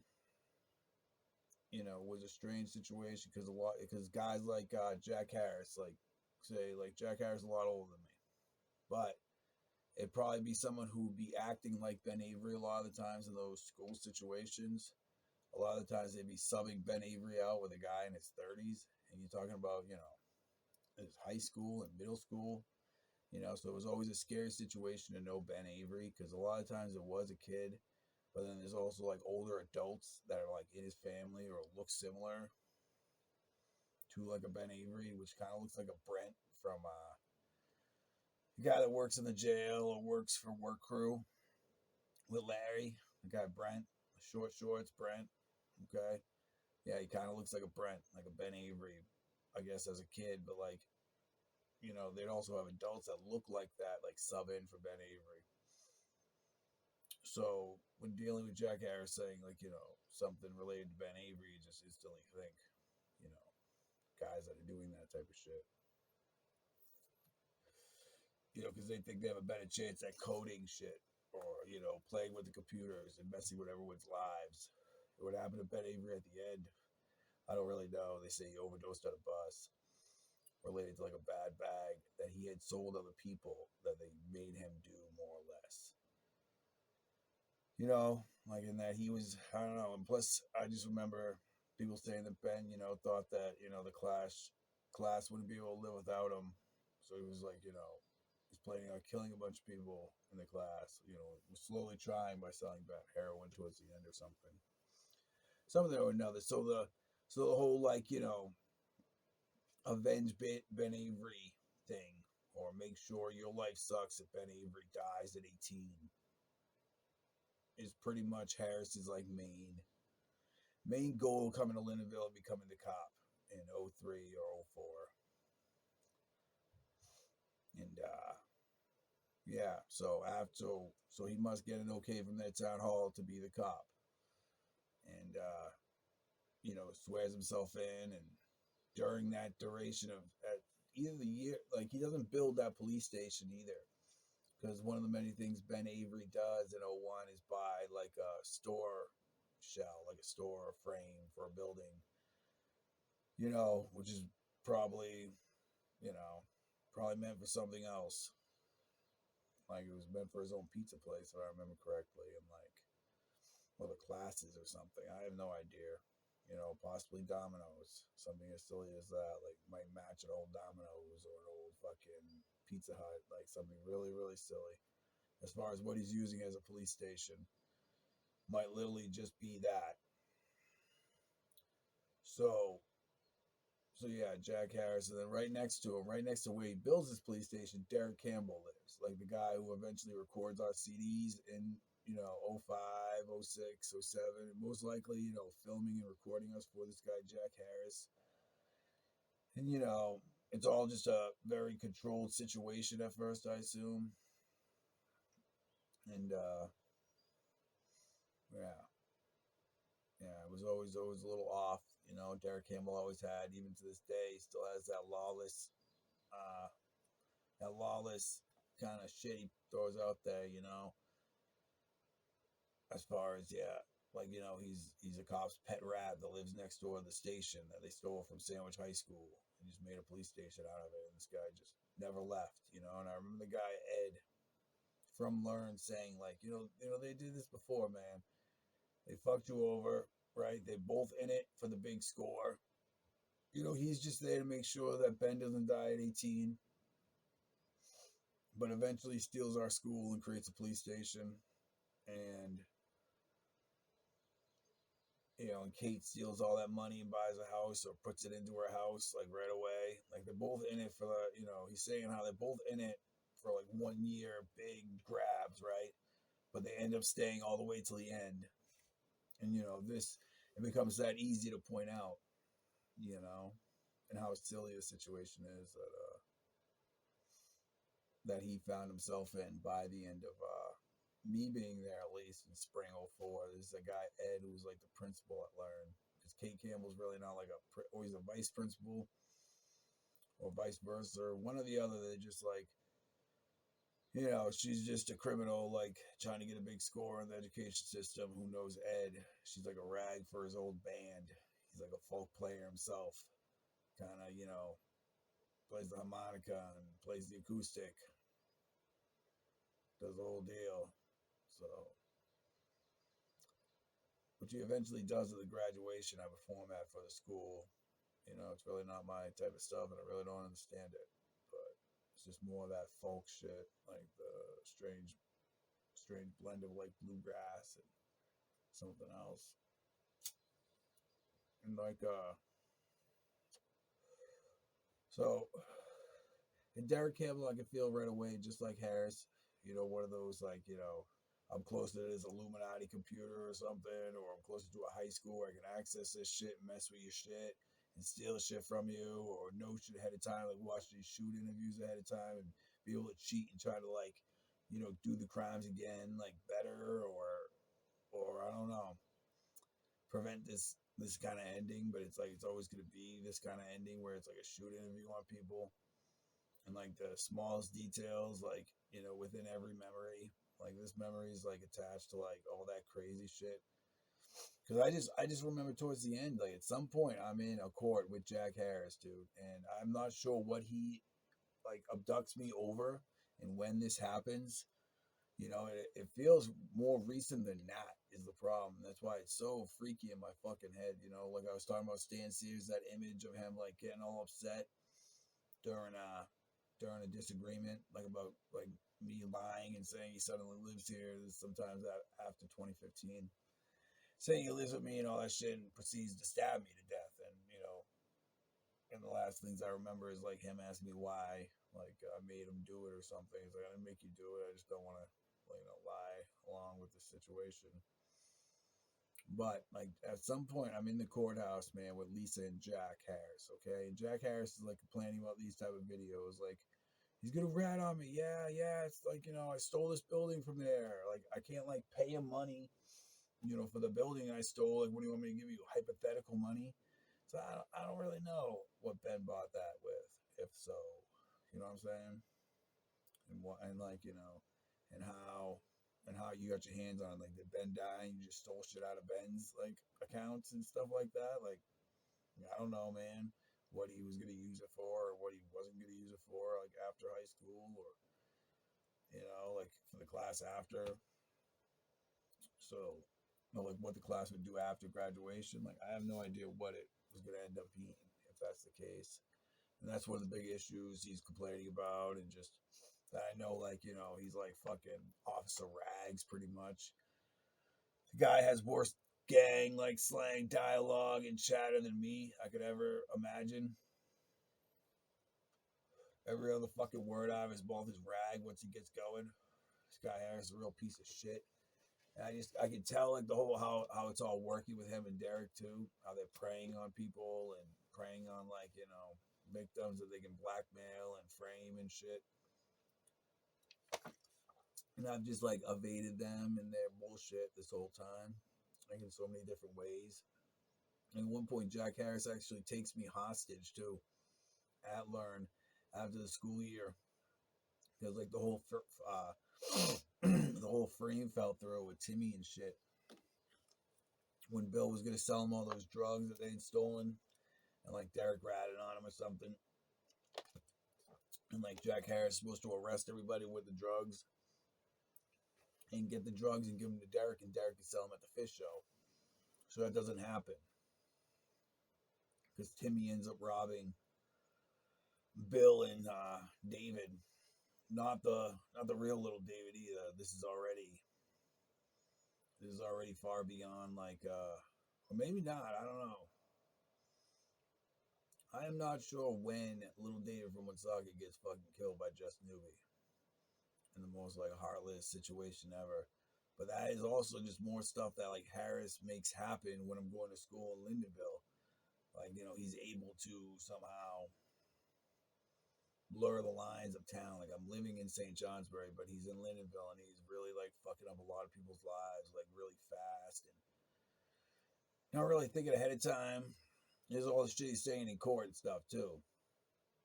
With this lady Lisa, and then she's out of nowhere, I let him know, like, I'm not in Lisa Warren's fucking gang, dude. I'm not sure what kind of a court situation we're in right now, how you got me in here, why it's me, you, and her. I am not in her fucking gang. I am not like, yeah, providing extra bodies on her count of Russian students or whatever the fuck her like main mission was. Yours was to frame me and get out and like, somehow, much like Bennett on the fucking fifth, dude. Like you're just obsessed with Ben Avery saying he's gonna die at 18. And you're trying to hold me hostage basically till Ben Avery is 18. So yeah. So you never left, and yeah, I'm not in her gang, and just like that guy Ed from Learn said, that kind of shit's not hard to like point out, like at some point or another. And with Derek Campbell, it's like not hard to point out because I just know personally this guy's very untalented. All he does is steal music. All he does is badmouth people. All he does is rat on people. All he does is, mess with people like in Catamount Arts. Like somehow he like messed with me several times early on when I was in high school, so I wouldn't be in their like talent show thing, like Finding a Star or something. So he could like set up people to win, like Molly Stone. He like cheated and let win. He's cheated and like let his daughter win. Like just all the same ways by like framing and like setting up other people that they're interested in paying for to see, not the people that you're cheating to have win and stuff. It's always a real shitty situation, because the people you've had cheat to win just look like shit eventually. You know what I mean? So you always feel bad for those people, but you can still be angry at like a Derek Campbell forever because it's just a shady bad cop's pet rat, and he's Jack Harris's pet rat. And if you look at him, he looks like a giant like rat, like a skinny sewer rat. So, and I'm pretty sure he's from the same area as Jack Harris. You see what I'm saying? Like originally, these guys aren't from VT either. These guys came from other, areas, like with intention to steal these kinds of things from like me in those schools and, harm those same people and reduct some kind of story that they watched or something similar that I had told on this that they're just like, playing off of. So that is how I perceive it. We'll see that court situation. Just trying to think more Jack Harris. Jack. Because, he's obviously like, trying to be McBride. You know what I'm saying? There's some guy who's trying to be McBride. He's trying to befriend people. But he's not McBride. This is a fucking bully, okay? This is like Eric Coughlin in McBride's spot, dude, okay? This isn't like McBride where it's like McBride's a piece of shit and an asshole, but like McBride's not like a bully, He's not like a real, like jealous, like, bully, McBride, McBride didn't last long. I mean, what was that? McBride was out by 07. This guy Jack Harris is still here. Still probably asking for, rags and all these kinds of shit. Every time, someone reminds him that he's Officer Rags from the Avery gang. Not fucking, yeah. Not Wyatt Earp, dude. Just don't see you as the hero in the story. And even in, like, the new memories, you're just, like, the craziest, like, psychopath bad cop ever, dude. So, but not really. Like, I've seen worse cops. It's just something about you in those, like, situations, Not to say Kate Campbell wasn't a huge piece of shit. Not to say like Keith and stuff, but it's like Keith, was a piece of shit. But like just like McBride, though, what I was saying, like he's trusting everybody but me. Like this kid Timmy probably just shot you with a trank on one of your first days at Learn, dude. Like showing up in the building, he just like laid off a trank in you, and you might not even know it. And it's like, but he laid him off on us too, and it's like I'm not really sure. And then after, you're still ready to like Falk and say Timmy's the prom king for me, yes sirree. And and I'm sure you're getting like raise a hope from Benny and the boys, like back in Sandwich during all this. Like, oh yeah, it's all gonna turn out good. Like, no, it probably turns out horrifying for those fucking kids at the end, dude. If they can't like send 100 of the fucking class to college for free for 4 years, it's like probably absolutely horrifying. The things they were promising, the things they were doing, and the promises they were making were like never keepable after a certain point, because they weren't working hard, man. They were just relying on like stolen work and copy work and shit like that, man, for the big money and like all the promises they made and all the things they did at Sandwich High School, just I don't know what to say about those guys, you know, and what happened. Like, I have no idea, you know, although there was some drama and some confusion if it was real or just, fake death, Devin style, you know, or with a little bit more convincing, where they see him dead on the bus or something, like when he OD and just everyone leave the bus and leave Ben just sitting there on the fucking bus, OD'd. Like they were that mad at him. Like, I believe it, dude. I'm telling you, man, they had like 40-year-old guys subbing in for this fucking kid some days in 7th and 8th grade. It was really sketchy. So I can only imagine, like, the kind of fucking madness that that entitled being involved with Ben Avery and those guys during 2001 to 2004. When you think like IQs like Har, Adrian Har, that cop who helped cover up the Goff stuff, it's like, if that isn't Chad Bennett, okay, just with a fake fucking name and probably here pretending to be a cop for a while so he can fuck with me and do all the same things, I'd be more surprised if not. It just comes off like Chad Bennett. The cop that was with him came off like Ben Avery. I swear I've seen the same collective of guys, those last couple of years in St. Johnsbury, every time I go out, seeing that collective of guys of that gang. And, it just seems like, something that Harris could be still, still the main go-to, you know what I'm saying? He's sending people from there to the St. J area to act out some shit from the 100, right? Like, is that what they were doing back in like 2016, 2017? I mean, you didn't drop off 100 fucking, ex-Sandwich High School, sped alum, prom king Jimmy 09 gang who just been hanging around, strung out for the last few years, running in and out of the school, trying to blackmail people. You didn't just drop them off in fucking St. Johnsbury, nothing.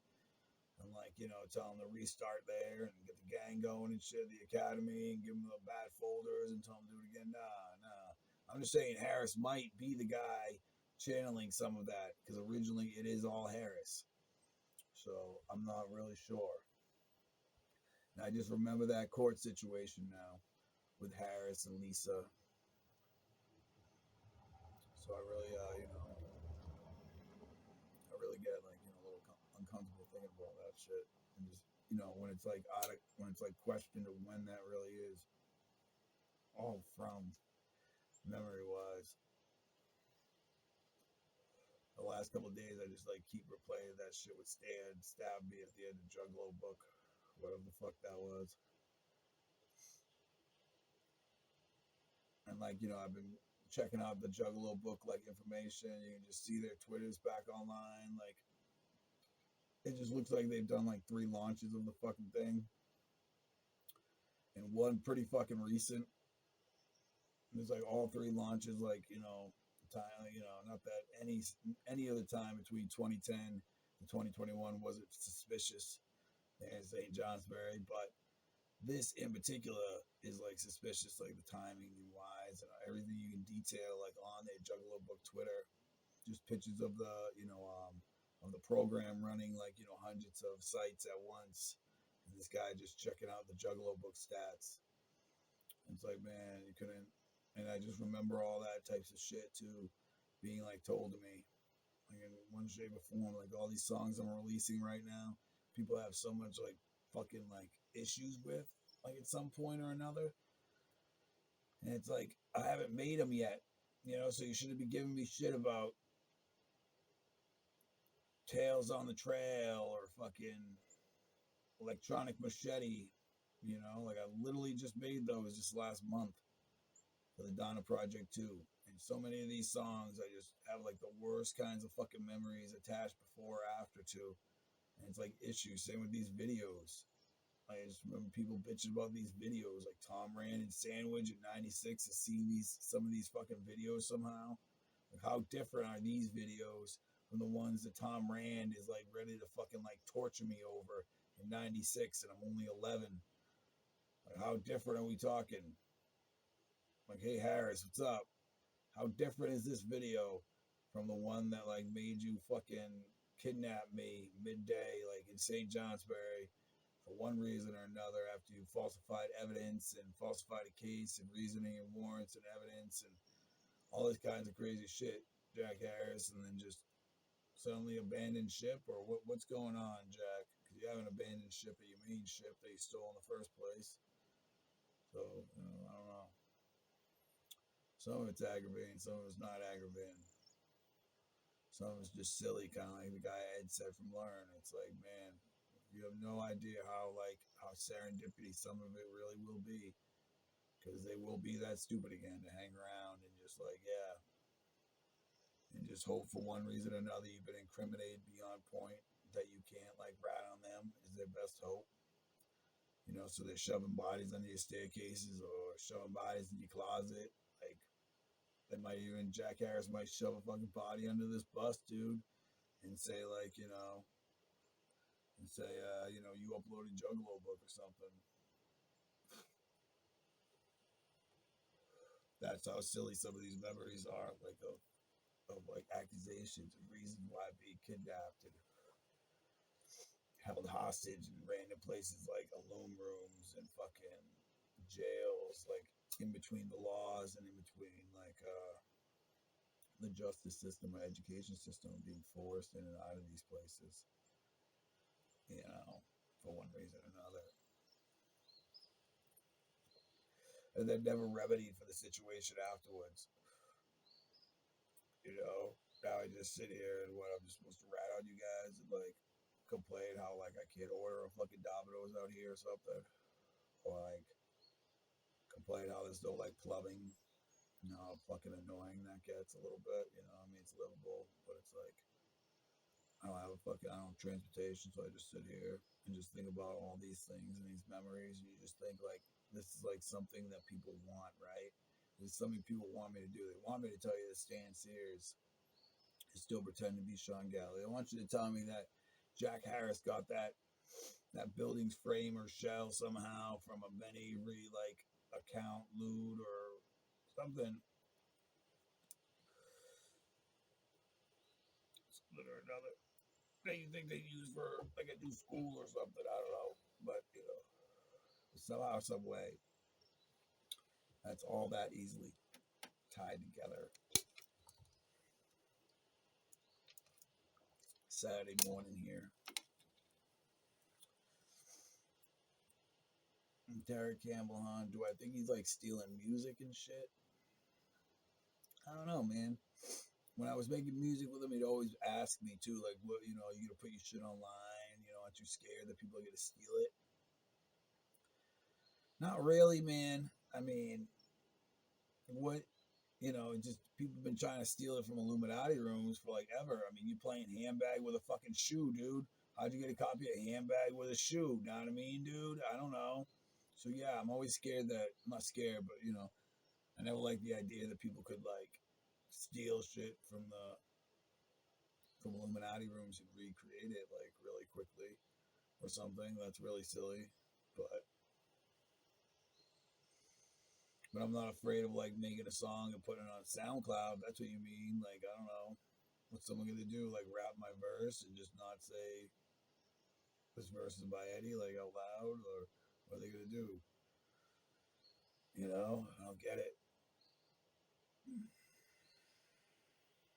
I don't know.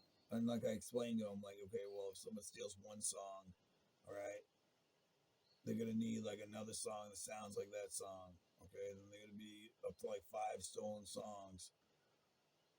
When you have like 5 stolen songs, then you have too many stolen songs. If they're still stolen songs, so I don't know. You know, I don't think stealing songs is like that smart. I mean, I don't know. It just depends. Like, what are you stealing from the songs? Are you stealing word for word, like same beat, same everything, or are you just like hearing some kind of symphony or some kind of like some kind of groove you didn't hear? You're just rewriting the words, and it sounds like it's like I don't know. That's not that bad. Would it stand out? Yeah, yeah. It depends on like how. how much of a ripoff it is, man. You know, I guess.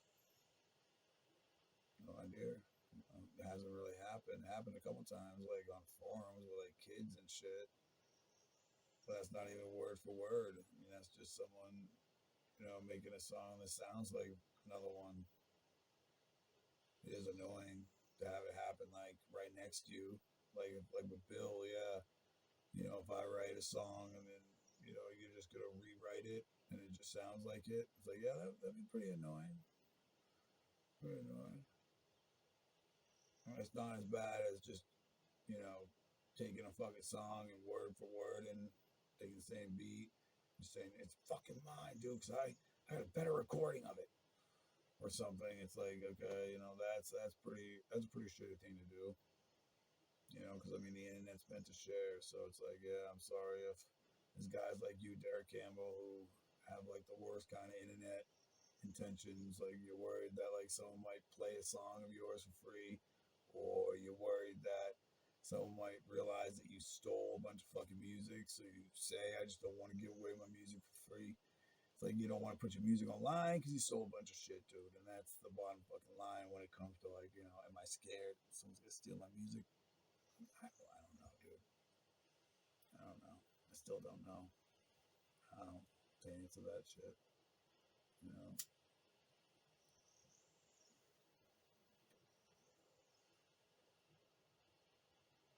Say you're scared someone's gonna steal your music. I don't know, dude. I'm sure Frank Zappa is scared some fucking cornball's gonna like cover a bunch of his fucking music and quote his ideals or whatever the guy's about, and I'm sure that's someone's fear too.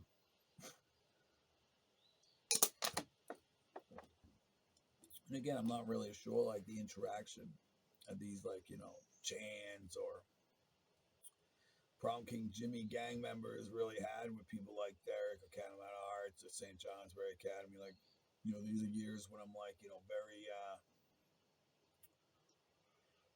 very, to put it like Harris would, recluse, right?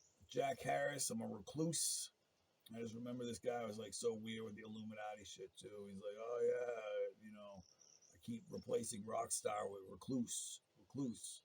And it's like, man, you can put it down as many times as you want, dude, on some kind of Illuminati, souped up how you died on the Oregon Trail game engine, but I just don't think it matters. But maybe, I mean, here I am a recluse, so maybe you were right. I was a recluse all those years. I worked hard on that music that made so many people jealous suddenly.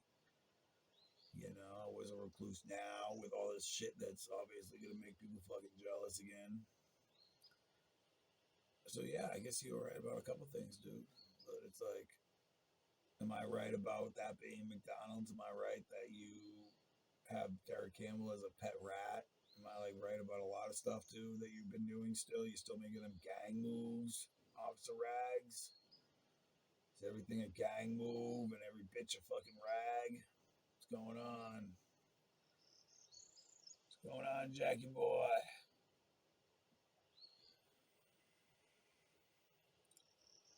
So yeah, I'm trying to think more Derek Campbell. So yeah, the kind of my art stuff. It was a real setup situation, man. You know, it just felt really weird. I could just think in my head how Harris is probably like sending Derek Campbell there, right? And he sending Derek Campbell like sped class students from Lindenville, like to integrate them into like Derek Campbell's like now like kind of on our situation, and how it's just one big like, yeah, one big fuck show all around or something, huh? With Derek trying to blackmail people and people being blackmailed and bad cops trying to send like deranged rags and brainwashed kids and way older adults like from gangs out of state related to things they have no idea about, with shit they could never like imagine seeing, as far as like holograms or maybe discs with endless amounts of site designs that are just ready to be launched by the hundreds, and you might get pennies on every one that gets viewed.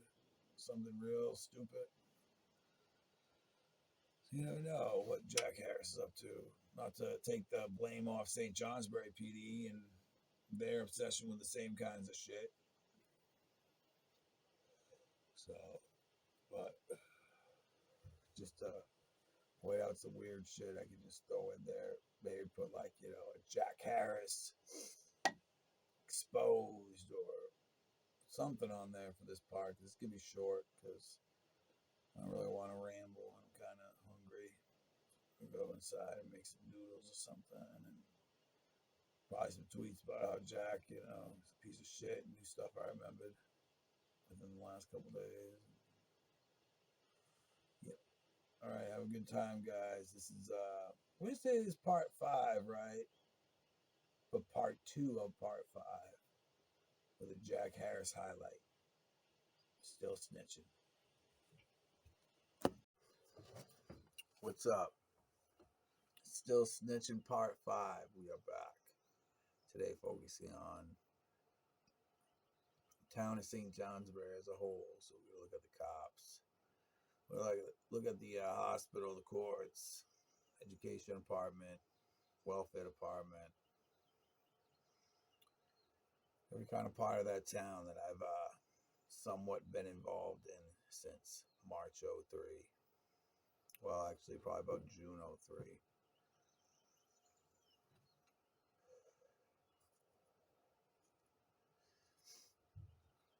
So I don't actually start. So I don't go to school in St. Johnsbury, though. When I moved to St. Johnsbury, I go to school in Lindenville. I go to Learn. It's run by Kate Campbell and Ed something. They're both nut jobs and such. So, that cop, Officer Harris, who still works there and started the police department out there. He when he started that place, I was still going to school. He had begun wanting to stay there because he began like being obsessed with me early on. I'm not sure if he's a homosexual.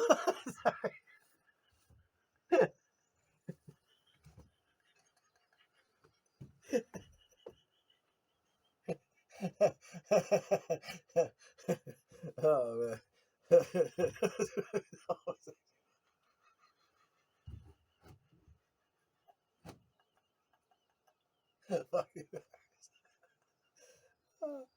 Oh man. Oh God. I hated that guy though, man. He was like he wanted to get down with Timmy Walsh, who was from Sandwich High School, the prom king Timmy kid. And so yeah, I really didn't like Harris. He like bothered me a lot, and he actually started the police department. He literally started the police department. That fucking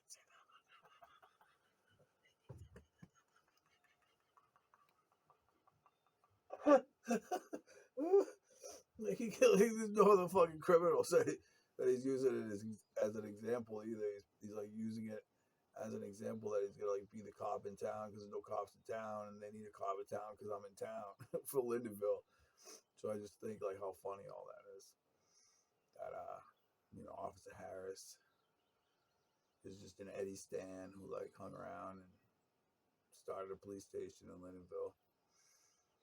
And and wanted to be a part of the class 04's like whole prom king Timmy thing somehow, if they're doing it because Timmy's trying to like mess with me Illuminati style at Learn, and Harris is down with it, and like I'm not sure if the first time he meets Timmy too he gets darted or what, but that guy's just I don't know, he's playing Illuminati games and shit. He's trying to frame me.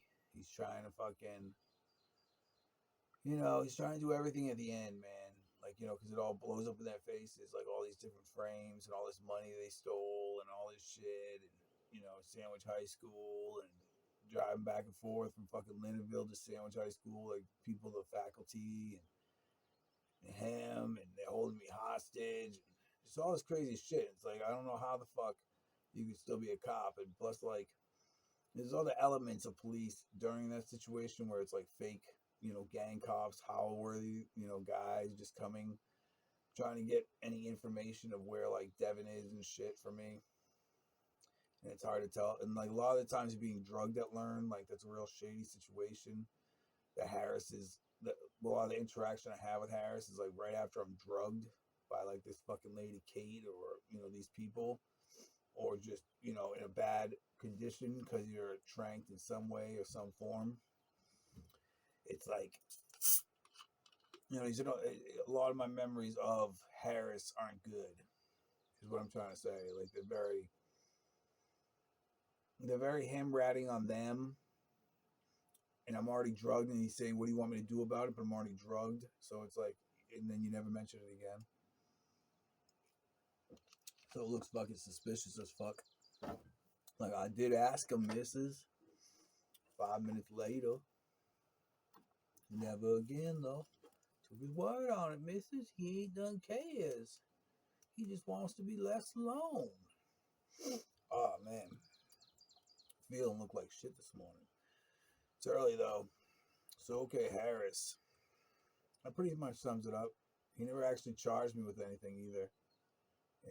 Maybe a ticket for smoking during during the early days of Learn in the park. Might have got a ticket for underage smoking or something. So okay, this is probably gonna be like a real shitty shoot too. But I'm not trying to do a fucking fashion show, win a modeling contest here, right? Just trying to get the stories out. So in St. Johnsbury, Vermont, the town, right? The first time I had to do anything in the town, it's because I live in the town. And Lady Kate wants money on top of the money she's stealing. Like she's already stealing money from Sandwich High School, right? Like they're giving her money to do shit with, and she's just gonna steal it and spend it all on a house or something ridiculous, and then just run a broke school out of an apartment. But so she brings me to the town meeting in St. Johnsbury to like rip them off for like probably a 50K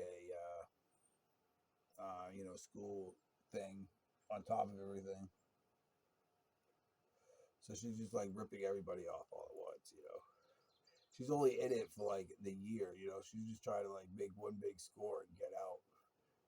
This lady has no intention of like being in a school like principal position for more than a few years. She's trying to just rip off the education system and like live quietly or something. And that's very obvious too. And even a friend like Ed says that. Like, obviously she's in love with Timmy. Obviously she's stealing all this like money and funding and stuff and misusing funds, and Keith's just a pedo, and he literally just ran in and jerked off on a student to join the Illuminati gang. Like I might be drugged, but they keep drugging me and asking me if they can join the Illuminati, like like Stan. That same way, like I'm not sure how I'm drugged in this situation, but they're trying to convince me that there's like a scene. There's a scene in like the thing they're doing for Illuminati where I like fuck this girl Chrissy or bust a nut in school. She's like a retard from the Lindenville school. So instead, they both just go in and like jerk off on her and yell "Coco" at her because like it's like something else they read inside the fucking thing. And the whole purpose is they want to join the Illuminati or whatever gang I'm in that Tim told them that he was in that he's not in. So there was a lot of things wrong with Learn, and you could tell it was only like a 1 year thing. Like this lady is literally trying to just rob the first person she can and get out quick. So there's a bunch of shit within their town and their cop and all this shit. By the time I'm not even in school, like my little brother might be in their local high school, like sped runoffs, not the academy. He's just at a sped tard school in town. He can't really hack it. He's trying to spit that Illum shit to Keith, who just got fired for the same thing or something. Ends up there at Learn, Lay's doing it again.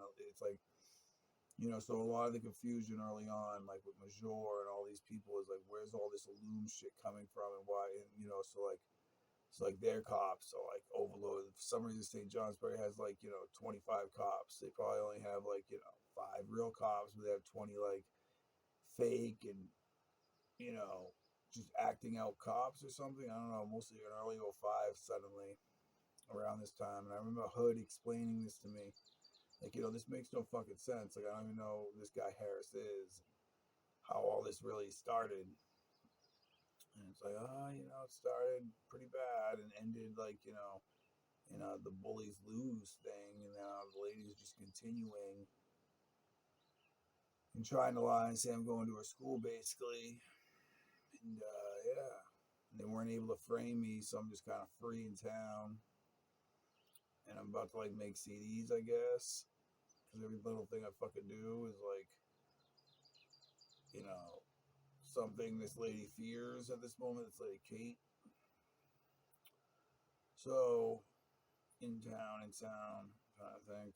What stuff? So Hood already, like right away when I'm in town, he's just an asshole with everybody. He just keeps giving me tickets as I'm riding my bike every night without a flashlight. Hood starts ticketing me like every fucking day, every fucking night, dude. He starts giving me $50 tickets so that I can't drive. And still to this day, I still have like tickets that don't make sense because Hood just kept giving me tickets for not having a flashlight on my fucking bike or something. Just night after night after night after night. It's like, it's like I'd rather you not give me retarded ass tickets. I'd rather you just arrest me for something, dude. Because it's like the tickets stay around forever because I'm never just going to fucking pay him for no reason because it's retarded. And it's like, but, but if you arrested me for something I'm doing that's pissing you off, maybe I could just, take a charge and not sit on my fucking, not sit on some fantasy bill that they want to like fucking send to me or something. So, from that stupid ass courthouse, which is, a whole nother thing, man. But, as far as like really bad shit in that town, that court's horrible too. Because, like I was saying, most of the town as a culture is built on, say, you have dormies from out of the country at St. Johnsbury Academy, right? And this could be 30, 50 years ago. Starting off, you have one or two dorm students who don't want to go back to Russia or Japan or wherever they're from, and they want to stay in St. Johnsbury, dude.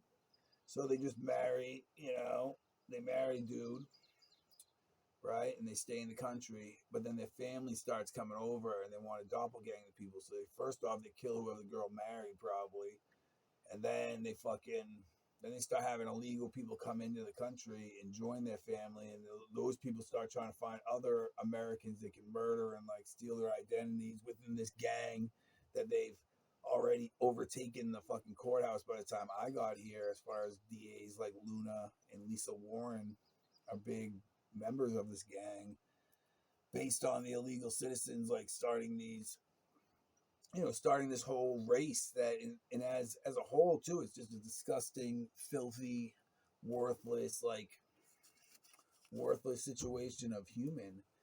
There's no culture to it. It's just all based on who can rape the next student, who, like, whatever rag dolls we can get from that academy to pass around our gang, and whatever we can do in town to maneuver ourselves as the next people to get a rag doll from the academy is pretty much what the culture is based on, and there's nothing else, And it's a real shitty community, as far as town and people, and real shitty. And then, but within that court, as I was explaining, you have people like Lisa Warren and that guy Luna, letting these same illegals get off and doppelgang, and they're providing bad docs and giving them bad advice on how to, murder and steal insurance money and who to talk to, who not to talk to, and what to do. Start putting babies in every white girl you see. Corey Bajor, if you snuck into the country to join your family or join a family that was built that way, just start getting every white girl pregnant, dude. Like, just add on to the mess. Just hurry up, everybody. It's because it's horrible, right? So they just, I see what they're doing. Even when you talk about pit children, when we theorize about John Todd having huge giant Afghan style pits in the fucking ground, raising pit children who don't see the light of day till they're at least 2, and they're evil when they get the fuck out of the pit, and they're only 2 years old, and then they're brainwashed for to do a series. Not they're brainwashed to think a series of shit and just react to different things, and I don't know. But they're all like kids but that's how they raise them in Afghanistan and Iraq too. Sometimes, like the poorer families, that's how they have begun, in pits or in caves that way, and they don't let the kids come outside until they're 2 years old, or but no younger than 2, and it creates like a real evil person within that, whoever the fuck that person is. For example, like a Brett Raoul was born in a cave or some crazy shit, and that's where that real separation between you're not even human like, you're some kind of like you lack 5 of the 7 main emotions or something, dude. It's really hard to get along or want to get to know people like you, because right away, there's some real serious issues. And in the wake of me, like, explaining or finally, like, just saying something truthful to you, you'll get violent or commit worse crimes than I accuse you of. That's how insane some of these fucking people are, dude. That were born that way around here. And in the recent, like, 20, 30 years. And then they try to join their families out there in St. Johnsbury, and they hate them. Well, they're not going to, but not hate them, but, you're a fucking pit kid and you're out of your mind, dude. And it's hard to tell you doppelgang somebody and steal their seat at school.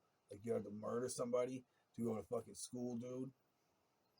I get it. That's horrifying, but it's like, I don't know what to say as far as, that's still illegal to do that to people. And I've had it tried to be done to me, and they're probably still doing it to me to a degree there. Many, many times by those same kinds of people. Just people there joining their families, either from another country or from the pits. Those two situations is what creates St. Johnsbury as a town.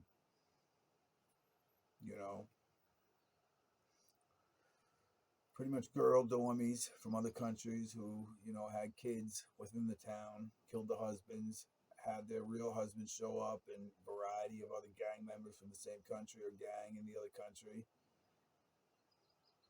And, have them slowly coming in doppelgang Americans or frame Americans to take over their lives, or, kids that were born in pits and caves by John Todd's whole thing up here till 204, Then you have kids like Raoul or the Grands, or a variety of majors who all claim to be tied to some pit family, but a lot of them came in illegally.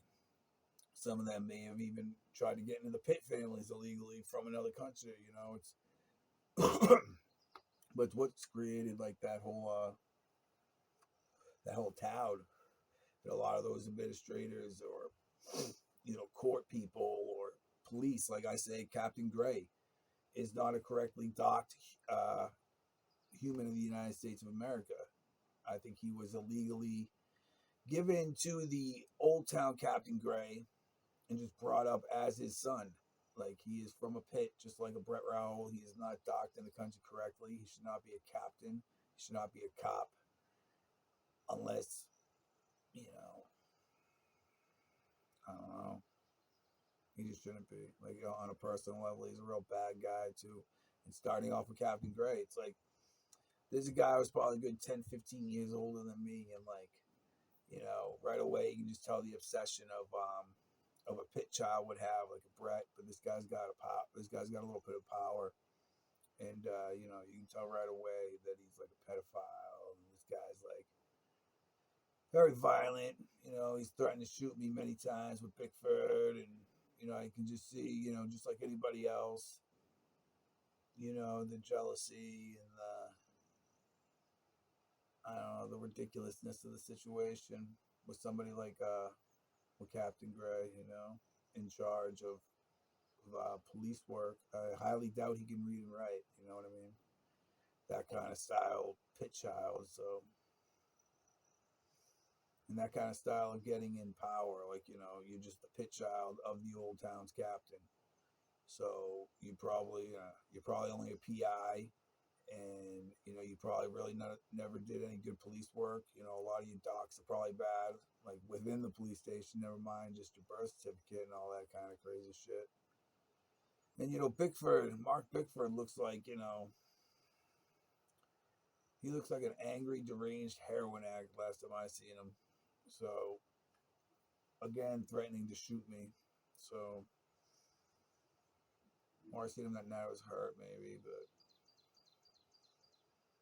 in a normal situation, he had threatened to shoot me before that, which actually was one of the main reasons, like, I left town, because, like, well, if you threaten to shoot me, and I'm just sitting here on a bench, and you're going to threaten to shoot me, dude, just because you feel uncomfortable because of all the bad things you've done, and I'm watching you, so you can't, like, straight up pedo the kids, like, in front of everyone, and, you can't start, swaying your power, just being shady, being a big bully, dude. Just like when you push that lady up the stairs, and then you say, like, I know there's a different Mrs.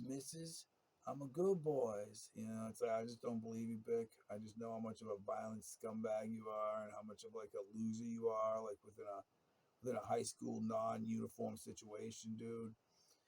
And just like how bad you should not be a police officer. How bad you should probably just be working, just like everybody else that's as deranged and fucking, obsessed as you are of a human, delusional, Bickford. Just like Clay, that guy wouldn't pass a physical if like his life depended on it. That's a fat piece of shit who shouldn't be a cop. He's a crooked piece of shit.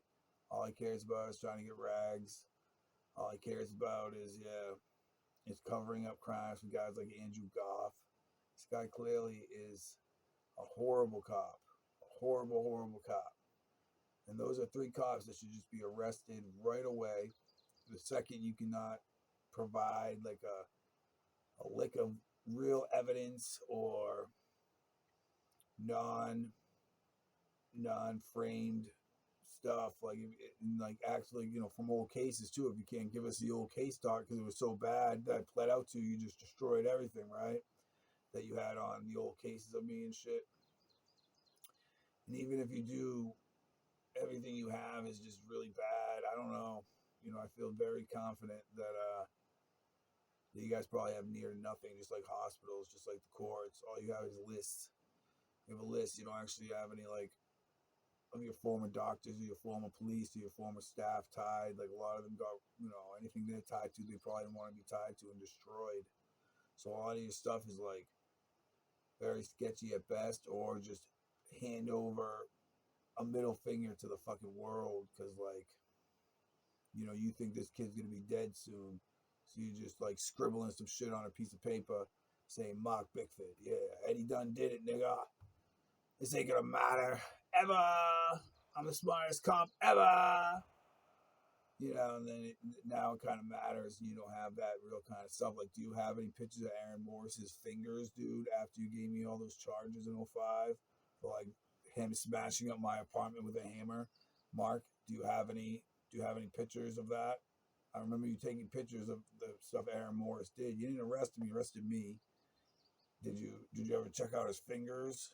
Aaron Morris's fingers? His fingers can't be like looking normal, dude. It has to be like Mike Dowling. This nigga's got to have no fingers, or like fingers all twisted around or some shit, man. So it's like, simple things you can point out that Mark Bickford did just by looking at the list of cases I had in that town. And you look at the people they're obsessed with, it's the same people around my age, they're instantly obsessed with from the academy or younger, probably still to this day. They probably still go chasing, around, rags and stuff and trying to convince Lisa Warren to convict bad cases. And, they're probably going around, just doing the same old shit, trying to get rags from the sped alum or whatever they do, trying to get on Loom Tube, trying to do everything they can to avoid stuff like this being said, or, you know, or I don't know, man. Like you think I'm just like full of myself and stuff, but it's like when you realize stuff like that, when the stories start adding up, when like, when a cop started a fucking police station in Lindenville because of you, like for real. It's like, yeah, pretty sure that's what happened. And it's like, so obviously, St. John's where he cops would instantly be obsessed, stay obsessed. It's like Mark Bickford and Gray are still cops. They're that stupid that they wouldn't actually like stop being cops there and just hope for the best someplace else, doing something else, do security somewhere, as Mark Dickford, or maybe flip patties as bitch ass nigga Gray. I don't know, or what could Clay do? Maybe maybe you should get one of those yellow road signs and just be like a flagger, dude. I don't know. Not cops. Not cops anymore would be nice. I mean, Hood was a big piece of shit too. And I just those guys stand out. I'm trying to think because Hood was a real big piece of shit, man. And you can tell something wasn't right about that guy as far as being like he's one of those other guys that don't look like they're actually from the country or something, or they're just not really white. They're some kind of like inbred Afghan white. And it's like, because Gray, I mean, you can tell like an Afghan, you can tell someone who's like related to like a Major. And right away, Gray stands out like, obviously you're a pit kid, dude. I can tell a mile away, dude. He was some like short pit kid, huh? So, the courts are bad. I'm sure they don't have any documents on me from any of the bad cases I was just forced to plea out on with bad evidence and stuff. And, Lisa Warren's gang is only dead set on getting her body count of St. Johnsbury Academy Russian students up for her so they can keep more of their illegals out. And she's a judge, so that's pretty crazy. Luna was always a weird dude, trying to help the same type of shit, trying to help illegals and stuff. And then Stephen Gattapi, huh? I mean, Stephen Gattapi's a horrible guy. I can tell you all day that is one of the worst people I've ever met in my entire life, and he is a sheriff for that courthouse. And I mean, he's the same way. He's probably just waiting in line to get rag dolls from the academy or go the next length where he'd actually frame somebody just to get a young girl in a situation that he can rape or ragdoll and pass off to his son and live out some kind of warped reality for a while the person is confused.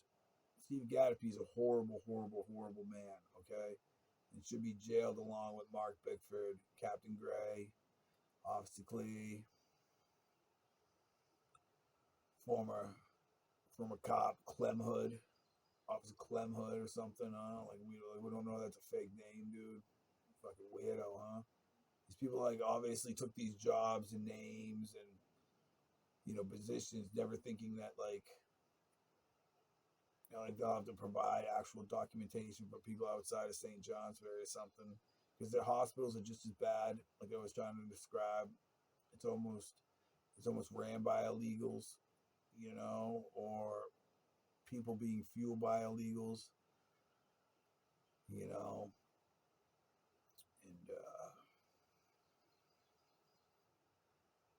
so some of the stuff is just like illegal immigrants, like literally investing in their hospitals just so that they can work there illegally and like have some of their family come in and out of there and work illegally because they have so much money in another country and they have degrees. They want to work in America, so they invest all this money in stupid ass things like hospitals so they can join them. as like, the fancy doctor who owns it or invested in your hospital, and you have to be nice to. So that, so things like that. But on the lower scale, when they're just stealing medication from you, or when they're just stealing vaccines and stuff just to give to illegals or illegal staff, or illegal just friends of the staff or families of the staff. It's all very insane, and it's all very, very scary, because it's like, once you explain how it's fueled as far as like out of country dormies, and then you only need 5 dormies a year to fuel a town's whole population like that. If it's been over 100 years of that style of population fuel, when you're adding illegal, when you're not illegal, but when you're doing a very, a very close, arranged marriage, we'll say, or something, and then, then suddenly her family influxes in, I mean, that's, do 3 or 5 of those a year, the whole town's still fueling in and out of the same kind of bullshit. Her family's coming in and out and trying to do the same thing. The people left over from the last fucking group that's been doing, it's a horrifying thing to think about. What I was really stuck in the middle of for a long, long time in that town, just a bunch of illegal citizens like trying to steal my identity, my music, like everything, you name it, dude, in every kind of area. And like I was saying, the education department, I don't know much about the academy. Like, I just know that GED school lady that was a sped teacher from the academy, similar to a Sandwich High School's Height, was much like Height had a hand in Learn, So this lady from the academy has a hand in adult ed. Feel me? So yeah, I mean, it just felt all, looking back, it's just, bunch of illegal sand people or something.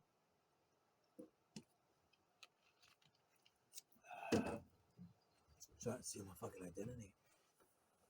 Crazy shit like that. He's only talking about cops in town and stuff.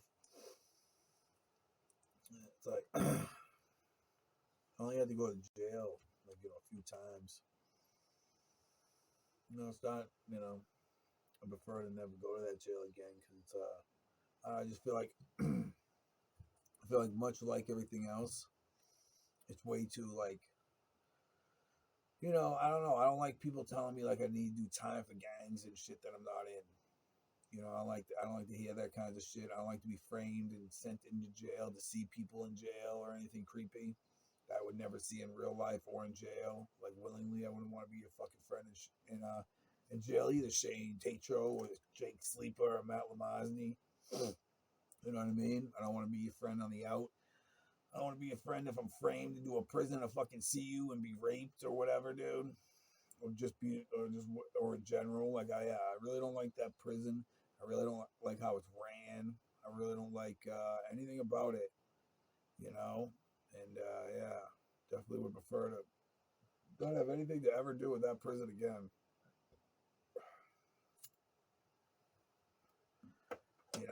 Most of you not really commit crimes, and they just like, they want to do something gay like that. And that never works out good. And I don't see how like a Shane Tatro or Jake Sleeper or Matt Lamosny or anybody in a fucking town jail could be that important that everybody in a jail is okay with them framing someone just to bring them in to talk to somebody. Like, I don't know. Or bring them in to frame them to have murder in your fucking jail. I don't know. I never had a good experience there.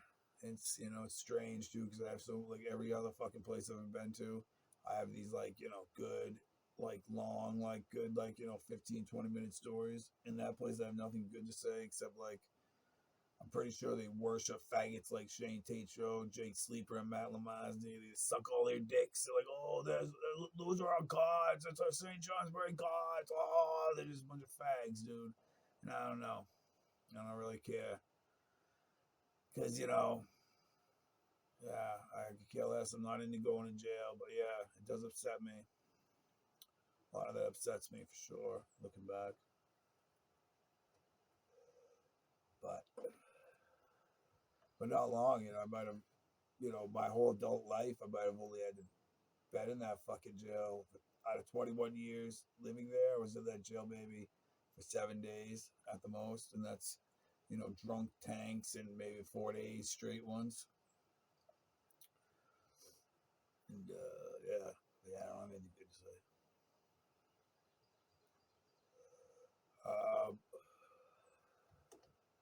Trying to think what else, but I don't really think I'm hitting too many good high notes today either.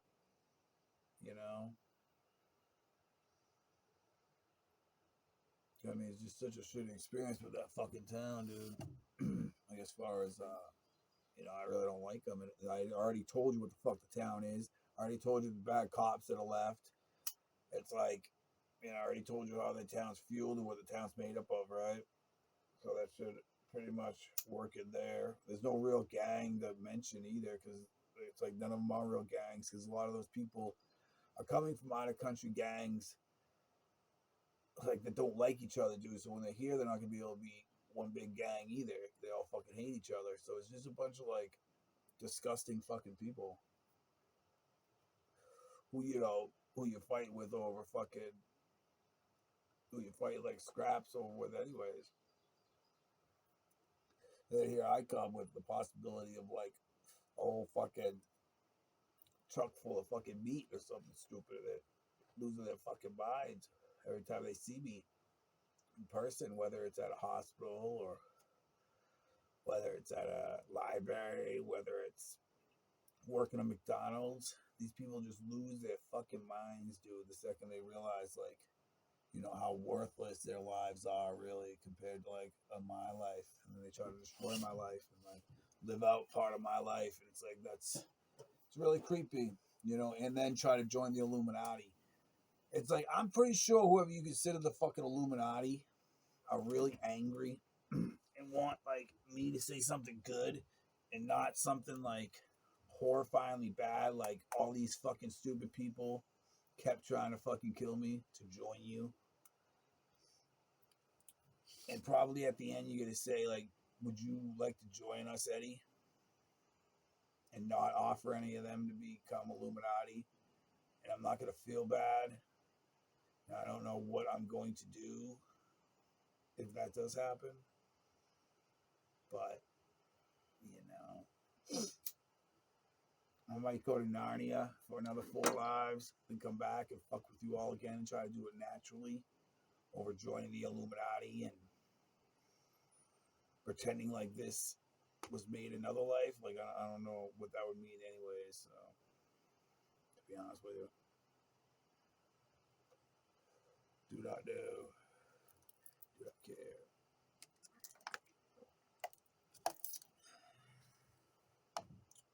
St. Johnsbury, huh?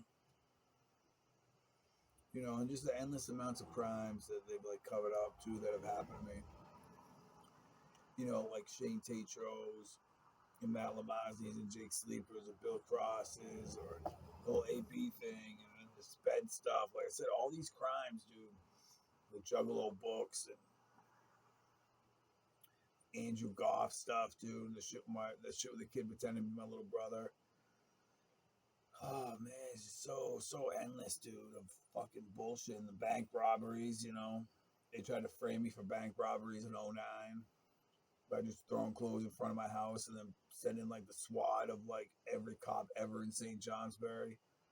And, like, I'm not there. I'm in rehab in Cape Cod playing volleyball. And they're, like, fucking trying to SWAT my house, trying to say, I just robbed a bank 500 miles away. So, I don't know. St. Johnsbury cops are very fucking retarded. And I'm just, like, sitting here trying to think. There's nothing really good to say. Besides, yeah. I never made friends with any of them. I tried a few times. I don't have one good thing to say now. They're all just fucking scumbags. And just a lot of it, too, like, it's like they gotta be fake, right? Like, they gotta be fake or easy to fire, like Garris, or like just like Har. Har is pretty easy to get rid of. He obviously isn't named Adrian Har. That's probably Chad Bennett, for Christ's sakes, Just like a lot of you just have fake cops show up in uniform when you only have like 5 on the payroll. Like, what is that? What is that, dude? You know, I don't think that's allowed to impersonate officers, man. Even if they're just dressed in uniform to get out of school, it's like you shouldn't be impersonating officers, okay? Because that's what it turns into. If you let your maniac buddy dress up in a fucking uniform and his name Howell just to get out of school as a cop real quick, next thing you know, the guy's gonna think he's a cop and keep wearing the fucking outfit, dude. So he's gonna try arresting people and shit. Might even get a job because his buddy's a cop. You have no idea. And this guy's not a fucking cop. He's getting paid to work the desk. He's acting out as a cop while the cop's like, take a day off. It's really creepy.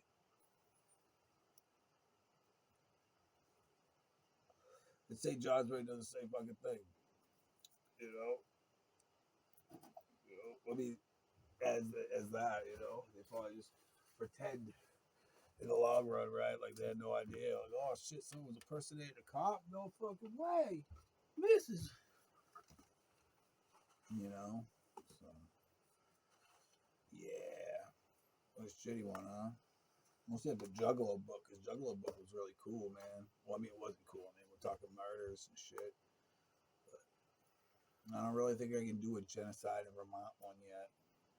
I'm still trying to figure out, like, there's no fucking way Jess Newby killed little David from Woonsocket, dude. And fucking Blake Reardon from Sandwich all at once and is still out there alive and shit. But, like, and all that shit, because that's just more court shit too. Like, did Lisa Warren really run a loon court, dude, in a real courthouse with somebody like me who's not even in her gang? Like, what the fuck is your problem? Like, why would I know this shit and remember this shit, dude? It's like, wow, you gotta be a real stupid ass rag to pull that kind of shit. Have that in my memory. You sentencing Jessica Newby to being a rag for the rest of her life, like a bottom rung rag. Like, okay. She's guilty of genocide, though, in a way.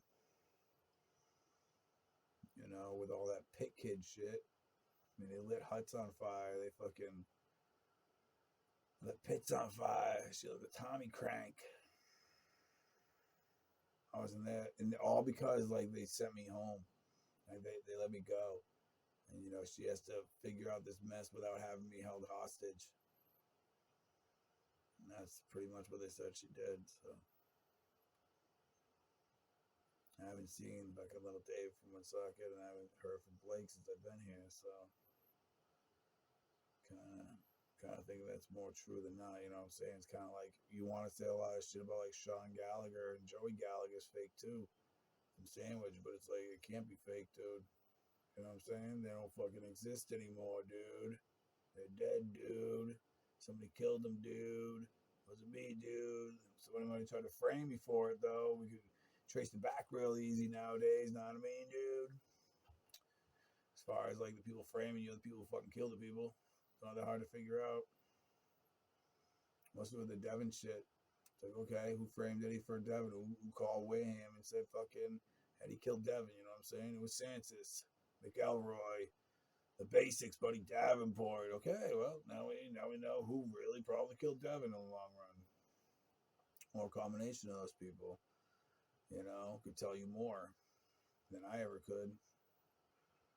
Much like I'll be here with the Juggalo book stuff. It's like, well, you might be saying it's not a murder with the Amanda Dick stuff, but I can tell you right now, it was probably set up to look like a murder at first and pinned on me. And now there's just tons of evidence pretty much saying whoever the fuck said that is probably way more guilty or could provide better evidence than I ever could about it. Same with the pit stuff. Corey Major did way more shit than I went to the store, dude, and genocide happened. I'm Corey Major, way more than that, man. So, it's just so simple nowadays to go right to the fucking people who tried to frame me and just arrest them and have them, reiterate those same fucking stories with, the reality of an updated today, that it didn't work, and now you gotta Now you gotta literally like fuck yourself over and like snitch and tell the truth and probably do fucking life. Ha ha. Or not. I don't know. Maybe you got a better version. You can snitch on the real person who fucking did it. You know what I mean? It doesn't have to be that way, but you might make it that way. You'll end up fucking one or the other. You're not gonna get like you're not gonna get some bullshit you tried 10 years over on me. Like I'll tell you that much. That's not gonna work. Oh, just all that. It's just so fucking creepy. Like the bank robberies. I bet you get arrested for the bank robberies now, dude, because you got a folder of like bad paperwork. But I was still at rehab. During that series of events, I was still playing volleyball. I still had to meet fucking Jason. What's his name? Jason Tenney from Sandwich High School, who lit those fucking fires and tried to frame me. I'm down there literally working out a bunch of situations where I've been framed a fuckload, dude. And they're framing me for bank robbery. Like here I am on Cape Cod, right? My name's been filled with bullshit since '03. And they're just trying to figure it all out really at once. And right in the midst of it, you guys are fucking trying to frame me for bank robbery, dude. And this is before Bill died, so instantly I think Bill. But they're trying to frame me with bank robbery, so they put me in jail and have Tatro shank me and rape me to death or something. Bill was saying is their ultimate plan. I seen Bill later on, like maybe a couple months later when I come back from Cape Cod. I see Bill and he kind of snitches on everybody too, a little bit, or enough that it never leaves my fucking mind. As far as those bank robberies they tried to pin on me, and yeah, and the one time I did ask or mention it was 2012, and Bickford threatened to shoot me. So what about those bank robberies? And he's trying to pull his gun, and like it's crazy. I mean, Bickford's definitely tried pulling his gun on me. Cleary's definitely pulled guns on me, and Grace threatened a lot of times to pull guns on me. So they are not good cops. They are psychopaths. They'd rather murder than have some of this said openly.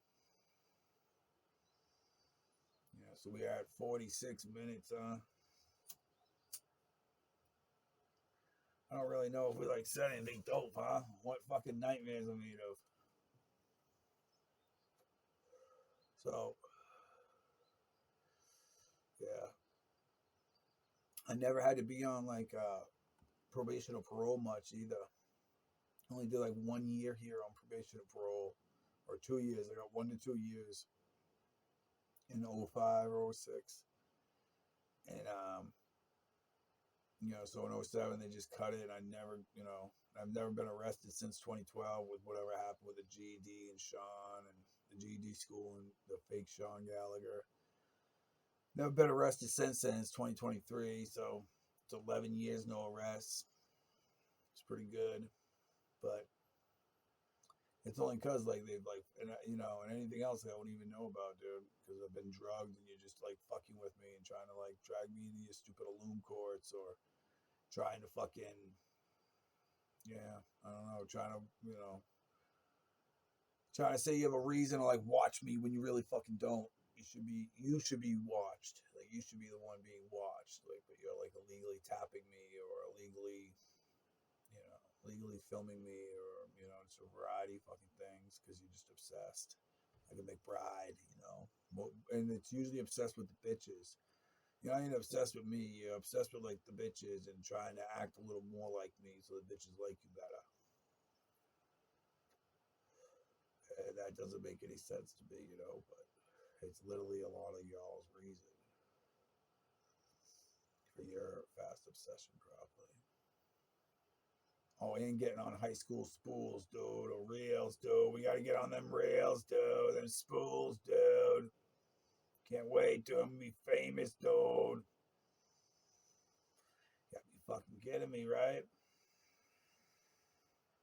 I don't even think of this shit till the end, and I just get so fucking angry that that's what they're usually striving for to get on these stupid high school reels or spools or cameras that they're being promised that are gonna be added to the fucking things, and endless amount of like who gives a fuck about that. But I see your point nowadays. But it's like I'd probably watch some of it. I'd watch anybody's shit, I guess, because it's like I don't really watch movies and TV today. But if you just put up 1,000 fucking like regional high school fucking like classes spools, I'd probably watch them all, dude. Or try to like get a vibe for some of them, and I don't know. They'd be interesting to check out over like content that you're given nowadays. Because it's like, why not just give people Illuminati content? Why not just admit it and just give everybody everything to see,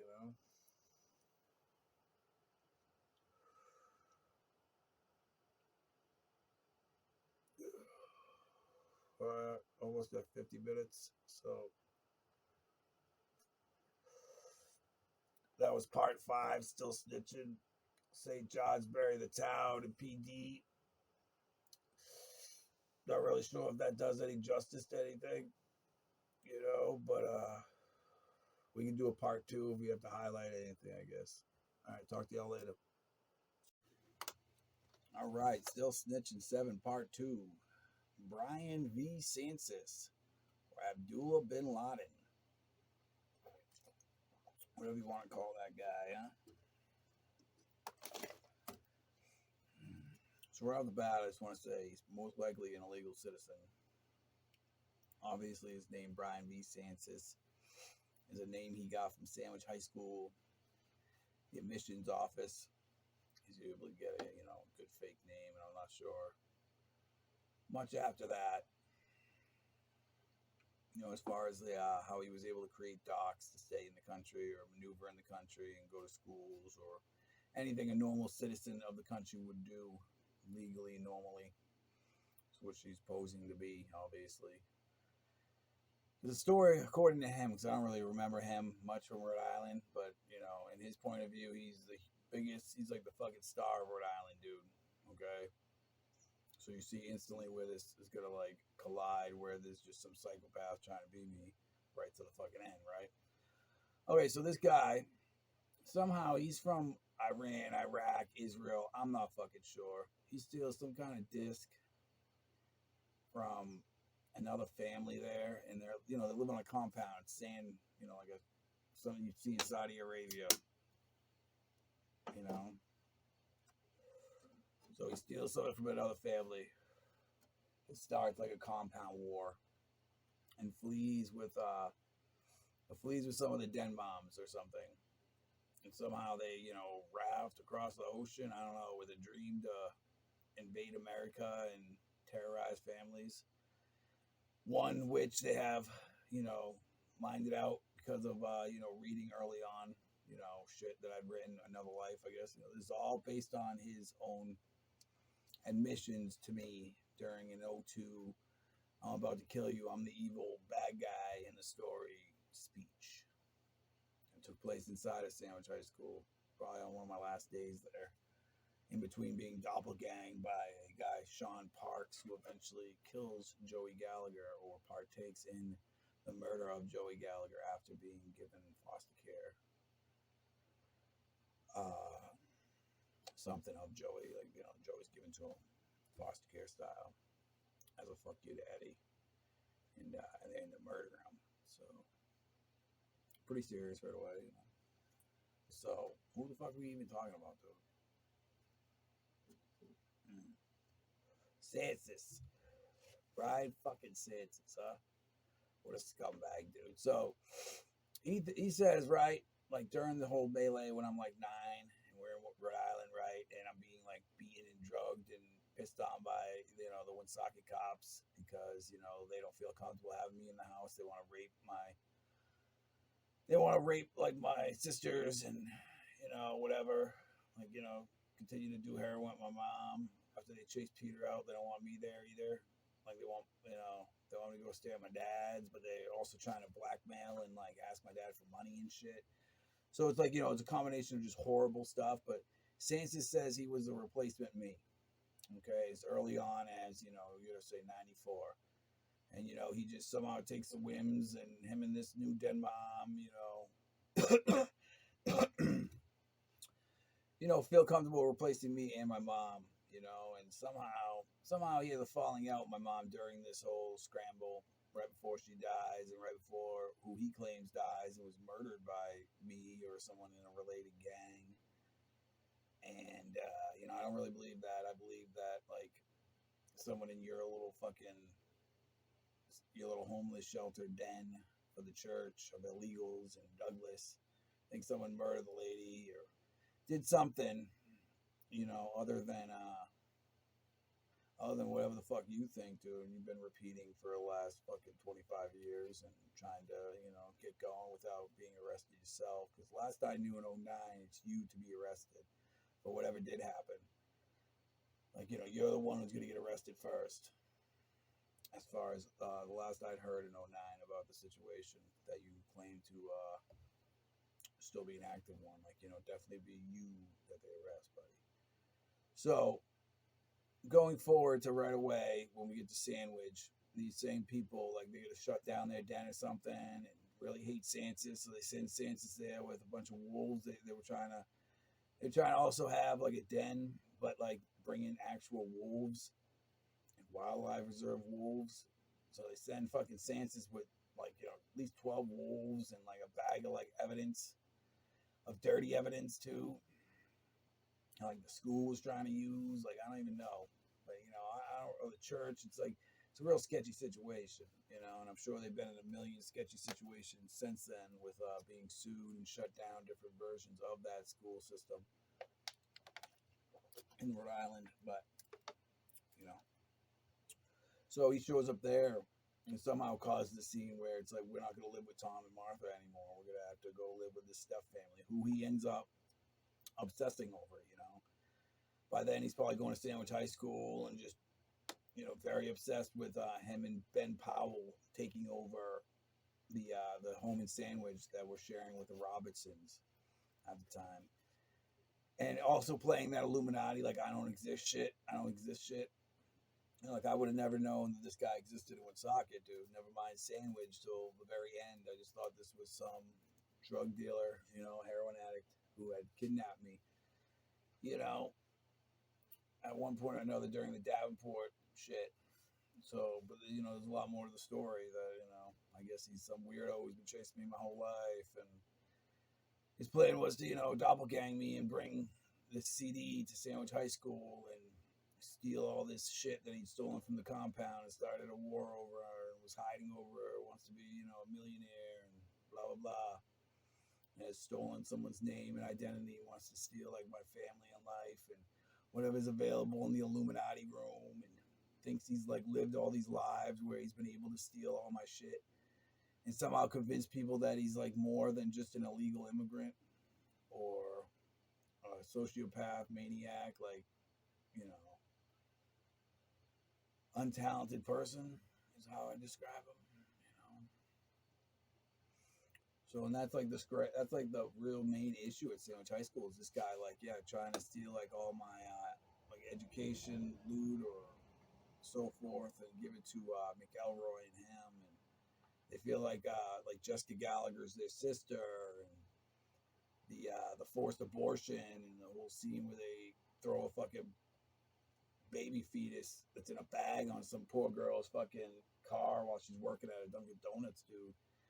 Thinking, like, I am the best, like, they're gonna end the world now, my name's Sansa, stay blue, dude, and just get suckers, and, it's just like, wow, like, you're horrible human beings, but they're not gonna end the world because of it. It's like, these might be the days where you see, like, some side effects from all that bullshit, hopefully, when they start playing those things or asking different things, and guys like you will try to get one more taste of some life they stole from somebody else, and you're making it, like, real obvious now when it's, like, so far along in this Illuminati thing you claim it to be,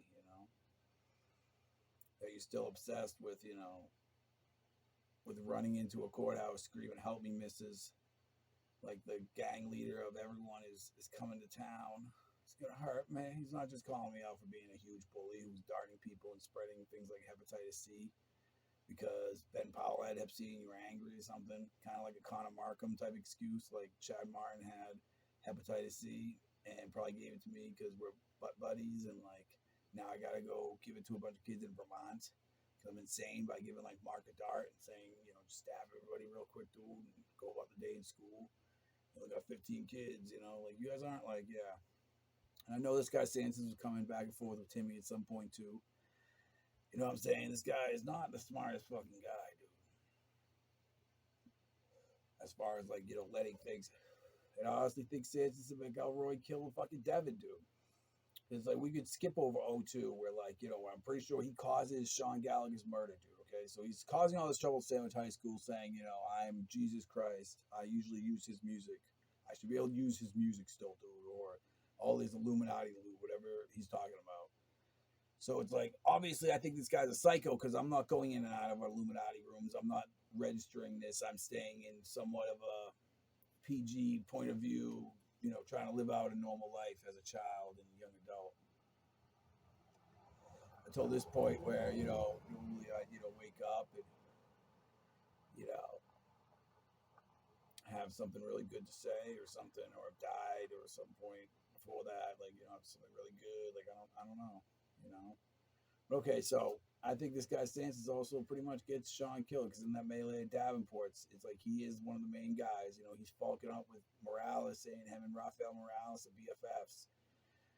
Like, we go into life in prison together, man. Me and Rafael, like this dude. This is Brian Sanchez when they're doing like the home invasions and stuff at Ryan's before my brother gets murdered. I got the house in a similar home invasion with him and Morales, so which Newell ends up shooting, Sean Gallagher. So, then around this time is when Joey gets murdered too. And a big part of it's just because Jessica's saying, kill my brothers.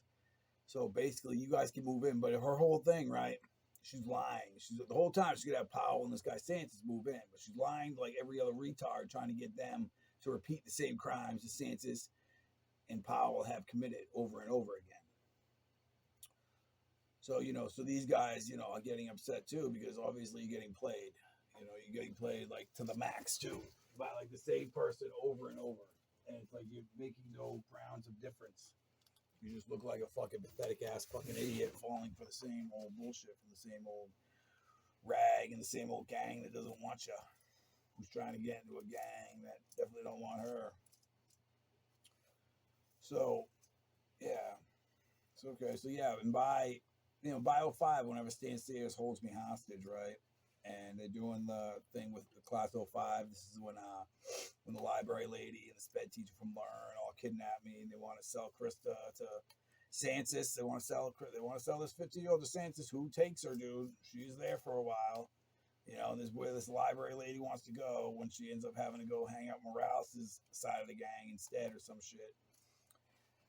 And whatever happens to her. But it's like, you have me hostage and kidnapped.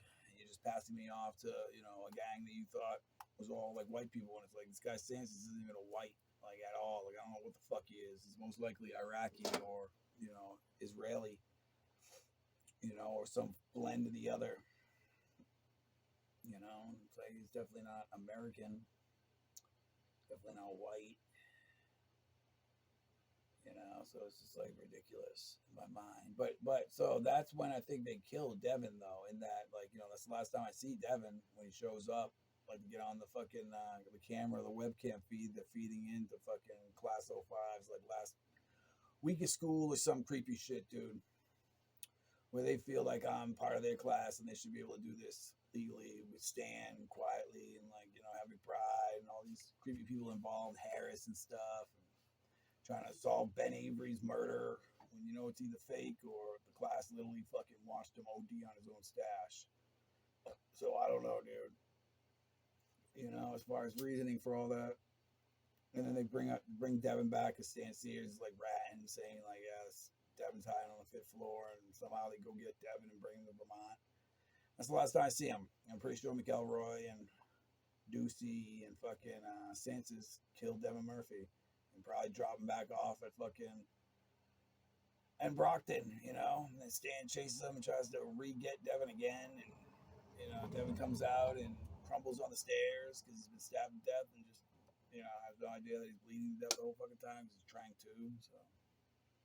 Sad story, but I'm pretty sure that's how Devin Murphy dies. If he actually died, that's how he died. Like those three people probably killed him.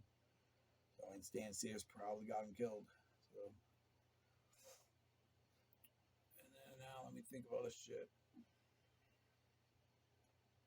This weirdo, like I said, I'm pretty sure he started coming up, with Timmy and shit in 04. That's how they're like, I don't know. That might not be true. It might have just been Wardley, but I don't know. That was definitely him in 05. He's definitely wearing the ski mask, holding the knife to me and shit. Say, forgive me, Sandwich High School. My name's Brian Sanchez. I strum the guitar.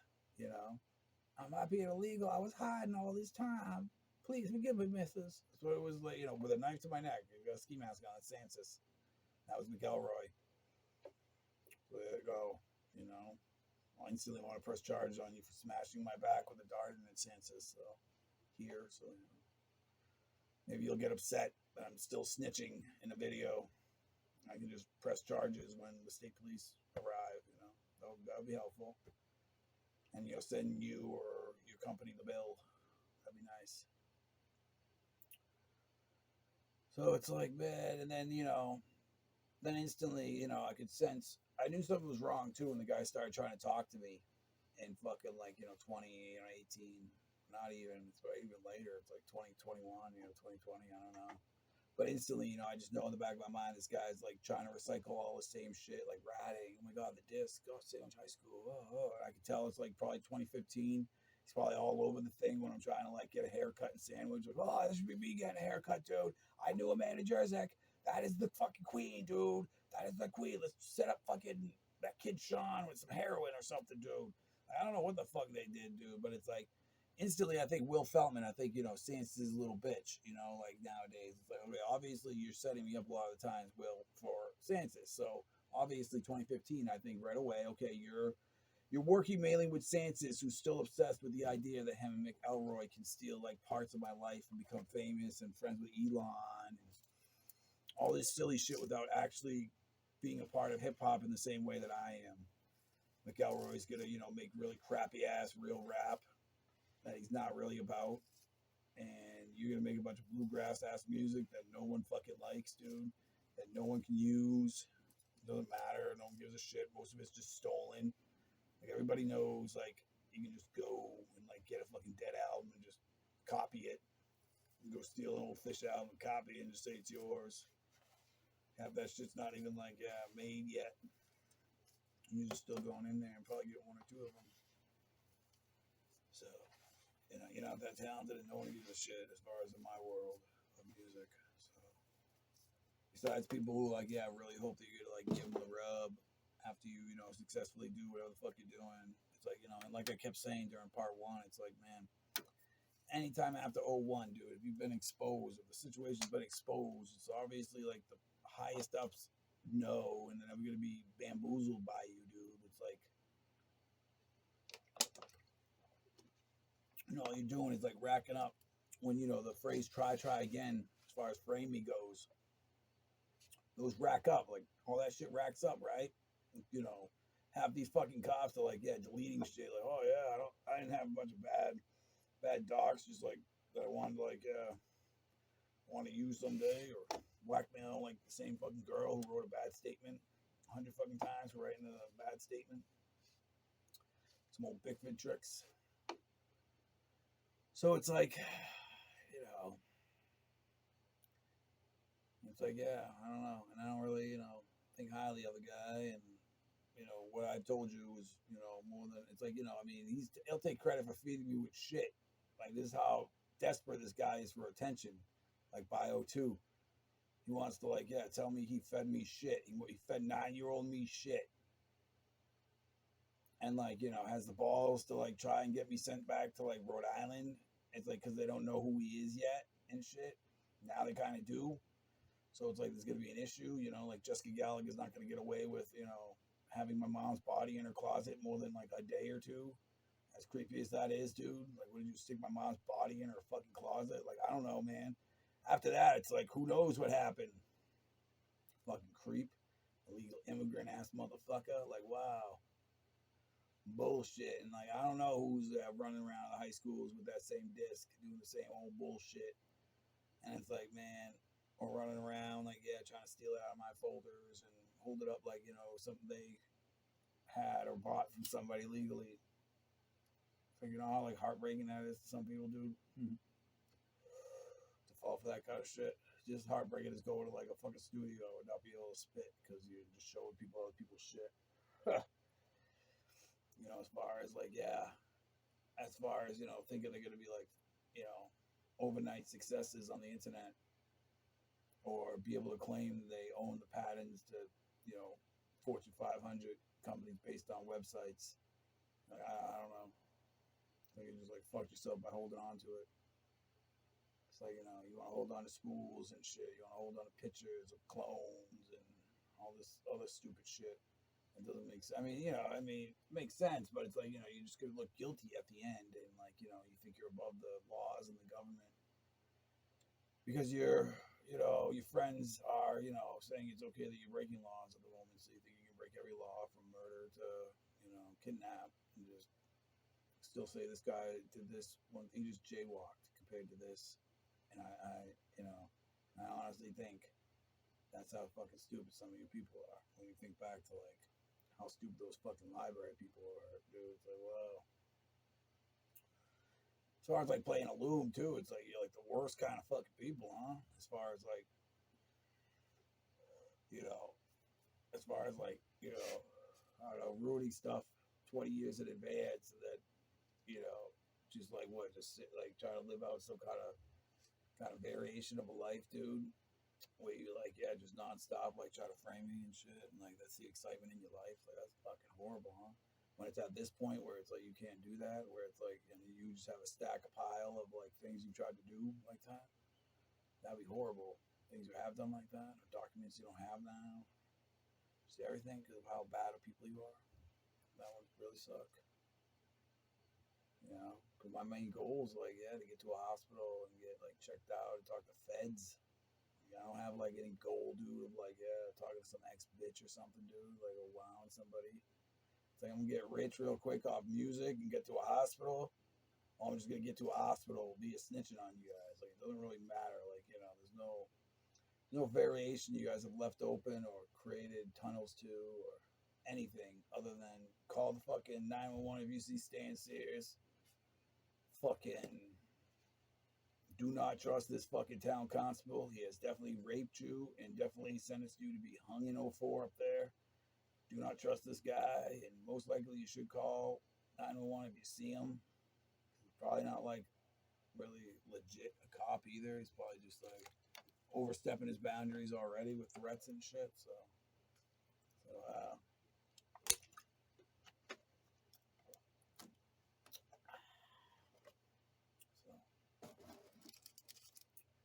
you know, you say one thing and the next, but it's like, man, if you tranquilize somebody, you trying to talk to Illuminati inside of them, that's your own fucking fault, dude. What do you think the whole purpose is? Like you said, you could be losing your fucking mind right now. If, like it's all of a sudden reversed. Like I said, if I was the unknowing, and now all of a sudden you're unknowing. Every time I like fuck with you, or every time all of a sudden you got to answer some crime you just did like a year ago or something. You have no idea what the fuck they're talking about. Like, you know, that's how your life's gonna be now. And it's like, wow, I'm just feeling that like forever with all these allegations and things you've done or people have done. You know, it's just entering a life of what I was going through. Like, it's what I'm doing right now to you and those people in many ways with these kinds of videos. I'm just, yeah. You know, but I don't really believe that. I believe you knew this the whole time. You still knew this. You just thought you were smarter or something. Or you thought you sucked like the right dick. Or that you were going to be able to suck dick. And it's like, I don't know. It's not going to work out the way you guys think. It's going to be, you know, a little more legit, hopefully. You know, no tranks. No one's going to get tranked in drugs, so you can, yeah, talk all that shit and not regret it right away. You know? Like, it's so funny. But yeah, I do not regret any fucking thing I said either, all right? It's like all of it's pretty much true. So, and if anything, I'm just leaving out parts that I don't remember because I was tranked during big portions of these stories. So I don't know what to say besides, you know, the proof is on a lot of those spools. you know, as far as high school reels and shit, and just the obsession of these people still to this day. You know, you get to see these same people running in and out of Sandwich High School and the St. John's River Academy minute for minute now, till the day you say they can't. They could be running in and out of there like fucking insane people, dude. So it's like, wow. I'm rambling now. It's like, it's like, I wish we could talk about anything else right now. It's like, wow, it just makes me real angry, you know? I mean, that whole topic. Like how bad that all was. Fagalo book or whatever the fuck it was. It's so weird too. It was so like far from like a juggalo, dude. I just like, yeah. And I just know I stood up for people like that growing up. And it's like that's like one of my biggest regrets too, like sticking up for juggalos and goths and stuff. It's like, I was wrong. Most likely they all are, you know, thinking of murdering you or blowing up the school. So you should, you know, definitely try to make them leave the school, you know, like right away if that's the lifestyle they choose. Like, you know, like to display juggalo or goth or whatever the fuck it is. Like, I don't know. I just wish I had stood up for those kind of kids, to be honest with you. Because they deserve it, basically, is what I'm going to say. And chances are you're going to do that kind of shit. So. Look at Corey Gadabay, look at Johnny Bellavere, look at Corey Bajor, look at fucking, these are all like kids like I never defend up here, but it's like, you know, these are kids I might have mistaken and accidentally defended, like the same quality of person growing up as a kid, you know, just because they were, you know, into that kind of music, or I felt bad because I, you know, I knew a little bit about it, and it was, you know, but yeah, no, people are pretty much right. You should definitely frown upon that kind of behavior, whatever.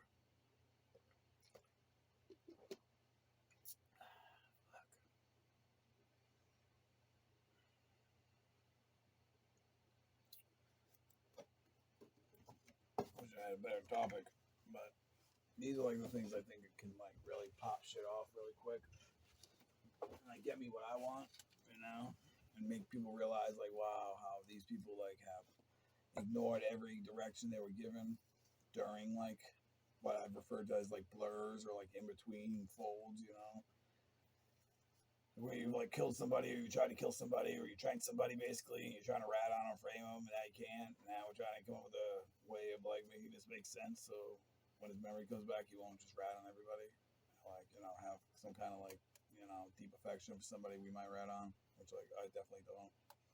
So I hope you all the best and hope you all can rat your way free too. But I highly fucking doubt it. Because right away, half you niggas is gonna get fucking like perjury, and half you niggas gonna get like conspiracy to murder and shit. So I highly fucking doubt it. But you know, I'm not wishing you good luck either. Love does not win. I do not wish any of you niggas good luck. I hope you suffer like I have. You know, all at once too. I hope it just all crashes like on you. You somehow avoided that kind of shit. But it caused it. I hope it all reverses and just fucking crashes on you. Like, you know, like worst nightmare coming shit. Worst nightmare coming right up, motherfuckers. You know, crank the elevator. I'm going down here. Yeah.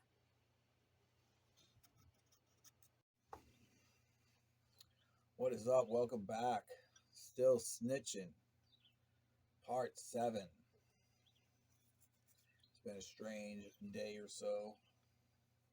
Had my Twitter froze. I'm talking that shit. But talking that shit, most of it's truthful. So I guess we'll focus, I don't know, today just on random Illuminati stuff. I want to point out a lot of botched endings and botched like things that people have like ruined. I just want to point out that like, you know, I like huge fuck yous to like what you're trying to join. Okay. Like with Stan Sears, like when I make the jokes about these are the days you're supposed to be like admitting that you're Stan Sears and not Sean Gallagher, and like whatever involvement you had in his murder or didn't have in his murder or cover up of his murder. And you're supposed to try to convince us, like, me and my actual sisters, that that we like you as much as we would have appreciated Sean being alive nowadays. So it's like, you've like done everything to make sure that that isn't even close to being possible as far as like a thing to lead into. Like if I seen Stan Sears right now and he was pretending to be Sean Gallagher, I'd dial 911. That is a doppelganger who's tried to murder me multiple times and frame me multiple times in multiple states. That is not a sweet pot dealing dog owner. Okay, that is a fucking maniac doppelganging somebody for 20 years now. Or like when I was talking about Marissa, we're like, going through this series of 65 days making the Donna Project, A lot of this information is fresh stuff that we put out there on Twitter while making the Donna Project album, CD, mixtape, whatever you want to call it. It's part 2. It's the Donna Project 2. Already pretty much done. It's a couple days shy of May 30th. But when I was going back, right, when my Twitter account froze, I went to look back, what other Twitter accounts do I have? And I had the We Need to Whisper one from the same, month that I started Good Coffee Club. And it's like fucking one that was gonna like, I don't know, for like a hot second, I was like, oh, maybe I'll, try to put on a show, and the show's wowing Marissa. But it's like, so, you like I do those 2 songs, Placebo and fucking Yeah, I Do Grin, which like reminds me of the strangest moments too, dude. When I first started dating her and I'm about to go to jail for the first time, like over like work crew, but she's like setting me up somehow in the big picture. Like I can't even go to jail. Like normally this bitch is already setting me up. And like my dad's like demanding that I go to jail too. And like on the other hand, she's also trying to set me up, like for the same reason she continues trying to set me up. She has like this cousin in jail who's a lifer, right? Or something or another. And possibly something to do with the academy. And this is the same guy who eventually holds me hostage. But like right away, even in the beginning, like that's like one of her main motives, I feel, when we're dating, to set me up for these guys like Lamazny, Sleeper, and Tatro. Like somehow try to like force me into their like town jail gang, dude. Like I don't know, so her cousin can like escape from the prison once in a while and like doppelgang people. Like I don't remember what the whole deal was with this fucking guy, but it's literally just someone like Adam Guerin level who probably pulled a dart like her out of a student's head in school and is in the town jail for life, like hiding or something, or doing like a role where he's a lifer, but he's just like a rat, whoever her cousin is or isn't. So, you know, what I remember, like right away, and like what I start remembering little fucking pieces of it is what I mean. With those 2 tracks last summer, I just fucking say fuck it right away. And it's like whenever I do talk to her, even if I do, it's gonna be like a huge fuck you. And it's like there's no way around it. Because it's like, because I talk about something in the song that reminds me.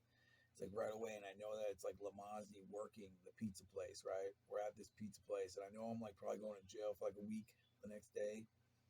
She thinks they're gonna like frame me, a million times probably, and I'll never get out, and her cousin will, she's already won or something. She'll never see me again, and like, but we're getting pizza at the town pizza, and I'm pretty sure Lamazny's working there, and like, laves me right then and there, drugs me, like, the Matt Lamazny guy, who is just a maniac, dude. I want to clear up any like, misconception that I'm this guy's friend or like this fucking guy. I don't like Ben Lamazny. I don't like Matt Lamazny. I never liked Ben Lamazny, and I never really liked Matt Lamazny after a certain point. Both dudes are like a good 10 years older than who I am, dude. And just like, Illuminati bullies, I assume, and working in and out of that same town prison. Moves and shit.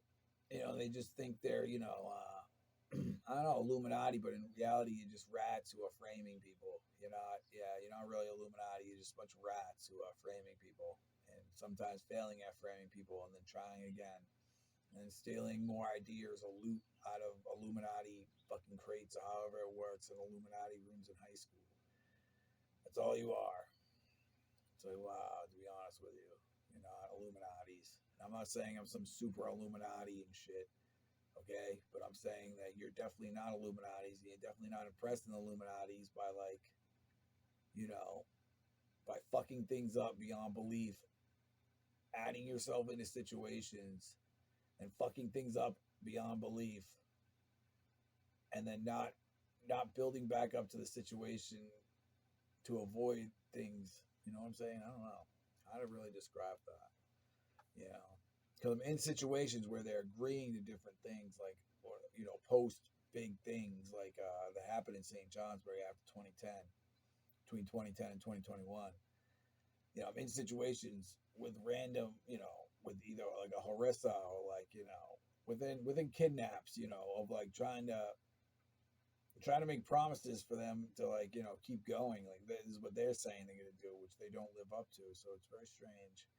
And a lot of it's me saying too, like, they have to like naturally make these decisions. Just like, I'm not naturally, here talking to you. Like, if I had the chance to naturally make the decision right now to go and talk to you, I wouldn't go talk to you. I'd do this or something. I wouldn't blackmail you either for sex or something or money. I'd just do this. Like, why wouldn't I do this? You've been ratting and lying the whole fucking time. Why wouldn't I just rat and tell the fucking truth or something? Like, I don't know. So here we are with a bunch of rats, a bunch of lying scumbag junkies or special needs students who think they're like Illuminati alum for St. Johnsbury, but in reality, they're just really horrible rats who, somehow, got close to different people within the justice system, as far as Gattapi being like a sheriff, and you got your Bickford, the bad cop, you got Gray, the cave kid turned fucking town captain who isn't a legit citizen or, sane. They're just both insane people, or more or less obsessed with working the fucking school's rags, dude. And like the school's cat, and like, the rags after they leave these schools. It's like, I don't even know, dude. It's just a real sketchy ass situation when I peer at it, when I'm not even explaining, when I'm just like, reiterating myself or re-repeating myself or reviewing things I've said this whole 65 days while making the Donna Project too. It's just a lot of it's, just sounds like fuck yous to people. Guys like Bickford and stuff, or Gray, like, as far as being horrible cops and sitting around just waiting for the inevitable, where they like, start going through your fucking cases and looking through all your shit, dude, and like, you guys can hardly read and fucking write. Yeah, that would totally suck, dude. I totally would have moved stations or something. Say with Jack Harris, like, you gotta be one of the dumbest motherfuckers ever. I don't know, Kate Campbell. Why'd you go start a school in St. Johnsbury, Kate? They call it Learn version 2 or something. Maybe Infantry High, huh? That would be hilarious. So it's like, it's just funny when I have to sit here and like talk that shit about Major. I can talk shit about Major all fucking day and like just repeat myself of things like things he did, and like why I'd be dissing the living shit out of him, and all this Juggalo book stupid ass shit, dude. Which I know is probably the easiest thing to like rip these people's lives apart, right? Some Juggalo book shit. I mean, it could possibly be just from like some other life, right? If we're playing Illuminati and we're talking, we're in a fucking school bus, maybe you're just in a womb room, dude. You remember last life shit, but it's like, okay, but there's certain things like, I don't have two little brothers alive, okay? I have two guys saying that they're my little brothers, but I know for a fact that they're not. You can't just, you just lie to someone and say they're little brother now, dude. Like, obviously, I know you're not my little brother, and you haven't put an effort to make me not want to fucking just like figure all that out, destroy your life, and like realize how much damage you've done to my life over that information. How bad I feel too. Like about like, yeah, being Joey's older brother, dude, and like having no idea.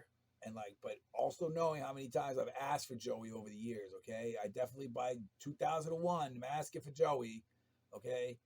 After 2010, I definitely mentioned like, oh, you know, it'd be a great deal, dude. Is if like we get Joey here, and I can like take care of him, and that would make sense because now I got income. Now, you know, now I'm taking care of Joey. I look like a good dude. I'm making music.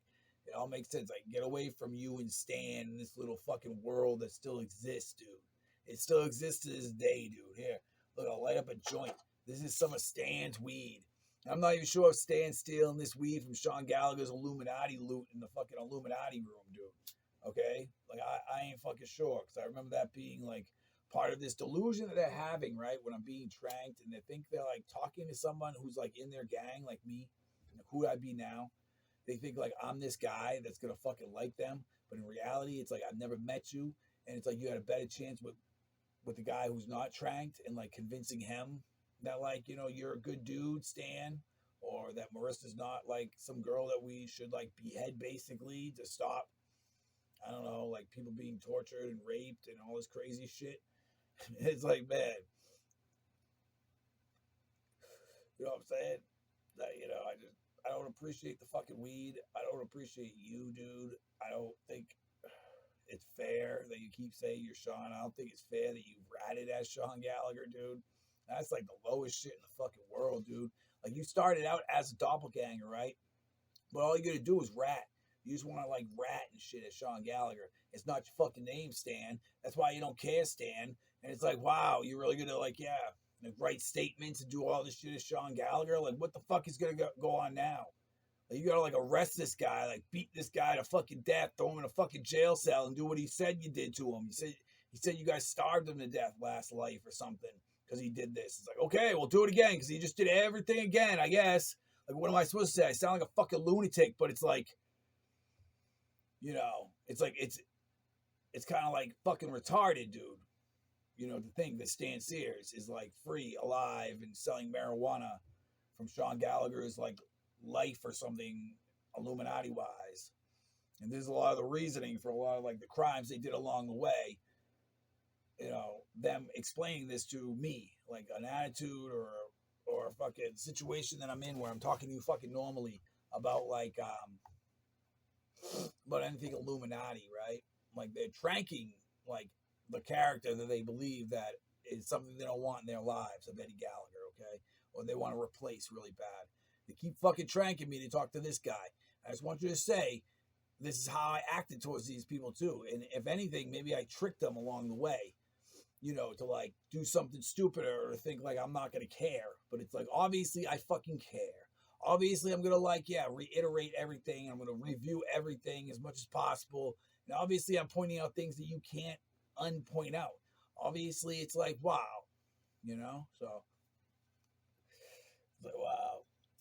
And it's like, you know, and a lot of it's, I'm just trying to point out like why there's a coffee club and why we didn't do We Need to Whisper and lead up to some kind of, it's like, cuz, dude, it's like a fucking scumbag's like rag, dude, some fucking rat who's in the jail or something hiding from something or someone, dude, and like he's just ragging her out to people he thinks are like important that can help him.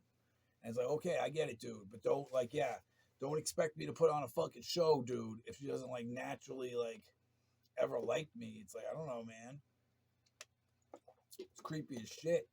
Plus, like, I'm in this fucking jail being held hostage whenever this is happening. And, like, I still want to go to, like, a hospital and, like, get, like, evaluated and all that crazy shit. Just considering what some of the shit that's transpiring in my head, man, with that memory.